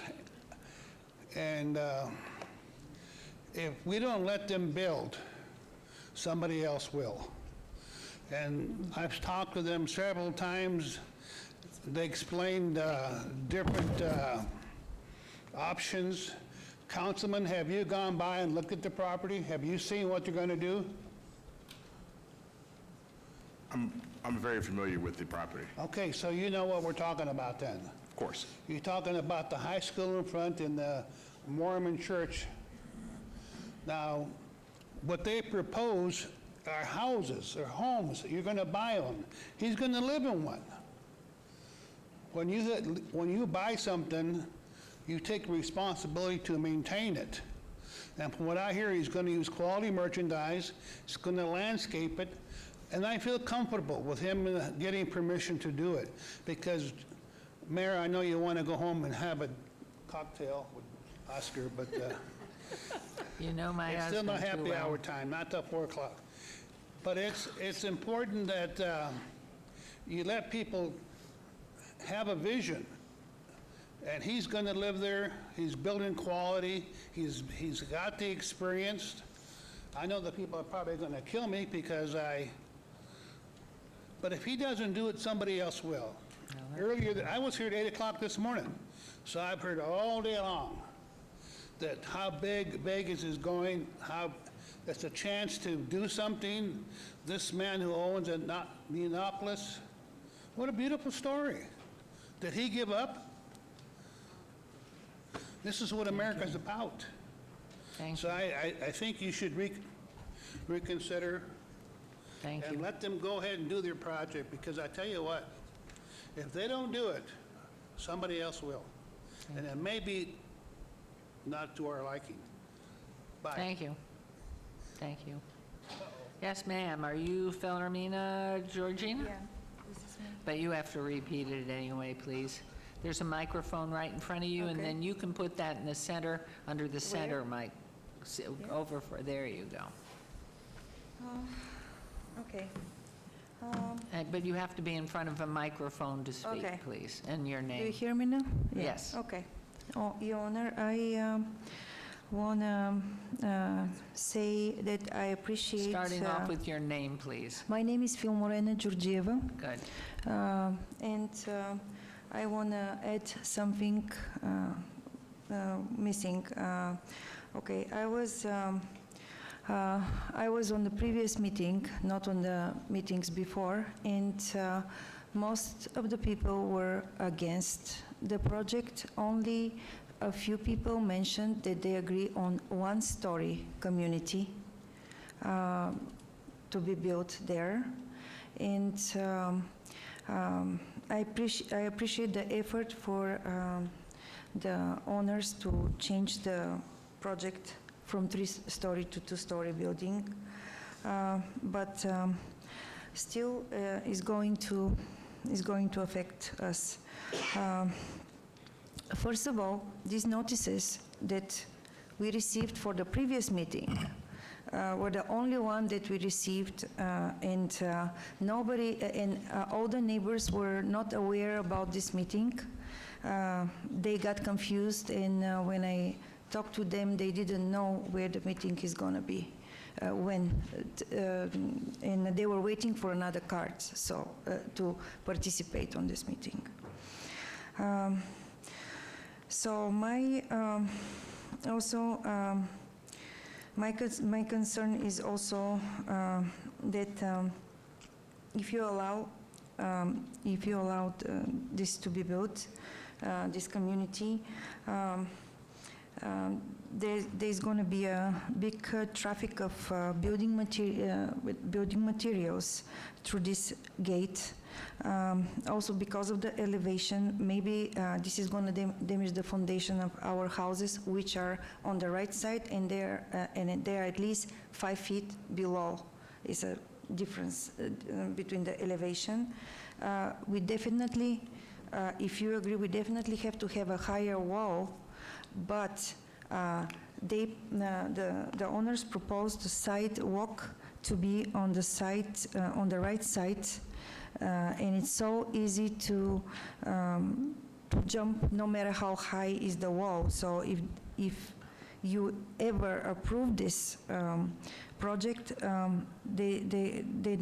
not supposed to have a sidewalk close to the wall on the right side, because anybody can jump and we are not protected at all.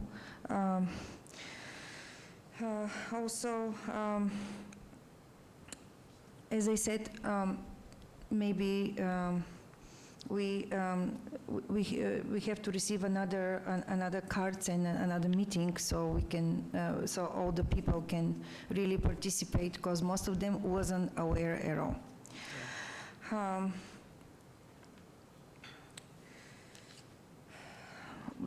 On the previous meeting, people mentioned the traffic, no privacy, and all the stuff that, you know, the other neighbors already discussed. Me, I'm very concerned, and I haven't slept last night. You can see by the way I look and by the way I talk, I'm really concerned, and I really hope you are not going to approve this project, because it's against, you know, against this tight, steep path has no way to be controlled and to be watched, even if they build 2 walls 9 feet high, as they said. It's still hard to be, how can I say, to be monitorized. And anybody, plus that all these 18 apartments, we're going to have so many people that we have no idea. They can jump. They can watch from their apartments, our backyards, and it's really our concern, you know. And thank you. That's all I can add to this. Maybe we need to have again hearing from the rest of the neighbors who wasn't aware at all. And you have signatures of the other people from the year of 2014. With this short notice, they didn't, nobody was able to check what the people thinking about this. Thank you for coming and staying with us. And is there anyone else wishing to be heard from the public? I will close the public can comment at respond. this point. Did you want me to respond to any of those comments? Is there anything that you feel is pertinent? Yes. Okay, please come forward.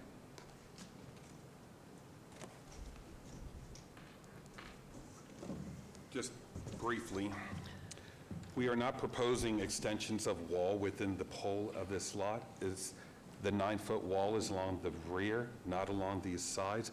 I think I had heard that there was a concern about extending these walls here. Okay. And then the prior gentle lady here had referred to the sidewalk. That's a code requirement. We're actually asking for a waiver of the sidewalk, so. Okay. Okay, so that's just Thank you. clarification. Thank you. Appreciate it. Anything else you wanted to I'd just add? like to, I'm sorry, I'd just like to add to it that prior to doing these plans and drawings, we had a meeting with the city officials, with the fire department before we put everything on the map. Just Okay. wanted to add this. Thank you. Thank you. Mayor Goodman, can I? Unless it's something new, because we don't want to get in an argument. It is something new. Okay. So you're telling me that you're not gonna put a retainer wall down here? So you're not gonna build a wall? Well, there's an existing wall there, no. So the existing wall that's there, I can stand and look over it? Okay. So that means you could just walk past and do this? Because that's how it is now. So That's if they how it put no exists wall- now. Yeah. Okay, thank you. Yes, thank you. Okay, thank you. Okay, let's, anything more, Mr. Summerfield? Madam Mayor, the only clarification I would make, I heard a number of mentions of apartments. These are not apartments. These are being mapped as single-family residents. Obviously, they're attached, but these will be owner occupied per the tentative map that's before you today. Correct? Yes, that's Owner correct. occupied? Yes, ma'am. Okay. Now, let's go, and council, anybody at council wanting to have a little input here? No desire? Okay, All there right. you go, Councilman. Thank you, Madam Mayor. I'm not sure how we want to, from a housekeeping item, if we want to strike 78 and 79 to start this off, and then go into the conversation for the other ones. That would be proper, right? I believe so, yes. Through you, Great. Madam Mayor, yes. If you want to strike those two, and I think you can do that together because it's just a strike, and then go into a discussion on the other three items. Okay, now, one of the things is that we're going to have a discussion. I'm not sure if the other items are going to get approved or not. And so I was wondering if they don't get approved. Well, why don't we get rid of 70? Yeah, I'm 78, saying that. Just get rid of them, 79. Let's period. do that, right, then you're a winner, That would right? be my suggestion. However, if you have any concern that this needs to continue to be a package because of any changes that might be coming out of your discussion, where a variance may still need to be required, maybe you have your discussion and then dispose of the applications as appropriate after that. That's what I was wondering, because there might be an opportunity to table something and Well, and two, if I might add, Yep. Councilman, if you go back to see if you can have more meetings with residents and get something Well- done, then I would definitely hold those two, too, That's what, because, yeah, that's what I was saying. So guys, I really appreciate you guys coming in and meeting with me, number one. You seem like very upstanding gentlemen who are trying to build a great project and do something good, and I can really respect that. The challenge is that, and another challenge is that you have a very unique lot. Unique lot in size, unique lot where in proximity it is. You know, this neighborhood's been there a long time, ever since I was a kid. I'll be 50 tomorrow, and I know a lot of people that live in that neighborhood. You know, from not just who live around the bordering area, but along Washington, along Valley View, you know, all throughout there. And I've grown up with them, and there is a general consensus that the community does not want this project. And so, you know, one of the challenges that you have is the 2 stories, I think, is really daunting. I had asked through staff if there was a way to repurpose the buildings that go along the backside of it, the 2 stories, and move it towards the car dealership, and also the 2 stories towards the church, and then make the 1 stories around the backside. And I was told that that was not possible based off of your design. Is that valid? Because one of the main issues is that the 2 stories We would is- have to look at the square footages Yeah, and things of that yeah, nature, so but- I was under impression that, I was told by my staff that you were reached out and that was the case, that you guys couldn't do that. No, because- we're not interested in single-story because this is a tough site, as it is. Yep, You know, I get you. So it's And so, very, you know, very to- difficult. I get you. But to come in and infringe on those homes that have been there for such a long time, I can respect that. And look, I've lived in my house since 1970, since I was born. And if someone came in and wanted to build looking out over us, I know that my neighbors, my parents would have gone ballistic, and I would as well. And so I want you to build something, and I want you to do something there, but I don't think that with this particular project that we can improve the SDR for the 2 stories that's there, because it's infringing on the other's property that's there right now. And so I want to kind of give you an option to either, you can table this to another date, maybe you can figure out something else, so you don't have to, if we deny it, then you won't be able to come back and you have to reapply within a year. You wouldn't have to be able to reapply in a year to come back in front of this council. If we tabled it, then you can go back and come back at a later date to figure out if you've worked something out. Is that accurate, Mr. Summerfield? Yes, sir. If we table these items, then if they need to make adjustments, that will give us an opportunity. If there's a re-notification that we need to do because the project changes significantly from what was published, that'll give us an opportunity to renotice it. It would not generate any new application fees. And because it would still be a live application, there's no concerns with the cool-off period if an application is denied. So I'm going to give you that option. I know it's not what you want to hear, but that is an option. Do you understand? Yes, I would take that option, sir. The table? Yes. Okay, so- I like that to redesign maybe the site, do single stories where you feel that single story needed. Yeah, and look, and I apologize for interrupting you. That's my fault. No, sir, just Okay, go ahead, sir. I apologize.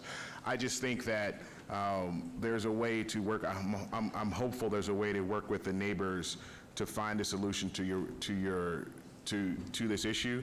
And plus, look, you got to make it, you got to understand something too. Neighbors, I'm going to say this to you, is that, look, this piece of land property has been abandoned for a long time. As far back as I've ever known, it's been abandoned. We need to get more residents in our community. And I think that if you've got some people that seem like good, upstanding people that want to build something nice, then there has to be some compromise there. And so I urge you to work with these gentlemen in order to find something that would be a good solution for that land.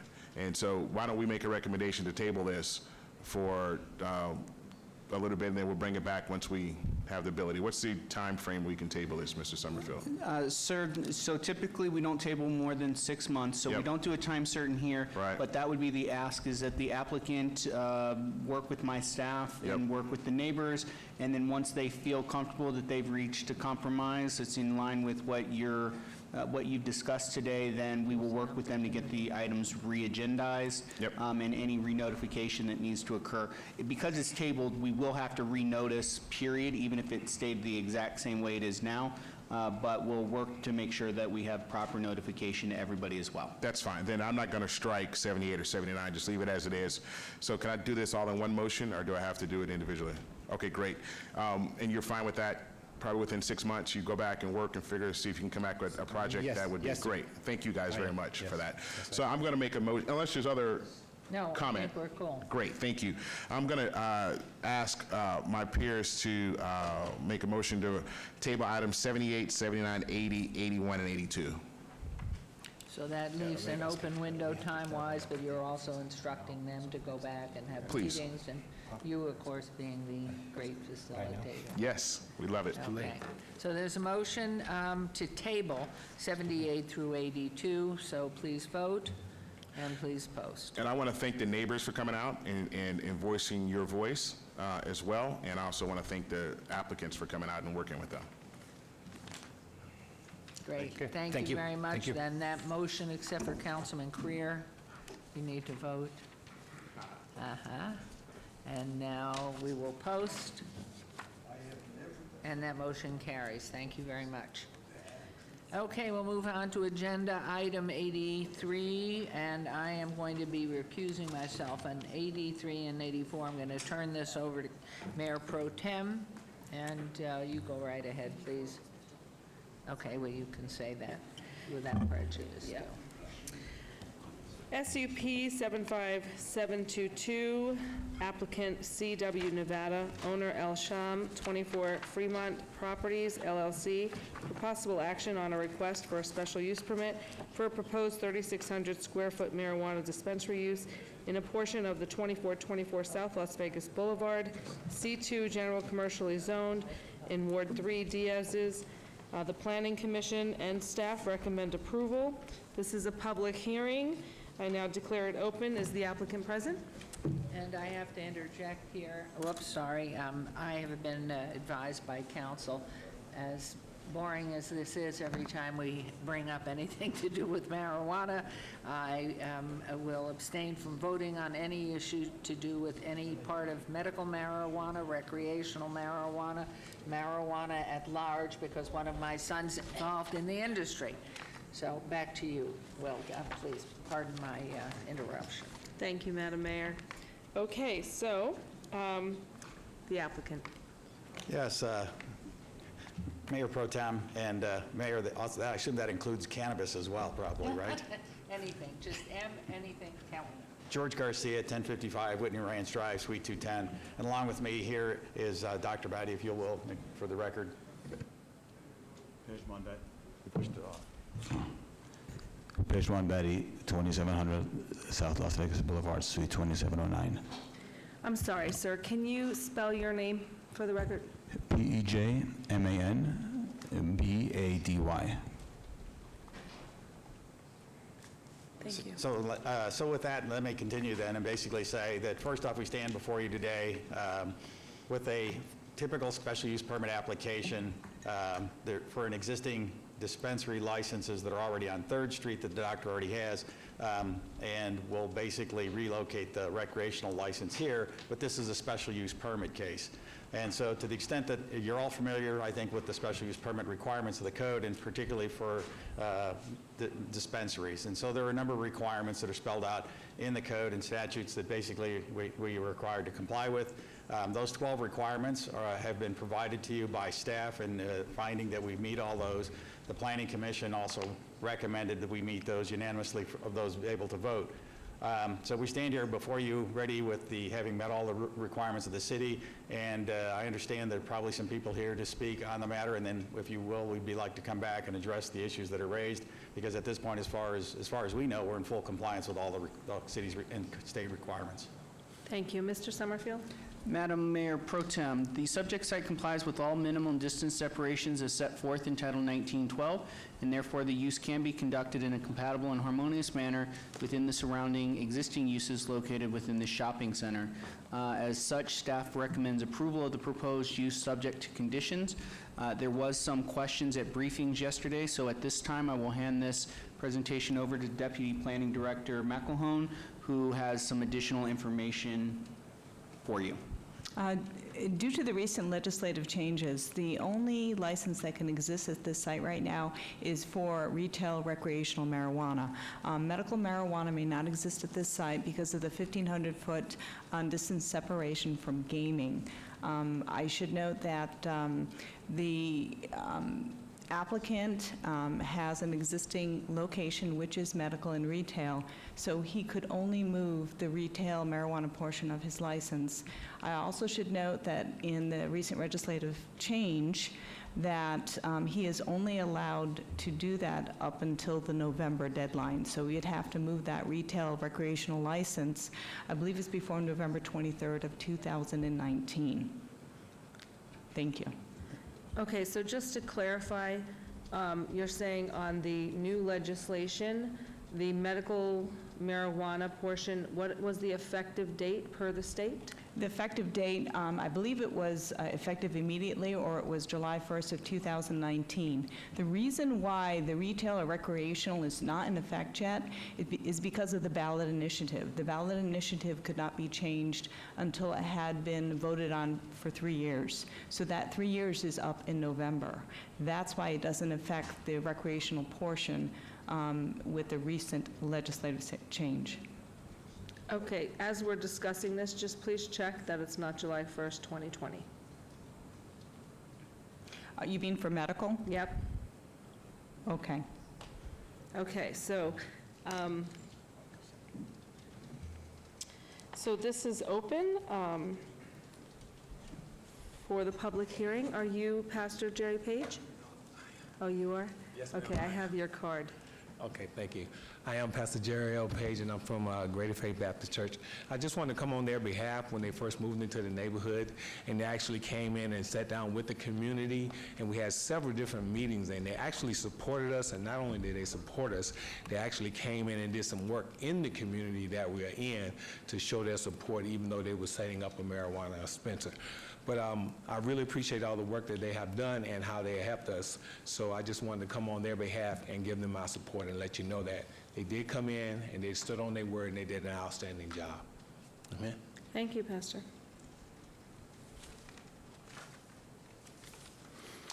Thank you, Madam Pro Tem, members of the council. My name is Jeff Silver. I'm an attorney with the Dickinson Wright Law Firm, and I'm counsel today for the Nevada Resort Association.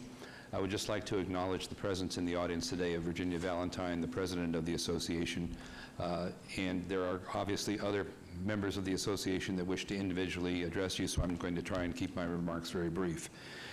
The map that you see before you is essentially the original map, but I have colored it in. And the reason I colored it in is because these drawings here demonstrate the location of non-restricted gaming facilities. This is the Sahara Hotel, SLS, and of course this is the Stratosphere. And the pink location is the festival grounds, the concert grounds owned by MGM. So essentially we have members of the Nevada Resort Association that have a great interest in this location. Now, as I understand it from the previous comments, there's going to be a movement of the location, the retail recreational location only. So therefore, there will still be a canopy location on 3rd Street that will service the medical marijuana clientele. I was not aware of the fact that they were not moving both, but having that clarified, it doesn't really make a difference in terms of the presentation today, because the yellow road that goes through this location, through this site, is Las Vegas Boulevard, Las Vegas Strip as we refer to it. And I know that the city and the county have always had some disagreement as to how long the strip is, but the strip to me is any place where non-restricted gaming is located, and that means that it's taking it all the way past the Stratosphere Hotel and then split up to head downtown. This is what we're trying to protect. The Resort Association is also trying to protect the integrity of AB 533, which was intended to affirm and reaffirm the 1,500-foot separation between medical and recreational facilities and the resort industry. And they have very good reasons for doing that, because obviously it's still a federal crime. The important thing is that, you know, when Mr. Garcia referred to this as being a typical special use permit application, it is by no means a typical application.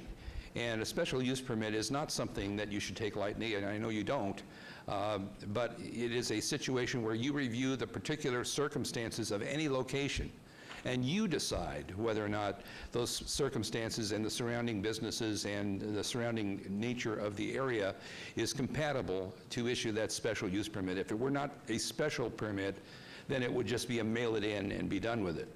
In this particular case, the special circumstances are this. We don't want a cannabis corridor on the Yellow Brick Road heading downtown. And we already have what looks like to me to be a pretty heavy concentration of marijuana establishments. The items in green are the proposed applicant, and then of course you have the Essence dispensary and the Relief dispensary located in close proximity. This is a concentration which would give the wrong impression, I believe, to the tourists that visit here, and especially those who traverse the Bonanza gift shop. These are the people who are going to be walking into this location and then potentially using the products as they walk out. And Captain Chavez from the Metropolitan Police Department will be here in a moment to address those kinds of concerns. So this is what we have here on the property. It's a sign that says dispensary 200 feet away. They're referring to the Relief dispensary located at Sahara and Paradise. So obviously if someone comes to this location, All they have to do is walk across the street 200 feet and they can get to another dispensary.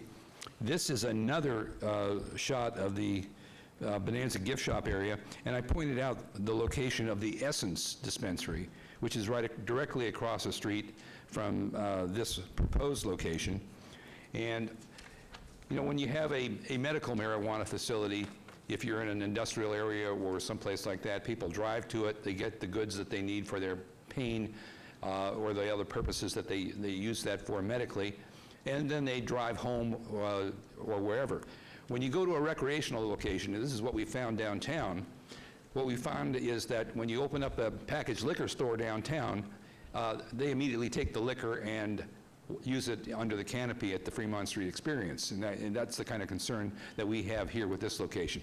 Somebody's going to buy it here, walk out, use it in the parking lot, or head over to the SLS Sahara or to the Stratosphere and use the product, because that's the intent of having it there. And when you get to the festival grounds with the MGM, you know that this is going to be a prime location. So for business purposes, this applicant has decided to separate their two licenses and move them to this location, move one of them to this location.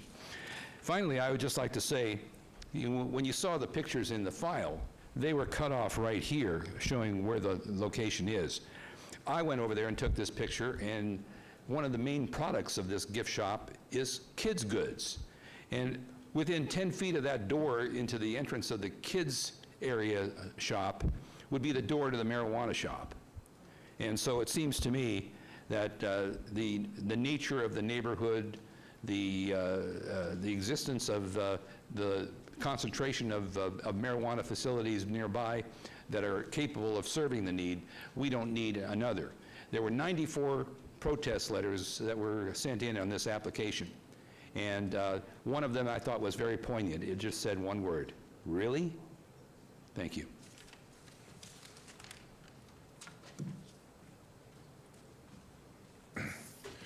Good afternoon, Mayor, Mayor Pro Tem, council members. Sean Higgins, Chief Legal Officer for Golden Entertainment, operator of the Strat, 6595 South Jones. I appreciate you giving us the opportunity to speak here. First off, I want to say something. Both personally and as a company, we're not opposed to medical or recreational marijuana. They were passed, I was involved in both. I was involved in numerous applications before going back into the private sector and into the gaming world. What we're opposed to is this location. This location, regardless of what staff will say as to the compatibility and appropriateness, that's because this is zoned appropriately. That's what that means. That's all it means. The fact is, we are 718 feet away from this. The Strat, we have already put over $65 million since we purchased it a year and a half ago into it. We have another $100 million to put into it. We are trying to revitalize this whole corridor. We are working with the city, with the new city archway right on our property, which is going to be the grand entrance to the city of Las Vegas. We're doing all those things, and we are vehemently opposed to putting a marijuana establishment, especially recreational, at the gateway to the city of Las Vegas. Additionally, we've been working with the city, talk with city, county, and with RTC. You're going to have a pedestrian bridge at the corner there going all the way around. Well, guess where it's going to drop you down? Right into a medical marijuana facility. State law, section 2.16.3 took effect immediately upon passage and approval, and that was you can't move a medical marijuana license. And I want this council to hear this. The only reason the entire law didn't take effect, and we wouldn't even be standing here today, is because you can't change an initiative for a 3-year period. We would not be standing here today having this discussion if the legislature had had the opportunity to change that law before the 3 years. So please, take that into consideration. The state legislature looked at this and said, you shouldn't have marijuana uses within 1,500 feet of a non-restricted licensee. Additionally, when the city was handing out licenses, one of their main criteria was concentration of licenses. And this goes back to what Mr. Silver said. We've got 1, 2, 3. I was there at the hearings when the city said, we want to make sure these are equally distributed amongst the city. Well, I guess that no longer would apply if we put it here, because this will be the 4th one within less than 1,000 feet from us, and the 11th one in less than a mile from our Strat location.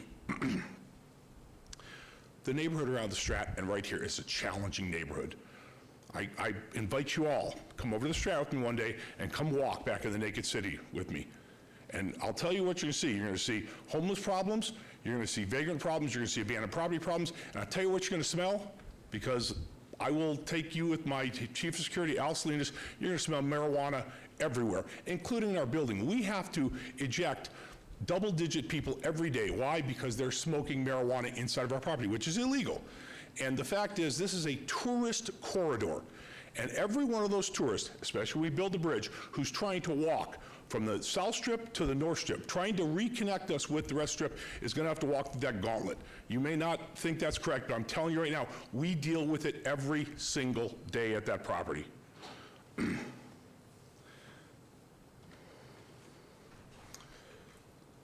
This neighborhood is adequately served, and I would hope you would listen to the businesses around there. We're one of the largest employers in this neighborhood. We are a tourist destination. We are bringing dollars in. I hope this council takes that into consideration when they vote on this matter, and I would hope you would vote no with regard to this. It is not the appropriate place, and it's not necessary. Thank you.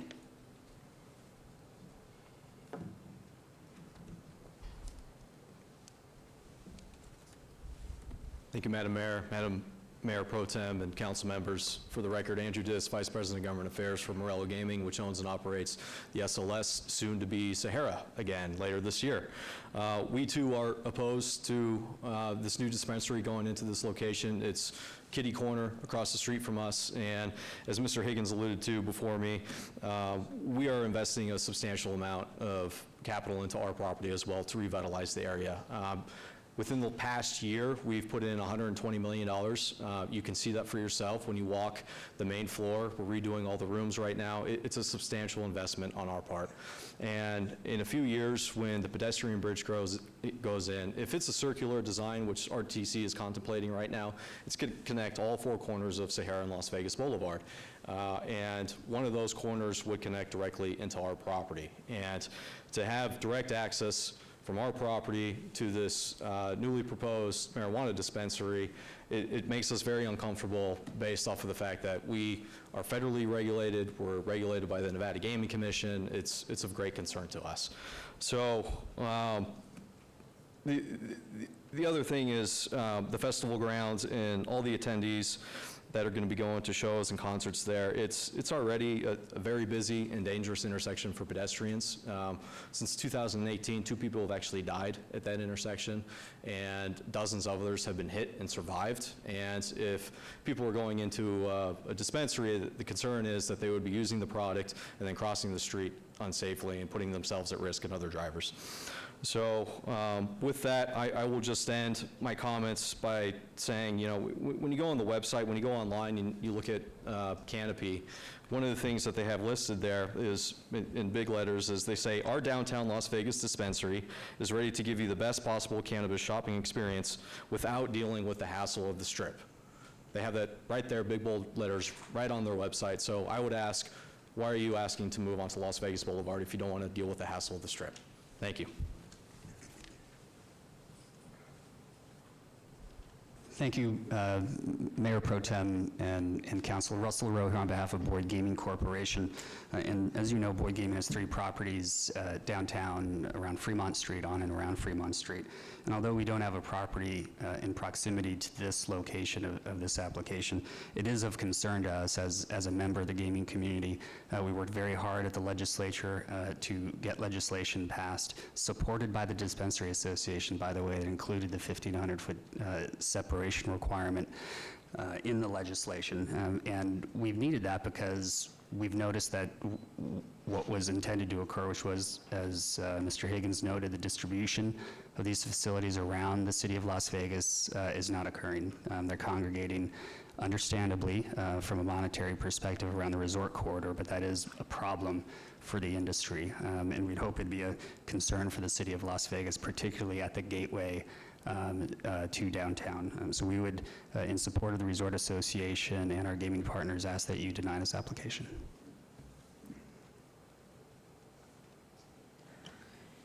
Thank you. Is there anyone else wishing to be heard on this item? Good afternoon. I'm Captain Chavez, Las Vegas Metropolitan Police Department. I am the Bureau Commander for the Downtown Area Command, so I am the captain for the great city of Las Vegas. Address 621 North 9th Street for the record, Las Vegas, Nevada 89101. First off, welcome to all the new council members. I look forward to working with you, and for those of you that I worked with in the past, I thank you for all your help coming up so far in the last 2 years that I've been in downtown. And I'm here today to speak in opposition of this new dispensary.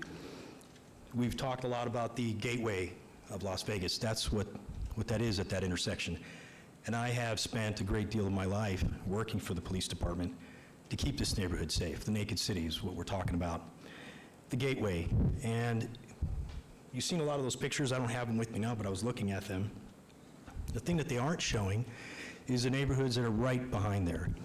The Stupak Community Center that I spent a lot of time at with the mayor for Easter, for holidays.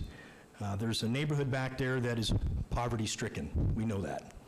And we are looking at placing another dispensary. So I think they said now this is going to be number 6. That's troubling to me. My officers spend a great deal of time making that neighborhood safe, and when we encounter people who are undesirables that come from some of these dispensaries, it creates an enormous amount of work. I ask you all to please take in consideration the families that live behind there and live around that neighborhood, some of which are the silent minority maybe, Hispanics that are working very, very hard to improve their lives. And now here we are yet again shoving another dispensary right in front of their face. And it is the gateway. We have, and I say we, all of us, the city of Las Vegas, I've worked very hard to make this the crown jewel. As you go into Las Vegas, this is the first thing you're going to see. And I don't want that to be what people remember as they come driving into the city of Las Vegas. We shouldn't play second fiddle to anyone. This is a great city. We have done some amazing improvements along our corridor. Main Street, up and coming, will be Fremont Street, Las Vegas Boulevard. Why do this? There's no need for this. I ask you all to please take all this into consideration. This is something personal for me. I have spent a great deal of my life working for the police department, and now here I am as the Bureau Commander of Downtown. I take great pride in that, and so please take all this into consideration. We have some amazing partners that have come forward. The Stratosphere has done so much to help us. Golden Entertainment, they are great people. More importantly are the people who have to live with this every day. The rest of us go home, they have to sit there and smell this and live with it and deal with the problems. So with that, I thank you for your time, and I hope to continue to work with all of you in the coming future here. Thank you very much. Hi, I'm Margaret Presley. I'm going to read 2 letters on behalf of this dispensary being approved, or the special use permit. Thank you. My address 4006 Cottonseed Court. To the board, my name is Dan Shinifin. I was a county commissioner here in Nye County for 8 years. I served on the Planning Commission for 2 years prior to that, and have had the pleasure of working with Dr. Batty on many items while serving my community. He was instrumental in bringing us an urgent care facility and in building a very large 60,000 square foot complex for HCP, which continues to offer urgent care and much needed medical services. Dr. Batty has always been a man of his word and has worked with our board in the past to improve our community.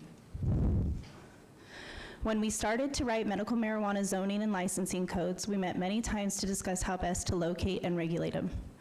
I have faith, based on past experience, that Dr. Batty, in whatever endeavor he is involved with, will prove to be an asset to your community as well. Thank you for taking the time to consider my letter, and I hope that you will also find him a valuable community partner as I have. Sincerely, Dan Shinhoffen, former Nye County Commissioner and Planning Commissioner. To the members of City Council, I apologize for not being here in person, but I am attending a meeting at the National Cancer Institute. Nevertheless, I would like to say to you that Dr. Batty is one of the few remaining physicians involved in the cannabis industry, and it is so important that he be allowed to move to the most advantageous locations in order to stay competitive. thus enabling him to continue to conduct the important research needed to be undertaken in this field. The landscape of the cannabis industry has changed dramatically with large corporate ownership that have so many locations. It is and will become even more so impossible for smaller local businesses to survive. In this case, it would be disastrous to his business. For Dr. Batty's dedication to the medicinal aspects of this industry and research to continue, this absolutely means he must succeed financially.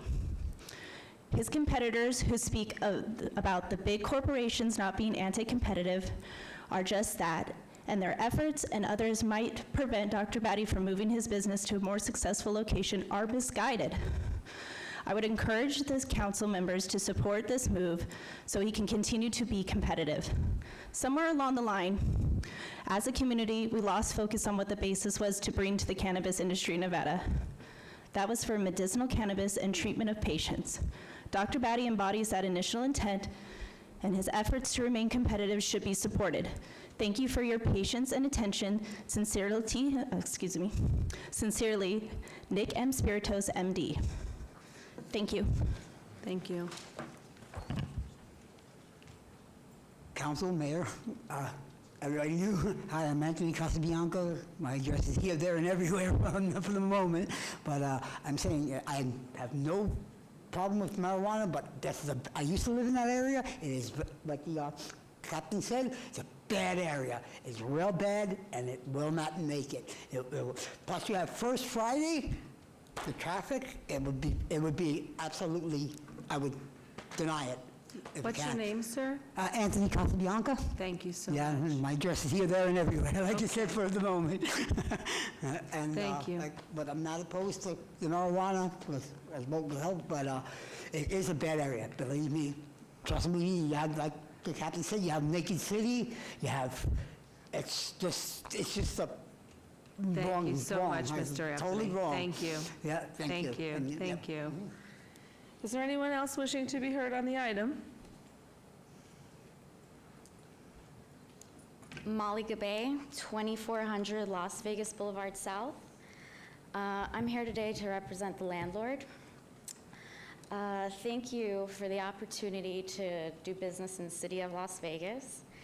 Our family has been doing business since 1997, and we'd like to continue doing business and investing in the city for years to come.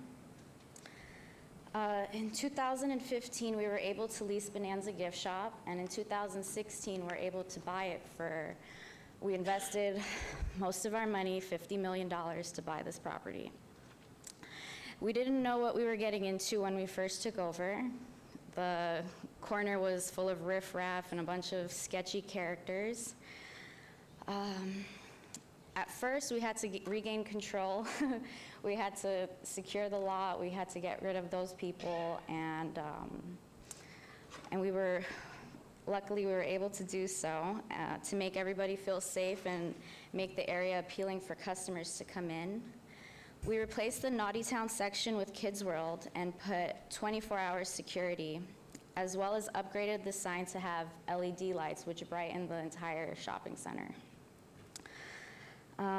As far as the property goes, it has the land use for dispensary, and it is not located within any distance restrictions, and it fulfills all requirements as planning has approved.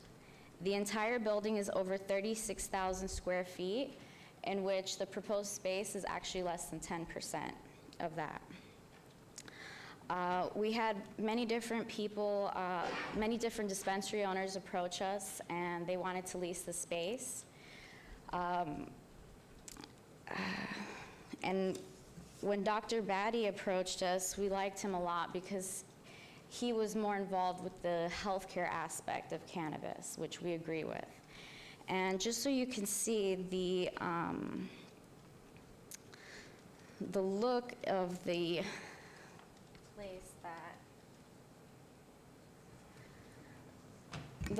management company is called Urban Leaf, and that's how they look. It's very professional, it's clean, it's seamless, and it goes kind of right in with our property as well. And so just a little bit about Dr. Batty, just so you can understand his care about the healthcare aspect.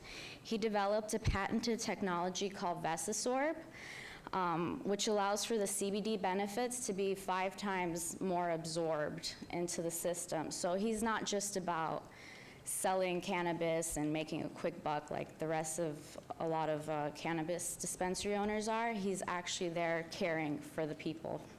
And that's what we liked about him and why we chose to work with him. As owner and operator, we're on property every day. Our shopping center's success is our livelihood, and we would like the special use permit approved for our property, as everyone else that has been approved and has had the same requirements that we meet were approved. And just to address some things that were said, for instance, about the consumption in Naked City. I mean, there were supposed to be consumption lounges, and that was struck down. You know, that striking down was backed by casinos. And so if you want people to be able to consume properly and in abidance with law, I mean, it's kind of a tough situation for them. So, you know, I suggest, you know, working with the community and, of course, keeping tourists educated with proper consumption and what the laws are, which, of course, I'm sure Dr. Batty will be doing. Okay? Any questions that you have for me?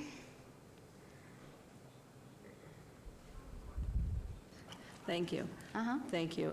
No, I think, but you know, one of the things that I think is a really big valid point is you are not in any, your zoning is correct for this particular store, and plus you are within the right amount of feet from everything. I think that's very important to consider.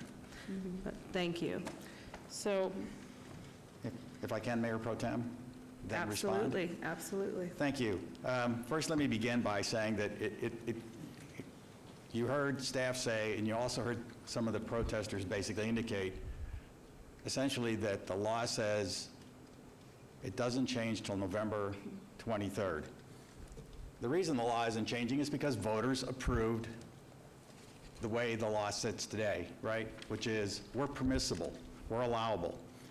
And to basically try to thwart the voters' intent, what the legislature couldn't do, they're asking you to do today. What the voters said they don't want, they're asking you to do today. Basically to undermine the voters' will and basically require something which is not required by state or local law until November 23rd.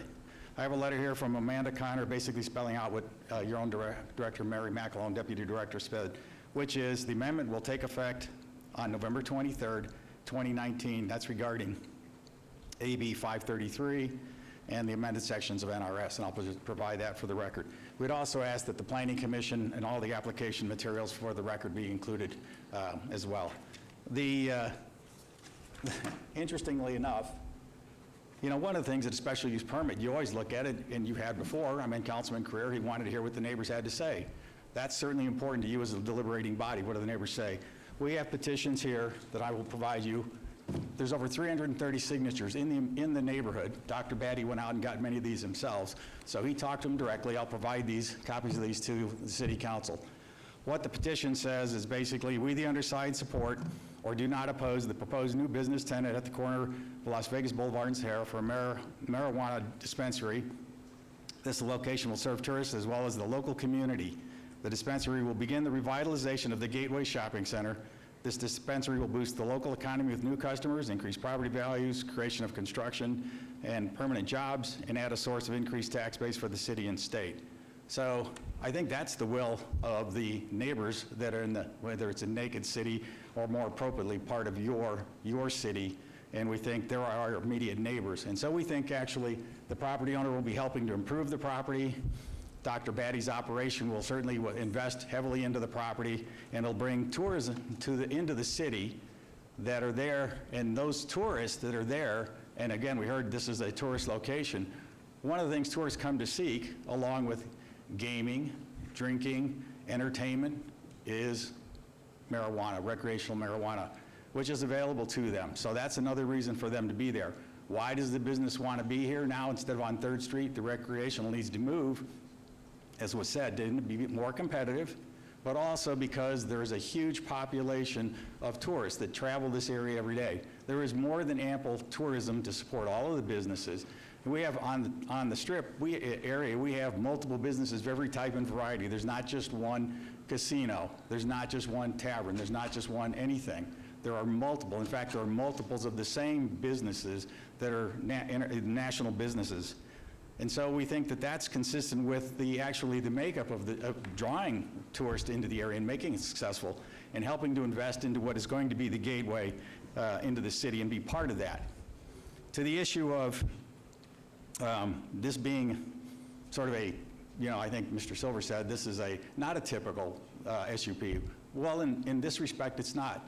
The requirements for a marijuana dispensary are actually much greater than a typical special use permit. The findings and requirements of the code are much greater.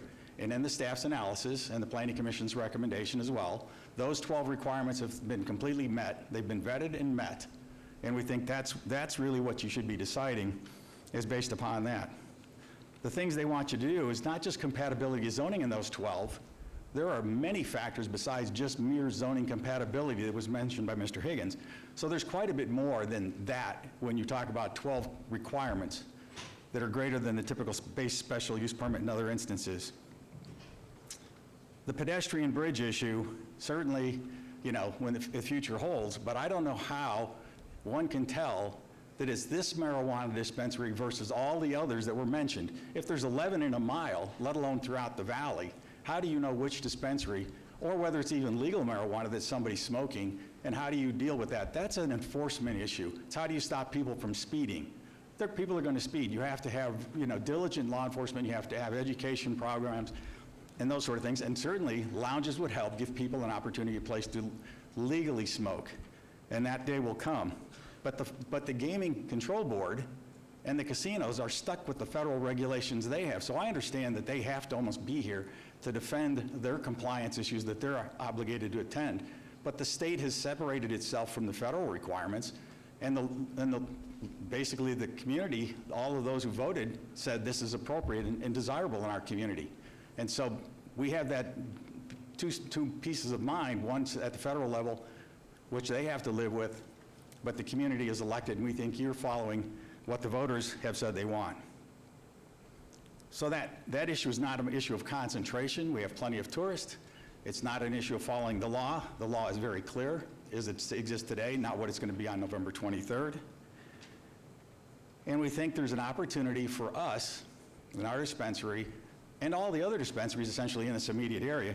And just to give you a sense of what that looks like, because Mr. Silver's, I think my exhibit's a little better than his, I'm biased though, but if we can go to the overhead, you can see here that what we have is just in this immediate location, very close. Here's the Stratosphere property here. 452 feet to the north is Blackjack Collective. That's a dispensary. We already have Essence, which is number 1 on the map here, and that's right on Las Vegas Boulevard, a dispensary there. We have Relief, number 2 here, and actually, just to go back, Essence is actually closer than we are. They're only 550 feet. Blackjack's 452. Relief, number 3, is 723. And we're 795 feet away from the closest point to Stratosphere's property.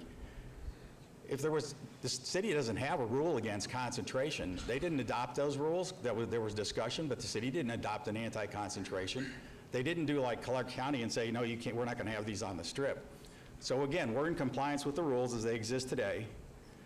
We think it would be unfair and inequitable to approve, having approved all those others, plus the 11 that are out there that were referred to, and find that somehow we're uniquely different. So I'll leave this exhibit for the record as well. But let me give you a sense of what one of those properties that faces the Strip looks like. Here's Essence, and very visible, not discreet whatsoever. I mean, you can't be any more impactful from that. And you can see here, you can see Essence close up and the Stratosphere looming in the background. And here's a nighttime shot, and this is from their own website, showing again, Essence lit up at night about as brightly and in your face as you possibly could get. So there's nothing about being discreet that has occurred to date. Other dispensary locations here in these other, and we're looking at this Essence from in other locations, here we provided to give some sense of that, and I'll leave those as well. I guess the point is, while we're on the strip in one sense, we're facing Sahara, but more importantly, we intend to be discreet. So we've offered the Councilwoman's office that as far as the signage, which is not before you, as far as the aesthetics of the design, which we've illustrated what that intends to look like, we would be glad to come back, work with staff in her office on what that design would be. And so we would certainly offer that, that condition or concession to come back before her office, or whichever way she would want to do that. We'd also willing to work with the other dispensaries in the city to create, with Metro, be a partner, and let's find a way, if in fact enforcement, which is the issue, is a problem, let us find a way to participate in funding an officer as appropriate and proportionate as that may be, to help fund whatever efforts are necessary. It's to everybody's, the landowners, it's to our benefit to keep these in a good standing and good form. You don't want to chase away customers. To me, it's like I have heard on, convenience store.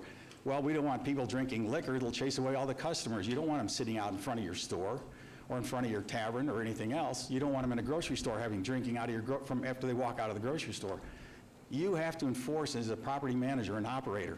So we will have security there, both from property owner as well as the dispensary. There'll be there's required security. So we can work with the city and Metro, but to enhance that off-property, Metro's the best capable to do that, and we could assist in providing some financial mechanism and be glad to participate in doing so.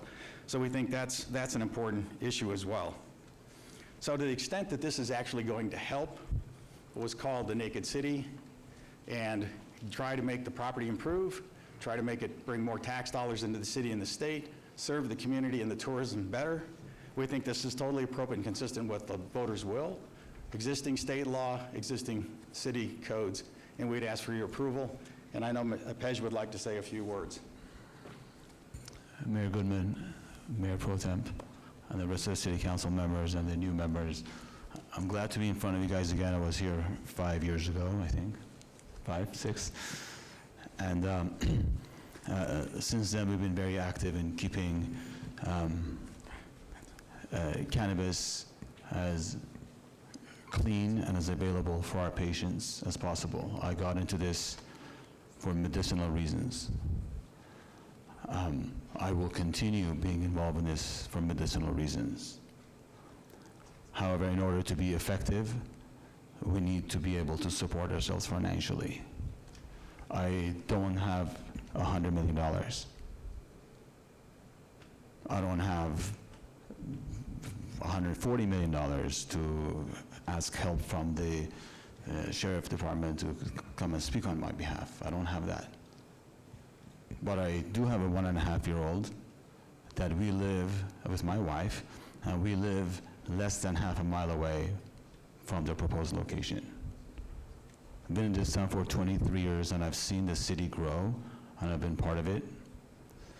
We intend to be good neighbors, and we intend to help that area, my neighborhood, to thrive. And we've offered to put clinics around to help people with whatever needs that they have. Support with law enforcement locally and around the dispensaries in that area. And I'm so glad that we're here. I love our city. I'm committed to our city, and I'm asking you for your vote. Thank you. I'd just like to add a few things. He reminded me when he showed the photo. So in response to the billboard that was brought up by one of the attorneys, that's a third-party billboard, operated by Lamar.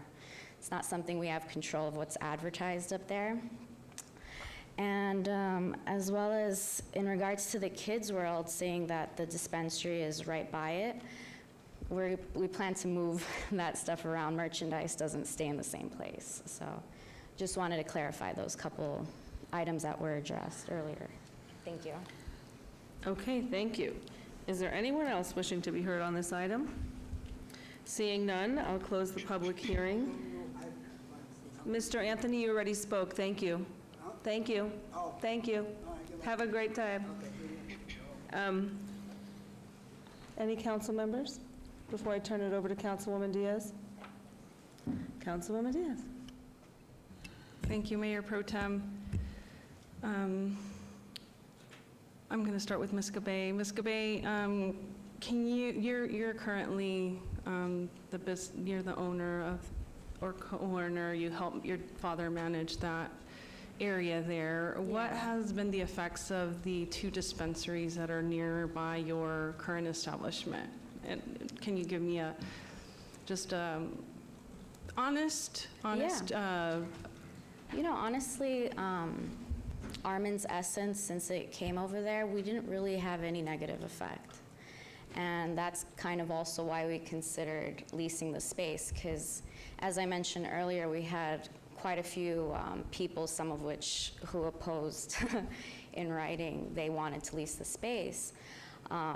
So after a couple offers, we started to get interested. We paid closer attention across the street. We've even went, visited those around in the area. We stayed in the lot, watched how everything kind of worked, and we had no issues with it. And that's when we started to actually consider leasing it. And just to the points that were made here by several individuals, do you smell it nonstop around you, since there are a couple of the marijuana establishments there?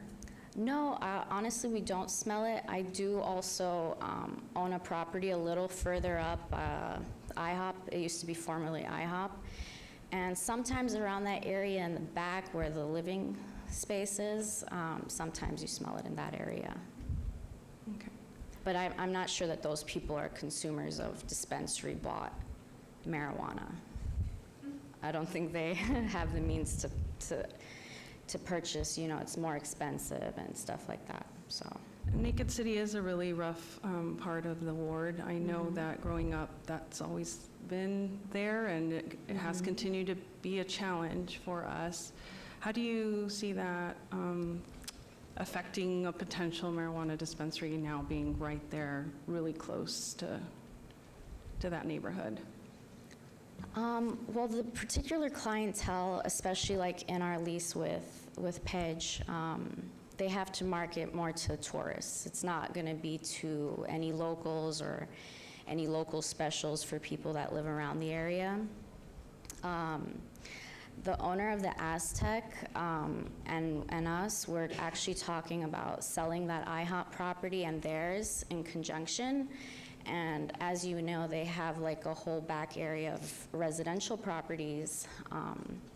So that whole thing might get sold and bought to be redeveloped. So I think that area slowly but surely will be, start to get cleaned up, and people are investing in that. And also, what are the hours of operation we're thinking about for that location? So we're open from 8 a.m. to midnight, sometimes 11:30. But what are your hours? I think we will be equivalent at the beginning with the existing hours. I do expect that to increase. However, we will have 24-hour security. We currently have 24-hour security. We have two our security plan is a little more aggressive than most marijuana security plans currently on our 3rd Street. We have 2 guards at all times during the operational hours. And then we have 1 floating between back and forth during non-operational hours. In that facility, our commitment has been to have not only 24-hour coverage, but increased coverage in that area, because the surrounding areas we don't want people smoking or having issues in our area. So it'll be 24-hour security. The hours of operation will be probably from 8 to 12, and most likely would increase. Okay. This is a really hard agenda item to face on your second council meeting. Oh, who has a question? You have, oh, then Councilman Knutson, I was going to dub you the birthday boy. To Mr. Summerfield and the staff, I'm just curious if the city has ever considered any restrictions on the concentration of cannabis dispensaries. Through you, Madam Mayor Pro Tem, so that is a policy decision of the City Council, and at this time, there is no distance separation between like uses.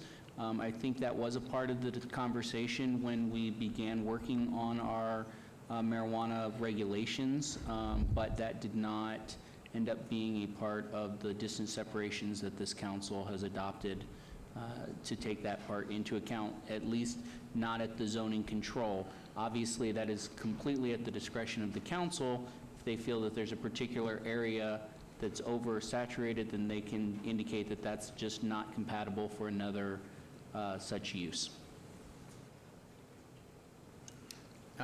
Thank you, and Councilwoman Diaz, if you're comfortable. I just wanted to say that this is a very complicated issue, and in all of my time as a city council member, the most complicated, I would have to say. But I wanted to say that, if it's okay, I wish you were coming to Ward 1, and I know there's a few items in the coming agendas that that'll be up, and equally they'll be controversial because there's always people that have very strong feelings on this particular issue. I think that the city, in my perspective, it sounds like you followed all the rules that the city has offered, the guidelines that have been set forth, and given the presentation we heard earlier in the RDA meeting, which is not relevant, but it was discussing about the vacancy rate in downtown and how many office buildings we have empty, and the fact that you're willing to come into the downtown, to me, is something to consider. And so I'm grateful for that opportunity. That being said, this is a very complicated issue, and the issues that may come out of whatever the decision of our Councilwoman Diaz, I think it's important that I want to put on the record that I've been very clear and transparent because this is a very controversial issue. And my feeling is that that it's important to be transparent. And so in every conversation, I've said the same thing, is that I support Councilwoman Diaz in her decision and what she makes today, and I don't know what decision she'll make. But I support the decision that she'll make. And also that from a city perspective, I think it's important that we think through how challenging it is to do business if we're different than the county in North Las Vegas and Henderson.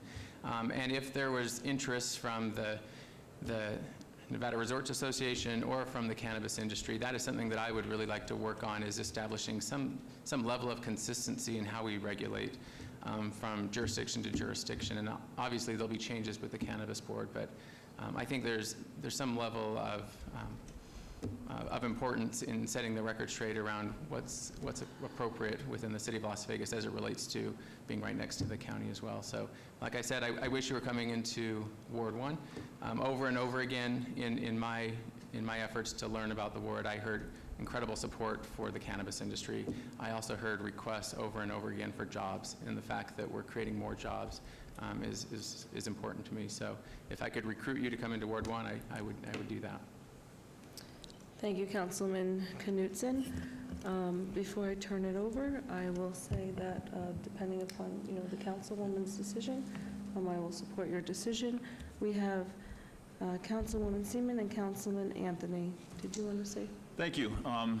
First of all, Councilwoman Diaz, there's good arguments on both sides, but let me tell you what I'm thinking of and what I'm hearing, and kind of how I think I'm going to vote on this is, first of all, I'm pretty well known for taking into consideration the neighbors first. They were there first. I need to listen to what they have to say, and with all due respect on your petition here, and I like you, George, you're a good man, but I just look at the first couple of pages, and we got 3900 Mount Vista, 3201 South Mojave, East Bonanza, 8th Street. So these aren't neighbors. I don't know who filled these out. I don't know where these were located, but these aren't the people that live in the neighborhood. They just, somehow they got filled out, and they're not representative of the people that are in that area. So the people that are in that area is the gaming industry. And they're our #1 industry in Southern Nevada. They are our #1 employer, and whenever they come up and say that they're worried about something affecting their business, I have to listen to that, because it affects a lot of people. So they're the neighbors, and they're against this project. Second of all, Captain Chavez in the back, I worked with him when I was at Metro. He's a man of integrity, and he's a pretty smart guy, and if he comes up here and says that having another dispensary in that particular area when there's already 3 or 4 of them, and that's going to cause him issues when it comes to policing, I have to listen to that. That's very important. And third of all, I mean, we want to make marijuana places available for people. It's already available there. I mean, if somebody wants to buy marijuana at the corner of Sahara and the Boulevard, they can buy it. So it's not like we need to put another dispensary in order to provide, because there's a lack of locations for the people that live in that particular area. And then I can go on and on a couple other ones, but I just, I don't think this is an appropriate, special use permits are a big deal. We just don't hand them out. I just not sure if this is the best location for this, for a dispensary based on what I just said. So hopefully that's helpful. Councilwoman Seaman. Yes, so first of all, I believe that Dr. Batty has complied with everything that's legal in the ordinances. Is that correct? I'm going to defer to staff. Through you, Madam Mayor Pro Tem, yes, ma'am. Under current codes and current requirements, this application is fully compliant. Okay, and then I will support Councilman Diaz in whatever she decides. I believe it's her ward. I understand the concerns about being close to the casinos. However, you have dispensaries that are closer than what he's bringing in. So I'm not sure I can agree with that argument. So again, I'm going to defer to Councilwoman Diaz. Thank you, Madam Mayor Pro Tem. You know, I'm a believer in that cannabis is here in our society. You know, you've heard me say that the cart has left the barn and we have to figure out a way to deal with it. Yet, I do not think that this is an appropriate spot for a dispensary. You know, it is the gateway to the city. I think that to be bombarded with dispensaries is not really the look that we want going into the downtown corridor. I do find it interesting that it was mentioned that a number of gaming properties have issues of people smoking in their properties, which we know that is true. Yet, I was a big proponent of the social use venues because of the fact that it's going to keep honest people honest and people should have a place to go smoke. Yet, a law was passed in the legislature supported by gaming that has sort of put a squash on that. So it's somewhat contradictory. Yet, I do think that at a different location, it'd be just fine. I just don't believe that this is the right spot, and I can't support it. Thank you. Thank you. Would you like to say something? May I? Okay, 1 more minute. Okay. Councilman Anthony, I went around and collected signatures myself from that entire neighborhood, from business owners, and also, again, I live maybe a 3-minute walking distance myself to that corner. People in my building, as I live at Sky, signed a good number of those. I can't tell you what percentage were out of the vicinity or within the vicinity, but I collected a good number of those. In the immediate area, yes. And then one more quick thing. I respect having the casinos here. I got here 23 years ago and I started working for MGM. That's how I got hired as a ER trauma doctor here. And I did orthopedics. But we're becoming a big city. We have hospitals, families, doctors, lawyers, and we are no longer a casino state. And it's nice to try to follow what the casinos want us to do all the time, but I'm the public, and I've been here for 23 years. That's all I have to say. Sorry. Thank you. Councilwoman Diaz. Thank you, Mayor Pro Tem, and I appreciate the first and foremost, the interest in moving to Ward 3. I know that is a very difficult part of my ward that we need to give a lot of love and a lot of work into. As my colleague, Councilman Knudsen, has pointed to, it is increasingly difficult to rent any kind of space. And you kind of drive by different shopping malls and you see more and more of the storefront space vacant. It's because as we evolve as a society, a lot of goods aren't being purchased inside square footage. And so how are we going to ensure that we're creating a different economy, diversifying the source of employment, ensuring that there is safety in our communities? And I mean, it's incredibly, I understand the gaming's perspective. I completely understand. Ever since cannabis was legalized, I smell it in my neighborhood. And it's, you know, one of those things that happened because it was the will of the voters to make sure that we were able to use it in our state. And so, you know, I keep thinking about the security issues. I keep thinking about, I think it's actually a pretty good location in terms of egress and ingress, egress. Like, I'm sure you don't have any problems with parking, right? Let's go by. And there's so many other dispensaries that are just strapped for space too.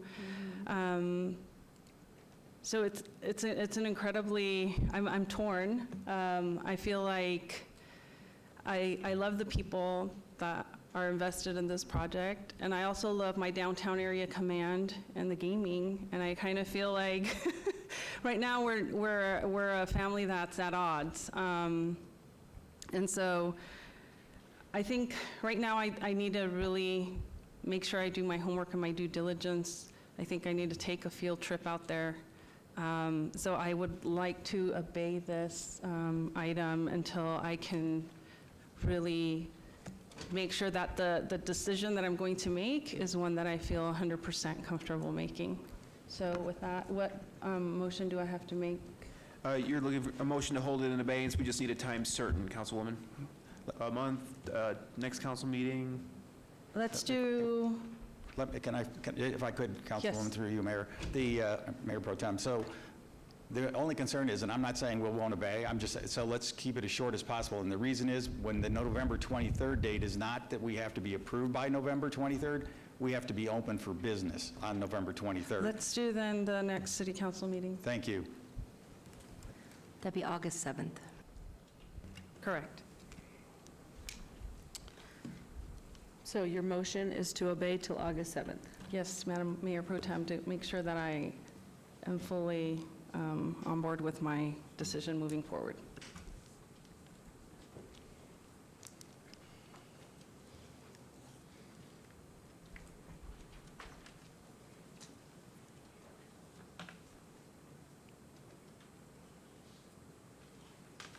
That motion passes. Thank you. Madam Mayor? Thank you. I love having a break. Not that it's anything, but thank you for handling that. And we will move on to agenda items 85 through 89. 85 GPA 75219, a request for general plan amendment from RNP, Rural Neighborhood Preservation, to L Low Density Residential. Note, the request was amended at Planning Commission from RNP, Rural Neighborhood Preservation, to R Rural.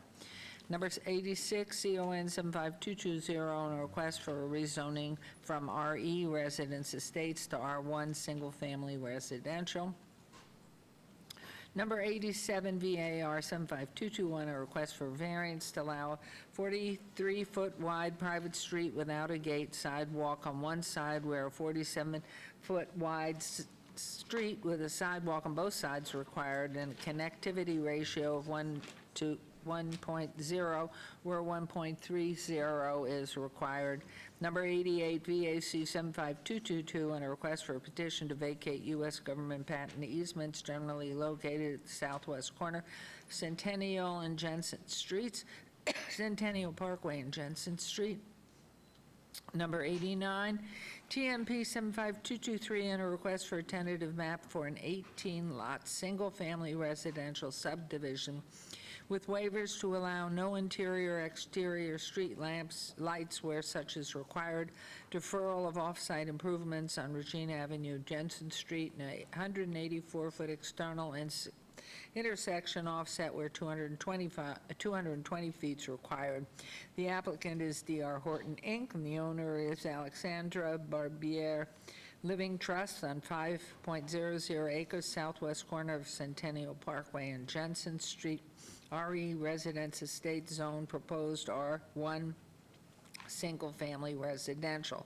Planning Commission recommends approval on all items. Staff recommends approval on items number 85 and 88 and denial on numbers 86, 87, and 89. These are in Ward 6 with Mayor Pro Tem Fiore.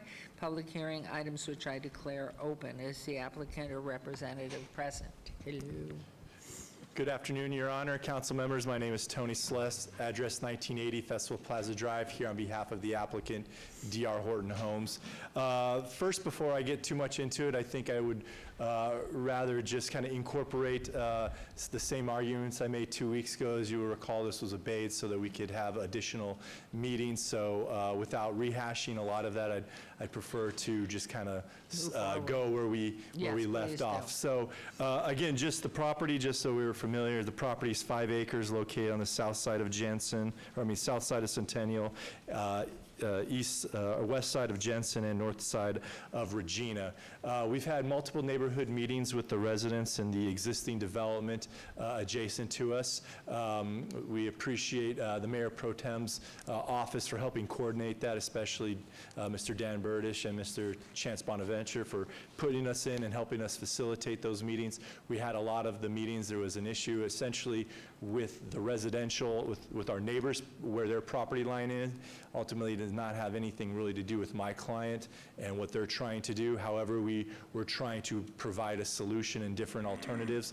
We appreciate Mayor Pro Tem jumping in and having all of us meet with her in that meeting that we just had a few days ago. And ultimately, the existing property owners, I think, ultimately support D.R. Horton, what we're trying to do. We agreed to do all single stories. I want to make sure that's, again, on the record, probably most applicable to the tentative map condition. Again, our GPA request has been reduced from what we requested originally, that Planning Commission approved. So all of those things we ultimately want to make sure carry forward. And finally, I think what the neighbors are going to explore is just the ability and what they can do to use their own property through there. So with that, I would respectfully request your approval today. Okay, thank you. Mr. Summerfield. Madam Mayor, the proposed amendment to the general plan as revised by the applicant and recommended for approval by the Planning Commission would allow a density of 3.59 units per acre adjacent to some properties that are limited to also limited to 3.59 units per acre, and other properties that are limited to 2.0 units per acre. Therefore, staff recommends approval of the general plan amendment. The proposed rezoning would allow for minimum lot sizes of 6,500 square feet, and therefore those would be in violation of the 2016 interlocal agreement between the City of Las Vegas and Clark County, which limits development within Plan Area B, which this is in, within the City of Las Vegas to maintain a minimum buildable lot area of 10,000 square feet. As such, staff is recommending denial of this rezoning request. The applicant has also requested a variance and waivers to not gate a private street or to meet public street standards, to not provide additional or provide required street connectivity, to not provide street lights where required, and to defer off-site improvements. As well, and not to provide minimal external intersection offset distances. Staff finds that the applicant's hardships to be self-imposed and the requested variance and waivers reinforce the unsuitability of the site design with that of the surrounding residential developments. Therefore, staff has recommended denial of the variance and the associated tentative map. Staff has no objection to the vacation request and would recommend approval of that application. Thank you. So 88 you give approval to. Correct, ma'am. Yes, with the adjustment to the our rural designation, staff can support the GPA. We cannot support the zoning or the variance or the tentative map, but we do support the vacation and the general plan amendment. Thank you very much. This is a public hearing. Anyone on any of these items, 85 through 89, want to come forward, please, and make your comments? Hearing and seeing none, I'm going to close public comment. And any questions from council? Because we are going to turn this right over to Mayor Pro Tem. Okay, it's yours. Thank you. So I move to approve item 85, GPA 75219 with all staff conditions. Thank you. There's a motion to approve agenda item 85. Please vote and please post. Motion carries. On 86, please. I move to approve item number 86, ZON-7522 with all staff conditions. There's a motion to approve agenda item 86. Please vote and please post. Motion carries. On 87, please. I move to approve item 87, VAR 75221 with all staff conditions. Thank you. Motion to approve on 87. Please vote and please post.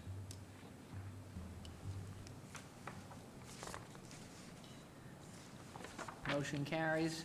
On agenda item 88. I move to approve agenda item 88 with all staff conditions. Thank you. There's a motion to approve agenda item 88. Please vote, please post. And Madam Mayor, if I may interject on the tentative map. For Mayor Pro Tem, Okay. Listening. based on the applicant's condition, we would propose to add a condition to TMP 75223 that all homes within the subdivision are to be single-story. Agreed. You agree? Agreed, yes. Thank you. Thank you, Mr. Summerfield. So on agenda item, 88. that was 88. Yep. So with And- all staff conditions. So I move to approve 89 with the added condition. with the added conditions. Please, thank you. Okay, there's a motion, please, to approve with the added conditions. Please vote and please post. And that carries. Thank you very much. Thank you. Okay, we're moving on to agenda item 90, SUP 76224, public hearing, applicant Taste of Africa owner, FAEC Holdings, Rula LLC, for possible action or request for special use permit for proposed 12,741 square foot tavern limited establishment use with a 1,245 square foot outdoor patio at 450 Fremont Street, Suite 295, C2, General Commercial Zone, Ward 5, Councilman Creer. Planning Commission, staff both recommend approval. This is a public hearing, which I declare open. Is the applicant or representative present? I am Hello. Mayor. For the record, Ricky Barlow, 3172 North Rainbow, Suite 202, representing the applicant Taste of Africa at Neonopolis. Did he mention that this morning? He did. No, he did not mention it this morning, but congratulations to Rohit Joshi on being nominated the Citizen of the Month, as well as to my good friend Early King, who is nominated Employee of the Month. So congratulations to both of them.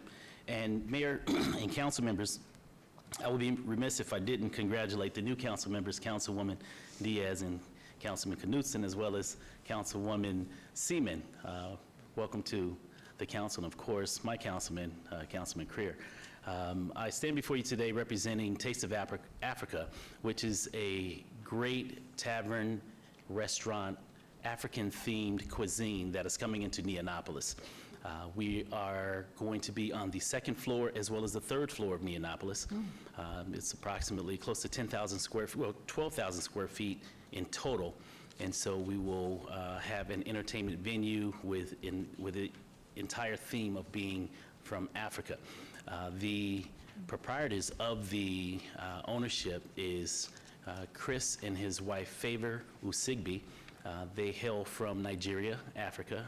They and their family have large businesses throughout the continent of Africa. and they have a variety of businesses right here in Southern Nevada, and they are very pleased and elated to be in the downtown community, specifically with all of the activity taking place in and around the Fremont Street experience. We see what Derek Stevens is doing, of course, the downtown Grand, and the refurbishing and the repurposing of the Fremont Street experience as far as the entertainment venue. This location that we're speaking of will be directly above Denny's, just to put this into perspective. And so we will have an opportunity to overlook Fremont Street as well as 4th Street. And as you all very well know, and Mayor, as I understand, you and Councilman Creer have been invited to the grand opening of the Cat's Meow, which will be our neighbor.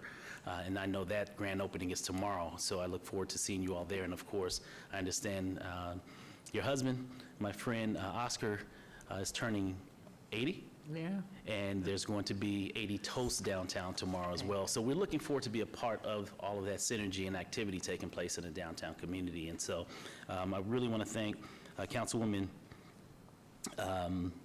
Fiore for a lot of guidance that she has also provided in regards to some of the ideas that should go into this facility. And so I do want to recognize that as well. So thank you for your comments as well. And of course, Councilman Creer and his entire staff, as well as Mary McElhorn and Minerva, who have basically walked us through this process seamlessly. And so their customer service is most definitely on par, and I really want to appreciate city staff for their support. So at this time, staff is recommending approval, and so does the clients that I represent. They're looking forward to approval as well, and I ask that you all follow the recommendation.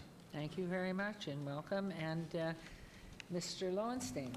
Thank you, Madam Mayor. The proposed use meets the goals of the Downtown Las Vegas Master Plan and the Las Vegas 2020 Master Plan by providing new opportunities for entertainment and commercial venues.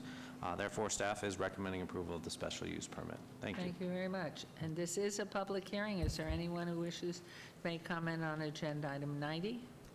Mayor, also allow me to recognize a good friend of mine who also have basically played a consultant role in this venue, and that's none other than Joe Cato, who represents Periwinkle Group. And so I want to thank her also publicly for her leadership in on this, because this most definitely was a team effort to bring this to downtown, because they were actually looking out in the county.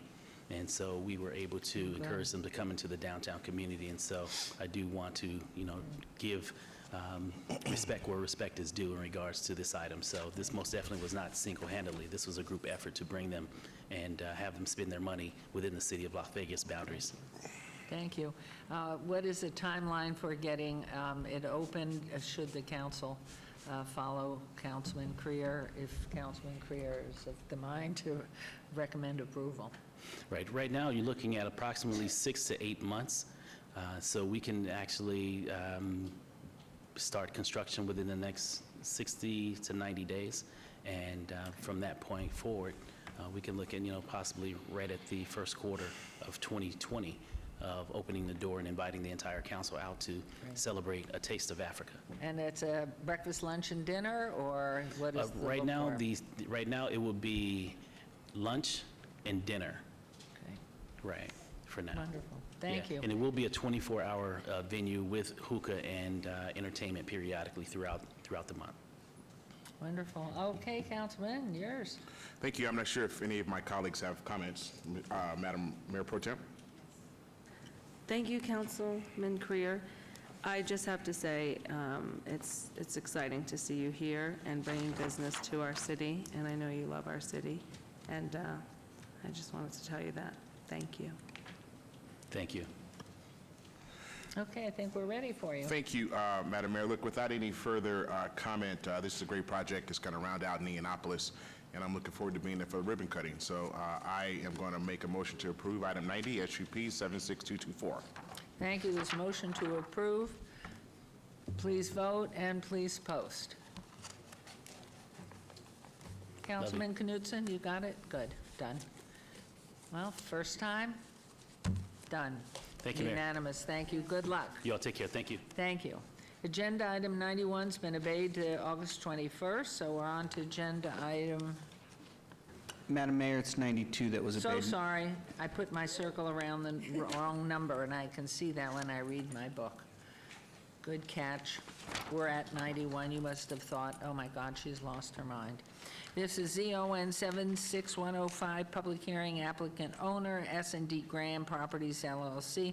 Possible action or request for rezoning from PR Professional Office and Parking to C1 Limited Commercial on 1 acre at 1353 Arville. This is in Ward 1 with Councilman Knutson.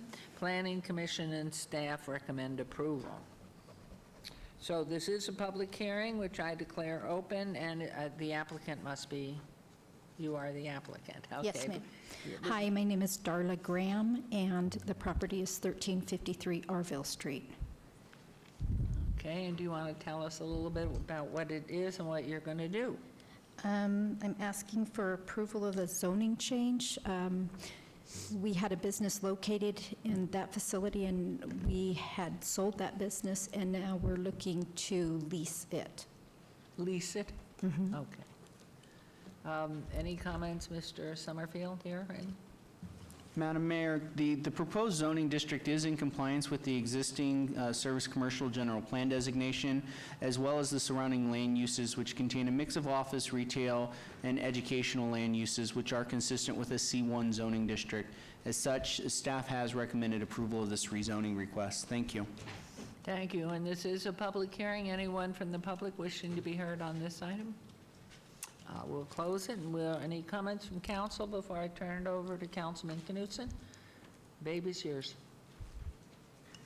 Thank you very much, and I want to apologize in advance because I haven't met you, and so I feel unprepared to talk about this particular item. I have driven by, obviously, I think there's a picture up before. It's a vacant building right now with a lot in the back, but I don't know what you want to do with it, and so the only concern I really have is that there's there's a playground and a school right behind it. Yes. And so there was some concern expressed around how you would use that space. And I am not sure why you're asking for the change. And so if you could kind of clarify for me what your intention is for that entire space and how it's consistent or inconsistent with the existing use now. Well, we're not looking to change the vacant land and building anything further on the building. The building exists now and meets all the requirements for C1. We're interested in just leasing that building to someone that would be compatible with the neighborhood. So because I'm a newbie, and I apologize for that, it's not your fault. So am I. Okay, well, let's be new together. So I'm going to ask for some advice from our staff on what to do. I feel like I don't know you, and I understand the need to lease out the building, and maybe a quick tutorial on how changing the zone would be helpful to leasing out that space would be helpful for me. Madam Mayor, through you, Councilman, so with the zone change, any use that is permitted either by right or condition or applicable for a special use permit in a C1 zone could be requested at this location. This is an existing building, so there's a number of uses. The PR zoning district is meant to be a transitional zone between single-family residential and commercial. It's typically not something where you'd see an office building of this structural stature. It really is the conversion kind of a single-family home into an office. You have quite a few of these on Jones and Maryland Parkway and in areas like that where you kind of have some large street frontages. This property with the rezoning could become any of those things. So it would not be inappropriate if you have any questions or concerns and want to better understand what the potential future tenant on this is, to possibly hold it for 2 weeks or until the next meeting to meet with the property owner. Again, when you do rezone this, it will be eligible for any C1 permitted use, conditional use, or special use permit. And it doesn't sound as if you have someone ready to lease the space. Yes, we do. You do? Can you? We have 2 potential customers right now Okay. that are looking at bringing in architects to make any interior changes that are ready to make an offer and lease this, but they are not willing to do that until we have the C1 zoning. It creates a large hardship for me personally to continue to obey this.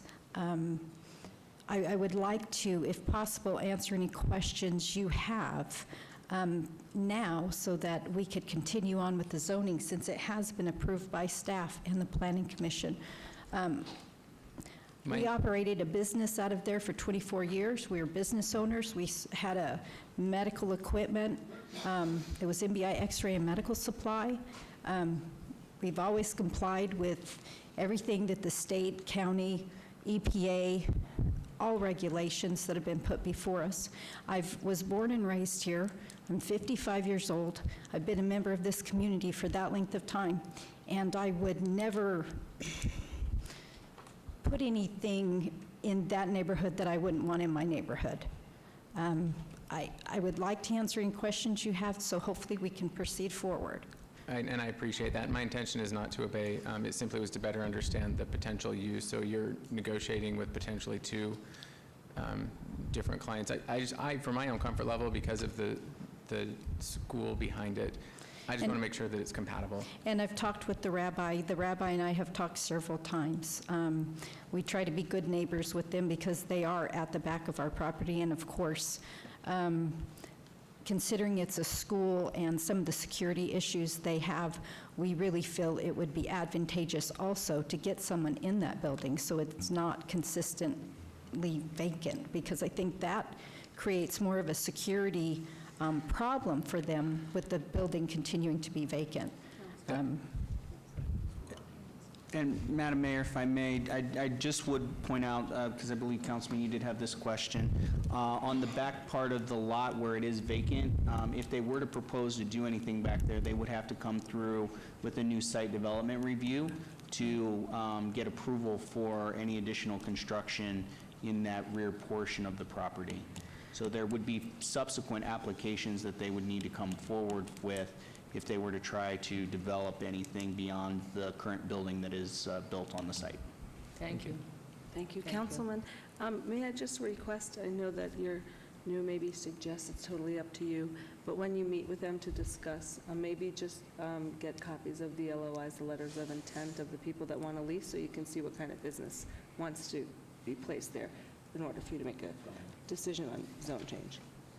Yeah, and I appreciate that. So I think you said some very important things to me, especially regarding the rabbi who I'm familiar with in that area. So given that, my request would be is that if I approve, because I don't want to make a undue hardship on you, if you're able to meet with me following this, I would move for approval.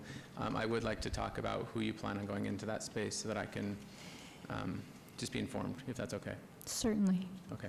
And I would like to add, if I might, Councilman, it's not you that's in question, obviously, with your previous life and involvement with the property and everything else. It's just the ability that we have through the city to vet some issues that might help you in making your selection, if there are choices that you might have made. So I think just the courtesy to Councilman Knutson would be great. And so you're going to move for approval? Good. Madam Mayor? Subject to any conditions? Just one comment, and I'm just trying to understand, are you looking to obey this? No. Okay.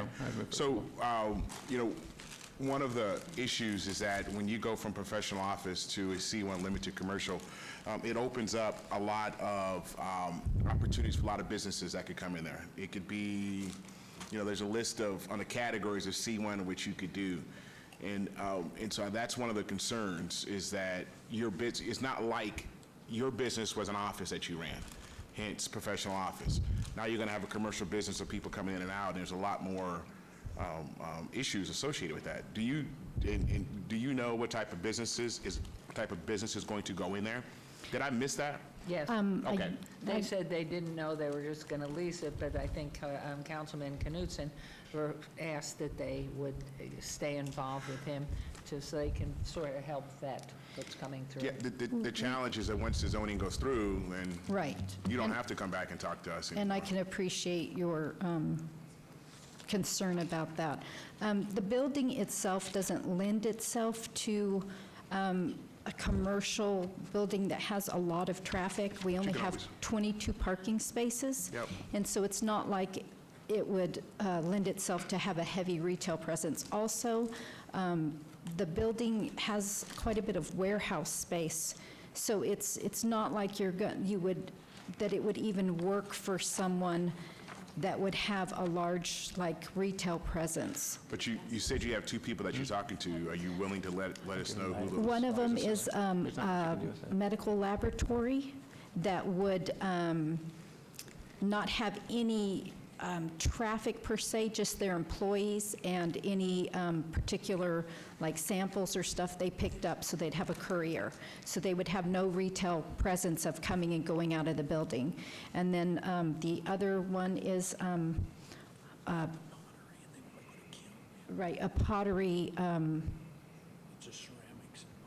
ceramics and pottery, and they want to put a kiln in.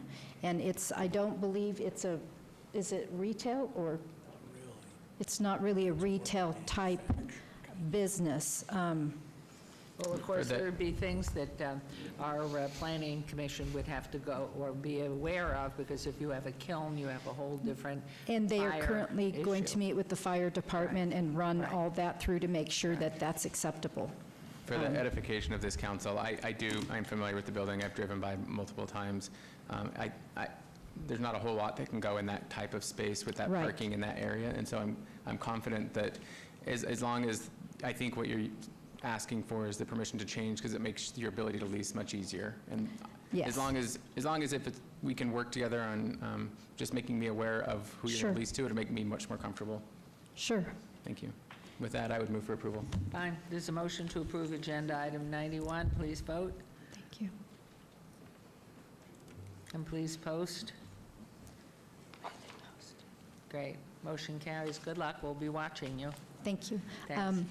How am I supposed to get in touch with you to make that appointment? I will track you down. I don't know my phone number, which I would give it to you, and I don't know how to get it really easily, but I will track you Go down. online to the City of Las Vegas or go to our wonderful app, and all you do is ask for Councilman Brian Knutson, Ward 1, and it happens to be carried every day in the Las Vegas Sun. With Okay, your thank you phone so much for number, your time. Email, blood type, everything. Thank you so much for your Thank you. time. He'll look forward to having you in to see what you've got going. Thank you. Okay, let's move on to 93, 94, 95, as we have obeyed to August 21st, number 92. And 93, VAR 76335, and a request for variance to allow a 0-foot side yard setback where 10 feet is required. 94, VAR 76336, a request for variance to allow 30 parking spaces where 32 spaces are required. Number 95, SDR 76337, on a request for a site development plan review for proposed 871 square foot addition to an existing building with a waiver to allow a 0-foot landscape buffer along the north perimeter where 15 feet is required, 0-foot landscape buffer along east perimeter where 8 feet is required. The applicant owner is Patron Investments LLC on .39 acres at 1618 and 1622 East Charleston Boulevard, C1 Limited Commercial Zone. On all items, Planning Commission recommends approval and staff recommends denial. These are in Ward 3 with Councilwoman Diaz and are public hearing open items, which I now declare open. Is the applicant or representative present? He's there, but I can't see him or her. Is he there? No, he's not. Okay, so Mr. Summerfield, Mr. Lowenstein. Thank you, Madam Mayor. The proposed development does not meet Title 19 setbacks, parking, and landscape buffer requirements. No evidence of a unique or extraordinary circumstance has been presented, and staff concludes that the site is being overbuilt as evidenced by the associated variance requests. As the applicant's hardships are preferential in nature, staff therefore recommends denial of all applications. Thank you. Thank you very much. It's a public hearing. Does anybody wish to be heard on any of these items? Well, lucky you. Councilwoman, there's nobody here to talk to. Yes, and seeing that we don't have someone representing this item, I do have some questions that I'd like to ask them. And so I think the best thing would be to obey it 2 weeks out and to ensure and see if we can either know where they stand, if they're going to continue with this project or not, but I definitely have some questions for them. So I'd like to motion to obey items 93, 94, 95 Thank for you. 2 weeks. Okay, that puts us to what, August 5th? August 7th. And legal counsel, it's all right, take them together, correct? Thank you. There's a motion to obey 93, 94, 95 to the August 7th meeting for Councilwoman Diaz. That's what we'll do, and I've closed the public hearing. If I didn't, I do now. So please vote and please post. Okay, he has stepped out. And that motion carries. Thank you very much. We'll now move on to agenda item 96, VAR 76293, public hearing, applicant owner Cypress SUB 2 or Sub 2 LLC for possible action or request for a variance to allow a 5-yard front yard setback where 20 feet is required, 10-yard rear yard, and a 12-foot corner side yard setback where 15 feet is required for a proposed single-family dwelling on .14 acres northeast corner of Ogden Avenue and 18th, R1 single-family residential zone, and this is Ward 3 again with Councilwoman Diaz. This is a public hearing which I declare open. Is the applicant or representative present? Hello, Mayor Goodman. Hello. My name is Stavros Georgiou, 7450 Southeastern Avenue, Las Vegas, Nevada. Oh, do you want to tell us? Stavros. Wow. The only one. We should have invited him to lunch. Both with beards? Who are you with? What's that? What do you do? I used to be in the restaurant biz. I think you visited my restaurant back in the day, Oh, in at the Mistral at the Hilton, and then I have Alizé. Yeah. I remember that. Okay, yeah. It's a while back. I recognize you. Yeah. Was it serving Greek food? No, it was actually Chef Andre Rochat, so Oh. it was French food. Yeah. Okay. Yeah, I think you All know right, him so very well. tell us about your item, please. Okay, so the project I'm working on, it's on the corner of 18th and Ogden. I'm happy to say I had unanimous approval from the Planning Commission on June 11th. As you know, there's been a significant investment on Freeman Street heading up towards 11th Street, but nothing really much past Maryland. The parcel I bought it's been vacant land for about 50 years now, and I'm hoping that what I'm trying to do here is could be maybe a catalyst for future investment in the future, further east, excuse me. I'm going to build this as my home. It's going to be made out of shipping containers, a little bit outside the box. I've been kind of obsessed with it and researching this for many years now. It will be a green design incorporating solar panels. I'm looking to make it a net zero energy consumption. I will be living there. Contemporary design with an open interior courtyard. The challenge that I have is that being on the corner of 18th and Ogden, on the corner on the Ogden side, normally there'd be a 5-foot setback, but now it's going to be 15 feet because it's on the corner there.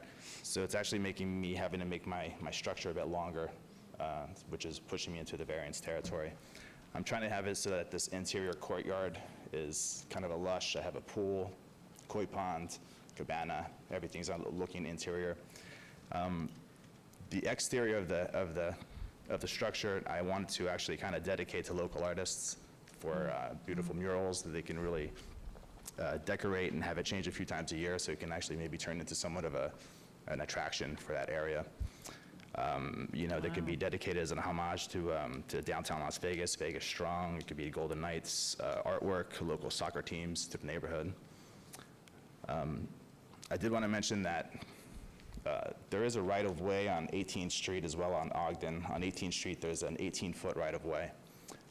I spoke to Mr. Steve Gabecki from the planning supervisor, and he mentioned that he didn't see any reason for 18th Street to have to be widened. So I'm hoping with my variance, which is the 5-foot in the front yard, we still have 23 feet to the curb. And then on the side curb for Ogden, I would still have 19 feet with the right-of-way that's already there. Have we, if I might ask, You know how we're widening streets on Fremont East? Is that potential for looking to the future, having to widen and? Madam Mayor, I will defer to Mr. Anderson on that one. Bart Anderson, Public Works. The city has an interest in complete streets and landscaped byways and things of that nature. So it is entirely conceivable that at some point we might want to put in street trees and such, but that would be within the existing right-of-way. He's not asking to vacate that right-of-way. He's just saying that right now it's that much extra distance as a means to justify his reduced on-site setbacks. But he's not asking to encroach or vacate our right-of-way, and I suspect any future widening that we may do, and I'm not saying we will, but if we do, would be contained within our existing right-of-way. And so you just need to consider that it would still be right-of-way, and so his on-site setbacks, do they make sense to you? Because he won't be using our right-of-way for his Okay, I mean, setbacks. because we are widening, much as we have done on Commerce and Main Street, where we haven't changed setbacks, but we've claimed the streets to be able to streetscape, landscape, widen them to make them more comfortable for the community. Yeah, I mean, I'm not going over it. I'm not, as he said, I'm not taking it, but I am planning on, you know, doing lush landscaping and making it beautiful and making it, you know, something I think that would add to the community. And since you're using, I'm sure, since you've been here for a while, you know Arnold Stalk, Dr. Arnold Stalk, S-T-A-L-K? I don't know. He's been in town for about 20 years, and he is a PhD in architecture who, back at least 20 years ago, brought the first concept of using cargo containers in Long Beach, California. They're all over the world in ports, making them into housing. In fact, he developed one specifically during the days of Katrina to be able to airlift them and ship them down into that area. Yeah. So he's with Veterans Village. If you go ahead and Google Dr. Arnold Stalk, S-T-A-L-K, he's been working with cargo containers all these years. That would and be my seeing the sense. advantage. So he, you know, it may be of no value to you at all, but it may be of great interest. And as you run through your concepts, and he'll have shortcuts, whatever, I have no idea. Any information would be helpful, Okay. absolutely. It's all new to me. I built traditional houses, but I have not built Oh, with then shipping it's a must. containers. It really is a must that you talk with him. He has just really become an expert, especially when it comes to veteran housing and what we're able to do, and does have them now on a couple of the veteran sites. One at, goodness, where's that? It's down at the Four Corners. But you can find that information out there, and we'd be happy to introduce you, whatever. So this is very exciting. I don't know if I asked public, if you have any comment on number 96, please come forward, make comment. I will close public hearing, and we'll turn this over to... Staff report. Pardon? Down here for the staff report. Hello. Hello. Just real quick, for the record. Oh, I thought that was his report. Yeah. That was only a half report. Yeah, Madam Mayor, so the proposed development, as indicated, does not meet Title 19 setback requirements. No evidence of a unique or extraordinary circumstance has been presented, and so staff has concluded that the applicant's hardship is preferential in nature. Staff is therefore recommending denial of the variance request. I do just want to make sure that we're clear for the record. The applicant did mention that he may wish to do landscaping, lush landscaping within the right-of-way. If at some future date he does choose to want to do that, he does need to come back to the city, work with the land development section of the Building and Safety Department, because that will require an encroachment agreement, because technically that is city right-of-way, and he will need approval before he can do any work within that space. With that, Madam Mayor, if there's any questions, otherwise, thank you. Thank you. Okay. Council, and does anybody, I heard a breathing I do. down there. I have Yes, Councilman I Green. have a question. When you say you're going to build containers, there are some architectural renderings in our backup material, but there's nothing to show what it's actually going to look like. And the last picture that's on here is a stack of containers with, I don't know who that is, if that's Zeus or I was just trying David or some Greek god of like 1, 2, 3, 4, 5, 6 containers, 7 containers stacked up together. That's not what it's going to look like, Not right? at all, no, sir. I thought it was pretty cool. Well, I actually- look, I just you know wanted what? to state That's in fine, but Vegas. I'm not sure if the neighbors would like that. No, absolutely not. I just wanted to give an example of how some people have decorated the shipping containers, making it, instead of a typical eyesore, it's turned into an actual work of art. I do too. Okay. So that's the only reason I Yeah, did look, that. it's yeah. not my neighborhood, but I'm just saying that if it was coming to my neighborhood, I would have an issue with it. But you don't have anything of what is, these architecture drawings are more sketches of what the I do have- patio is. Do you have something that, what it's going to look like? I have this one right here, if you have that. the overhead on, yeah. Nope. Okay, so I have this one here. The design has changed since. I really can't see it. I don't know if they can zoom in on it or.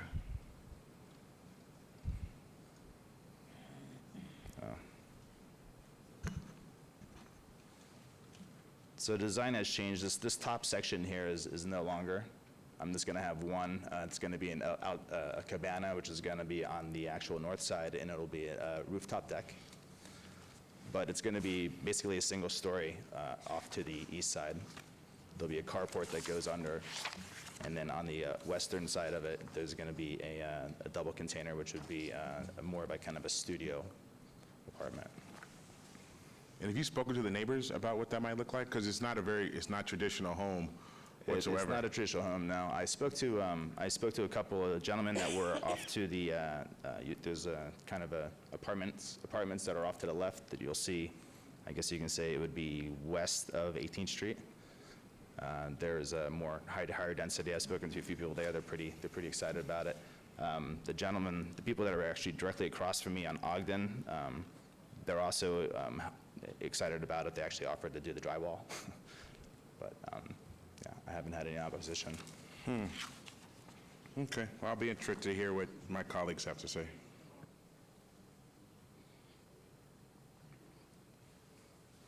And I'm assuming that you've seen the sketch, the drawing? Yeah, okay.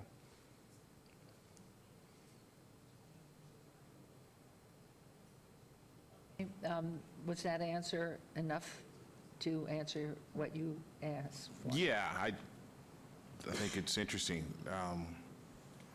Like I said, I'll be interested to hear what my colleagues have to say because it's very untraditional and in a very established older neighborhood that might be a little bit of a culture shock for a lot of people. It would be for my neighborhood. Sure, I understood. I mean, I think that it's really just been unfortunately a vacant lot. It's been a blight. There's been, trash and everything that's never been used. I'm just trying to actually add to the community in my own sense, as well as, I'm actually hoping this project moves forward. I plan on living there. I also plan on hopefully getting some positive recognition from it and possibly, contributing and trying to offer, lower income housing and student housing and try to help the rent situation that's in this town. If I can move forward and have something to actually say as my. Well, I'm sure Councilwoman Diaz will ask you about things of meetings with neighborhood, and residents, and so she'll put you through it. Okay. Okay, yours. Thank you, Mayor. And we did have a meeting in my office, and I did ask at that time if you had reached out to all of the neighbors that would have your very unique home next door to them. And so did you receive feedback? I went on Monday for the people behind me as well as the one directly next to me, and there was no luck. I mean, I guess my timing might be off. I was there at around 11 a.m. Okay. Yeah. So you haven't been successful in reaching them? Have you No. had any attempts of, having any meetings with the community there, just to kind of get their feel? I have not, no. I mean, I guess I'm kind of relying on the fact that the proposal is being, there's a big sign on there saying what I'm trying to do. There's the proposal that's sent out to everyone, and they have an opportunity to say approve or denial, and yeah. Okay. I mean, then, yeah. I'm just saying, I guess when I spoke with the building department, as far as the actual building itself, as long as I'm within the parameters of what the building code is, I know that it's outside of the box being a shipping container. They did not have an issue with it being a shipping container as long as I build it to their standards. And Mr. Summerfield, have those standards been satisfied? On the Madam record? Mayor, through you, so he has not yet submitted his building permit package. He actually needs the variance in order to do that. So once he goes through building permits, that is the next step for him, is to get all of his various approvals. Building and Safety will review all of his documentation. He will have to show that he's meeting structural and electrical, energy code, all those various components as a part of his building permit submittal package. Okay. But we do not have that yet because he needs this approval before he can really move forward with that next step. Understood. It is quite close in proximity to Hollingsworth Elementary, so we did talk about how the exterior needed to be done tastefully and G-rated, because we will have little ones walking by his home, and so we want to make sure that we are making sure that the exterior is inspirational and motivational for the community, and not something that, as a parent, I would be terrified for my 8-year-old to see. No, there'll be no nude gods No or nude anything paintings on side, the no. containers. Did you have something else? I Councilman did, Creer? Councilman Diaz, through the mayor. Question for Mr. Summerfield. A little bit ago, we had an issue in the mayor's neighborhood in Scott Shady where a person had built a garage, and then they didn't have a structure, a home structure. They were storing it as a garage.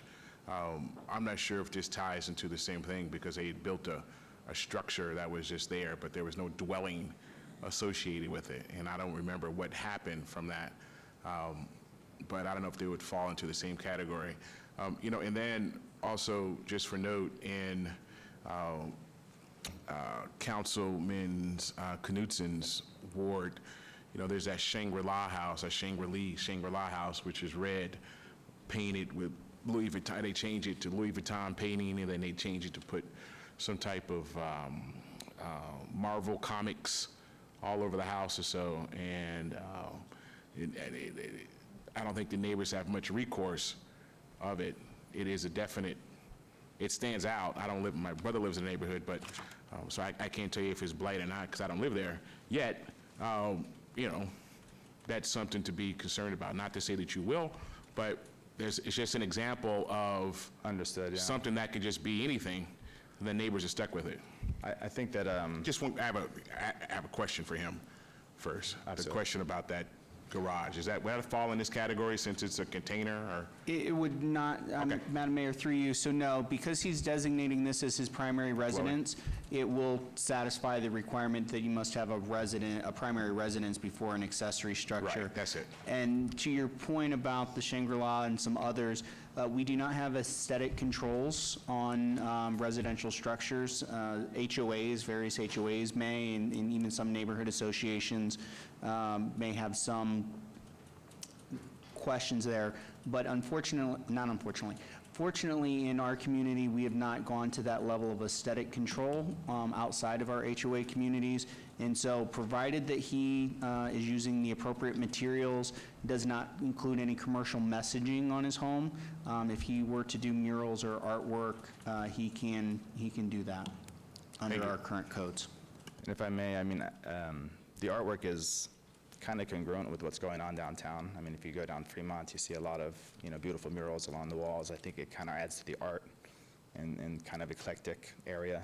And hopefully, I would think to continue that moving east and there's more investment. So it's kind of just what I'm going for. Yeah. Yeah. All right, I think all my questions are answered. I would like to get your word on making sure that we do as much to garner community meetings around what the physical aesthetics will look like. I think that when you have buy-in from the community about what you're going to be painting onto your containers before it's done would save you money and grief, and at least kind of get the pulse of what your neighbors are comfortable with. So if I could have your word that you will ensure that that type of, due diligence is done. You're going to have to go door by door, leave a hanger saying, hey, I want you guys to reach out to me. Maybe you have a concept in mind that you want to leave behind, but I think it just, I think respect towards those that are there and getting some buy-in from them goes a long way. So I think that would be great. Absolutely. Okay? Absolutely. So what's the motion I need to make? Because I'm not sure, Mr. Summerfield. Madam Mayor, through you, so it sounds like you're in support of this item, so it would be a motion to approve subject to, if approved, conditions. Correct. So moved. So on agenda item 96, motion to approve subject to conditions that will come about, I'm sure. And please vote and please post. And that motion carries. Thank you very much. And I asked Ms. Campbell here to give you a little Post-it so you know the name, and please feel free to use my name in that reference. He's terrific. Thank you very much. I appreciate it. Okay. Thanks for your time. Thank you. All right. And now on agenda 97, because I know it's signage, but I guess it has to do with marijuana, and therefore I have to recuse myself, and because one of my sons is in that industry for business, so. Mayor Pro Tem, the ball's yours. Thank you. Madam Mayor, VAR 76344, applicant Ben Silito, owner 1800 Industrial LLC, for possible action on a request for a variance to allow a 0-foot setback where 5 feet is required for 2 proposed monument signs at 1800 Industrial Road. M Industrial Zone, it's in Councilwoman Diaz's ward. The Planning Commission and staff recommend denial. This is a public hearing. I now declare it open. Is the applicant present? There you go. Yes. Hi, Ben Silito, representing Oasis Cannabis Dispensary, 1800 Industrial Road. So I'm here with the property owner, 1800 Industrial Road. He's here in support of it. We have a situation where Oasis Cannabis has grown in its business, and we're seeing 600 plus customers a day, which is fantastic. There are 40 other tenants in our building, and so the traffic has grown to a point where it's affecting their patrons and our customers, and we're coming up with some traffic choke points that we're seeing. If I will, on the screen below, I'd love to show this diagram here. There's no signage indicating the proper ingress and egress points for this property, and the way that the traffic flows, the current parking lot configuration in the front of the building has the lots, the spaces are designed for a north to south flow, and then we have Oasis customers that are entering through this part here to get to the Oasis front door in the back. We have Oasis customers also exiting this way, and then the rest of the tenants that are in the front of this building are also exiting this way. So we have a kind of a triple traffic jam right there occurring at point B. So what we would like to do is to add a signage that would indicate kind of the proper entrance point, which would be point A on the north side of the parking lot, and then direct traffic to flow south to access Oasis, and then to exit at point B.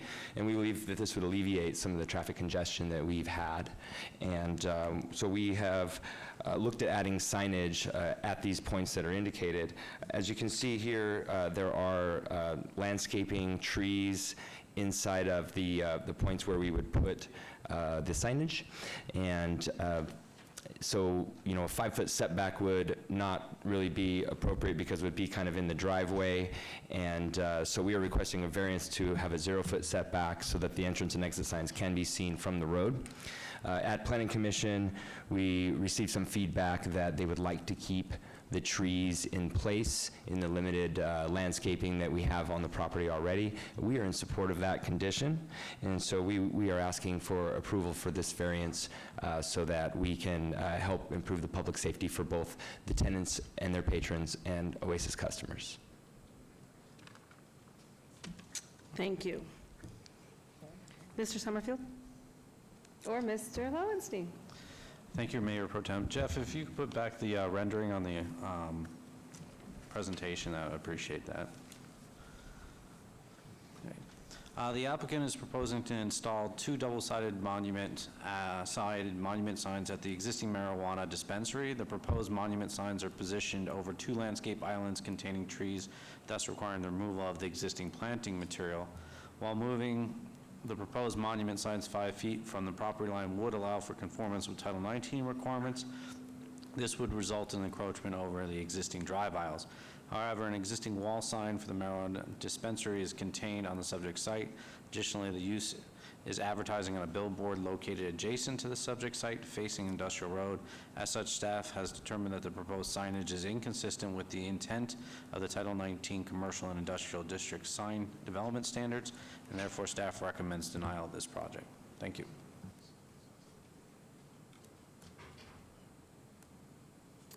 Thank you. Is there anyone else wishing to be heard on this item? Charles Fox, I'm the landlord, 1800 Industrial Road. These guys have been a great tenant. Everything they do is in great taste. So I'm excited that they could do that because, like Ben has said, the traffic is a little bit, discombobulated because of their success, and this would definitely help with that traffic flow. Thank you. Okay, so this is a public hearing. Does anyone else want to speak on this item? Seeing none, I'll close the public hearing. Anyone up here want to have a comment before I turn it over to Councilwoman Diaz? Councilwoman Diaz. Thank you, Mayor Pro Tem. And Mr. Lowenstein, based on the new rendering of the signs coming in and out, now the landscaping is staying put, the signers are much smaller, would that be something that is acceptable to help manage traffic in the area? Per the code, we have incidental signage, which is limited in its square footage and what can also be displayed on it. The renderings that he was just showing, I haven't seen until the moment he just showed it, so I'd hedge to say that it still fails to meet the minimum setback requirements, and the variance would still be required, but I wouldn't have the elevations and the backup materials, so when and if a permit came, we'd have something to hold it against. This is a multi-tenant building. The traffic flow from the southern egress point can go directly back to the dispensary. The other tenants in the front are relying on that one-way traffic from the north ingress down to the south. So their revised rendering would, show where the traffic could go, but it also contains their commercial logo on it in a multi-tenant building. So in summary, the variance would still be required, but I would need those elevations submitted to us so that when a permit is submitted, we could review it against that. Okay, I recently visited it, and there were many folks who were parking who had a hard time locating where they were at. So I do get the confusion of where to turn in, where to go, how to navigate it, and if you're looking especially for the dispensary, you might kind of run into everybody else who's trying to get into the other spaces. So I do see kind of the convenience of the signage for those folks because I think it has augmented the volume of folks visiting the shopping center. And if it can expedite and it can make sure that traffic flows in a way that it should, I think that, hopefully it will meet the standards. But I did hear from Mr. Silito that if for some reason the logo is a no-go, then he would just do an enter-exit,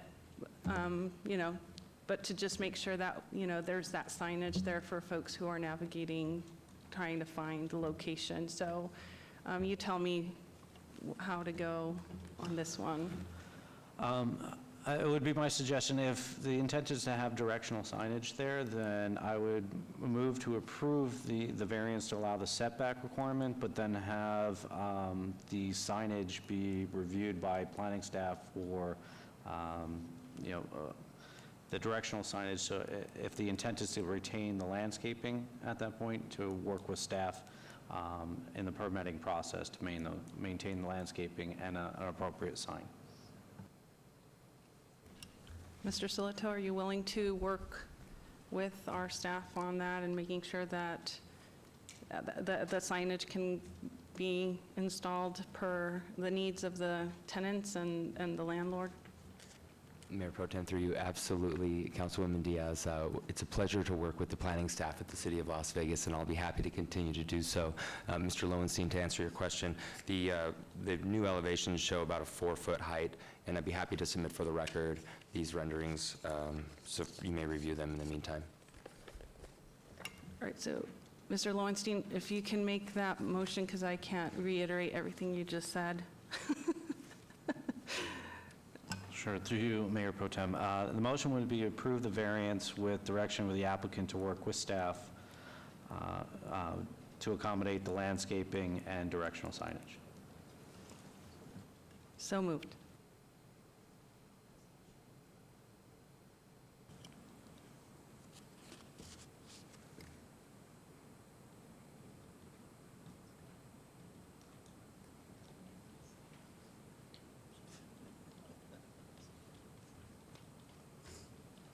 The motion carries. Madam Mayor?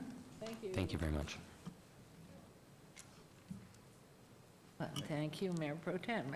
We're on to 98 now. SUP 76351, public hearing, applicant, I need cash now. Well, who doesn't? Right? Owner, Red Feather Property LLC, if possible action, a request for a special use permit for proposed 1,730 square foot financial institution, specified use with waivers to allow a 59-foot distance separation from parcel zone for residential use, where 200 feet is required, and a 660-foot distance separation from another financial institution specified where 1,000 feet is required at 3281 North Decatur Boulevard, Suites 250 and 260. C2 General Commercial Zone. This is in Ward 5 with Councilman Creer. Planning Commission and staff both recommend denial. This is a public hearing, which I declare open, and you are the applicant's rep, so Correct. go for it. Good afternoon, Your Honor, council members. My name is Tony Celeste, address 1980 Festival Plaza Drive. Here on behalf of the applicant, I apologize for the late notice, but we are, after consultation with the councilman's office, I would like to withdraw this item without prejudice, continue working with his office to find a more appropriate location for this, and that's my request. I appreciate it. So it is a request to withdraw without prejudice. How say you, Councilman Creer? As a birthday present to him. That's Or right, get him out earlier. Yours to him, whichever way. So is that your motion? Yes, make a motion to withdraw without. Make Make a it motion to again. withdraw without prejudice. Okay, there's a motion to withdraw without prejudice on agenda item 98. Please vote and please post. Thank you. Yes. Lovely way to have a last item. Thank That's you right, very thank you. much. That's a good one. So we now move on to agenda item 99 for instructing the city clerk to set the public hearing dates and appeals from the city planning commission meetings and dangerous building or nuisance litter abatements. Will do, thank you. Thank you very, very much. And this is the second and last opportunity as citizen participation.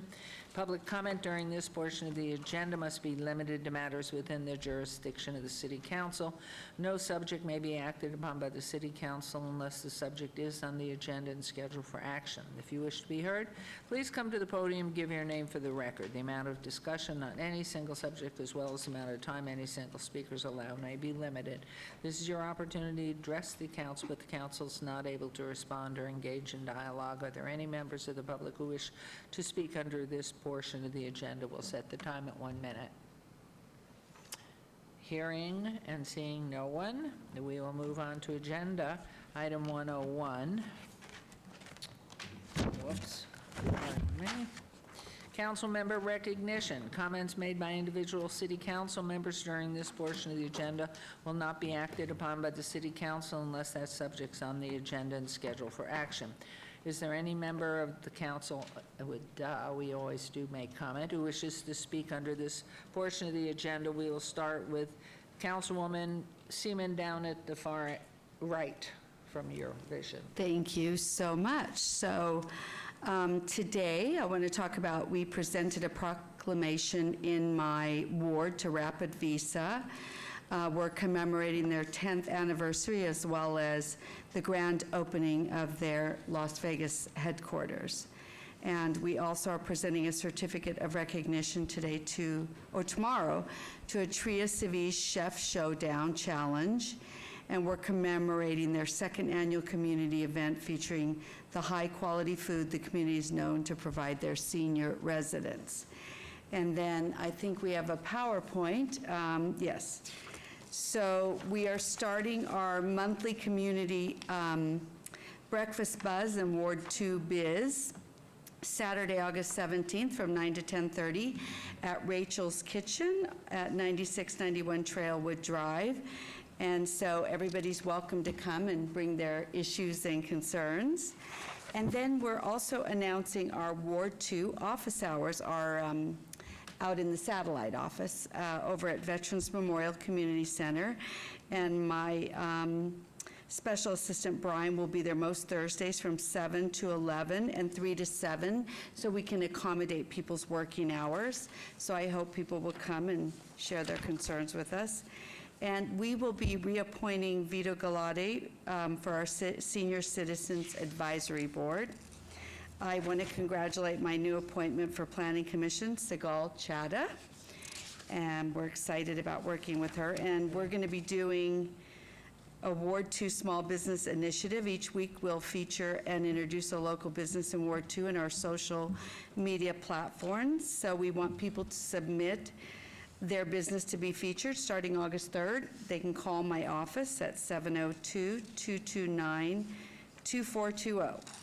And lastly, we are going to be doing an event each month with our Senior Citizens Advisory Board, Vito Galati. We'll do anything from educational seminars to social events starting in September. So I'm really excited about all the things that we're doing in Ward 2. Great, thank you very much. Birthday boy? Thank you, Madam Mayor. And And may thank it you to be everybody beautiful. for the wonderful birthday wishes. I plan on celebrating tomorrow.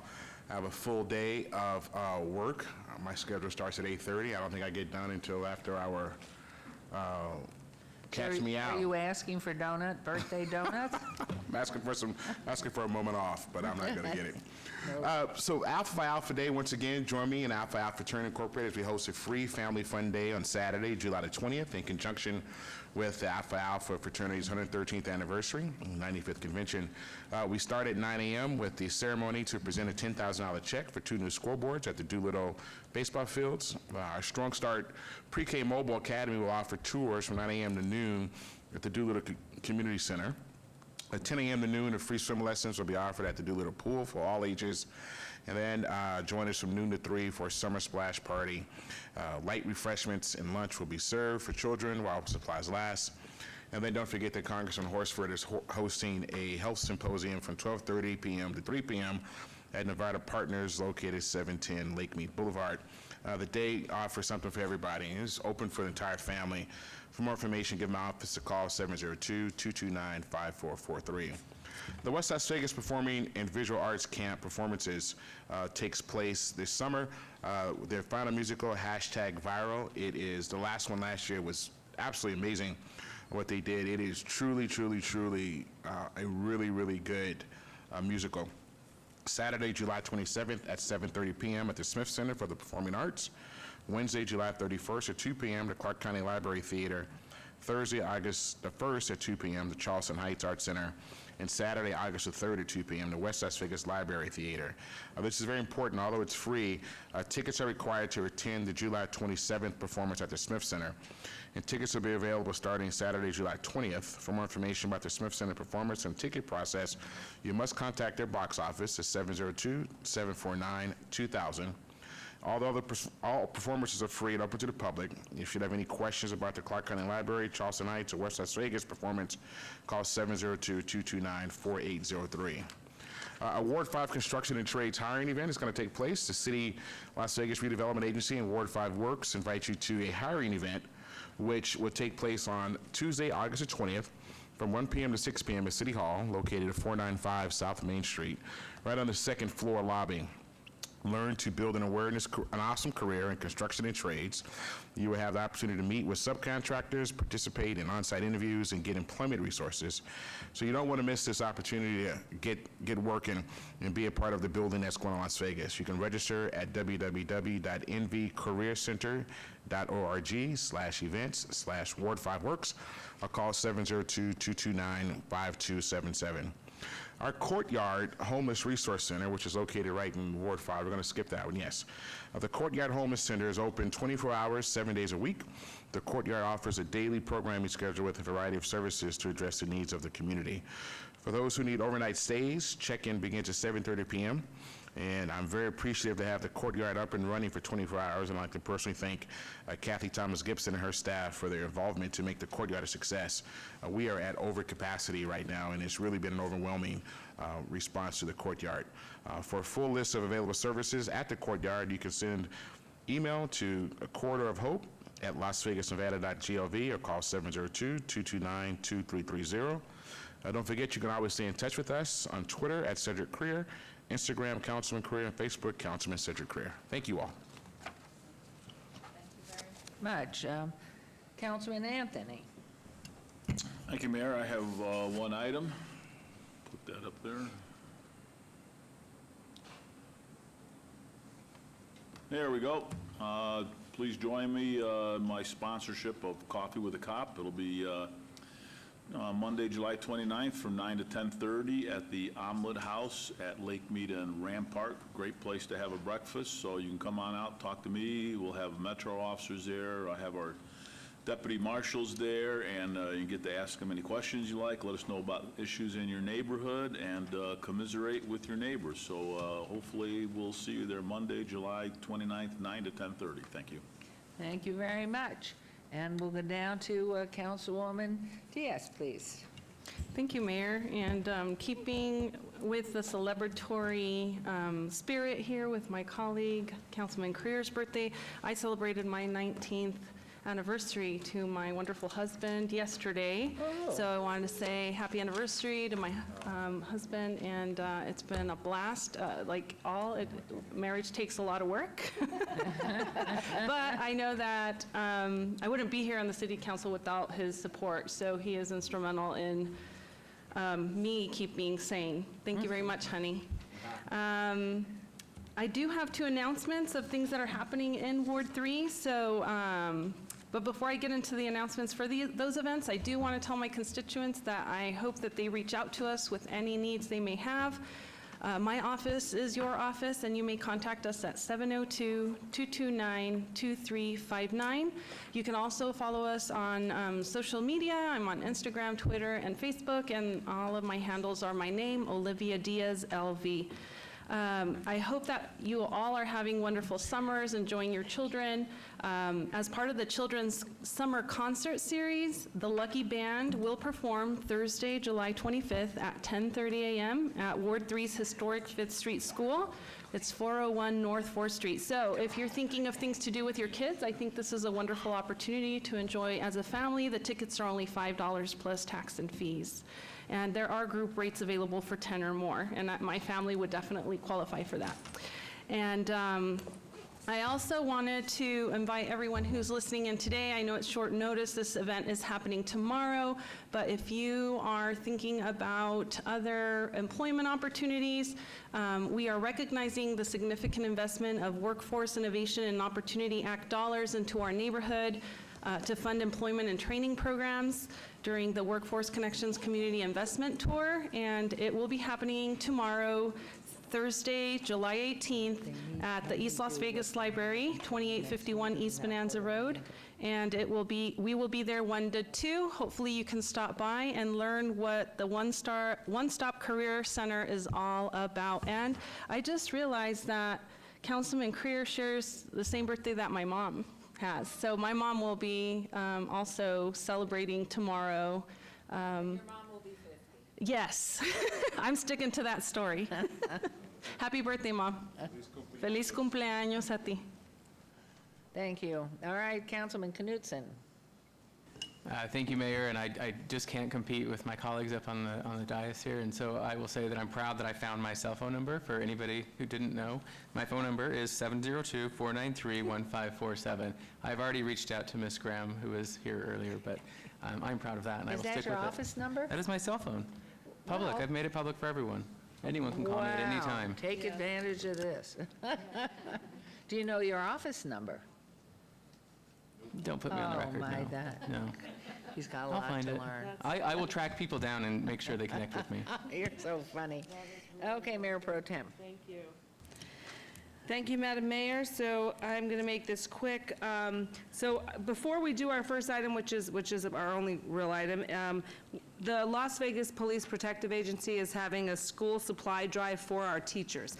So they're gathering school supplies to give to the teachers in their classroom. So if you'd like to just pick some stuff up, whether it's crayons, pencils, notebooks, whatever, and drop it off at 9330 West Lake Mead in Las Vegas, that would be great.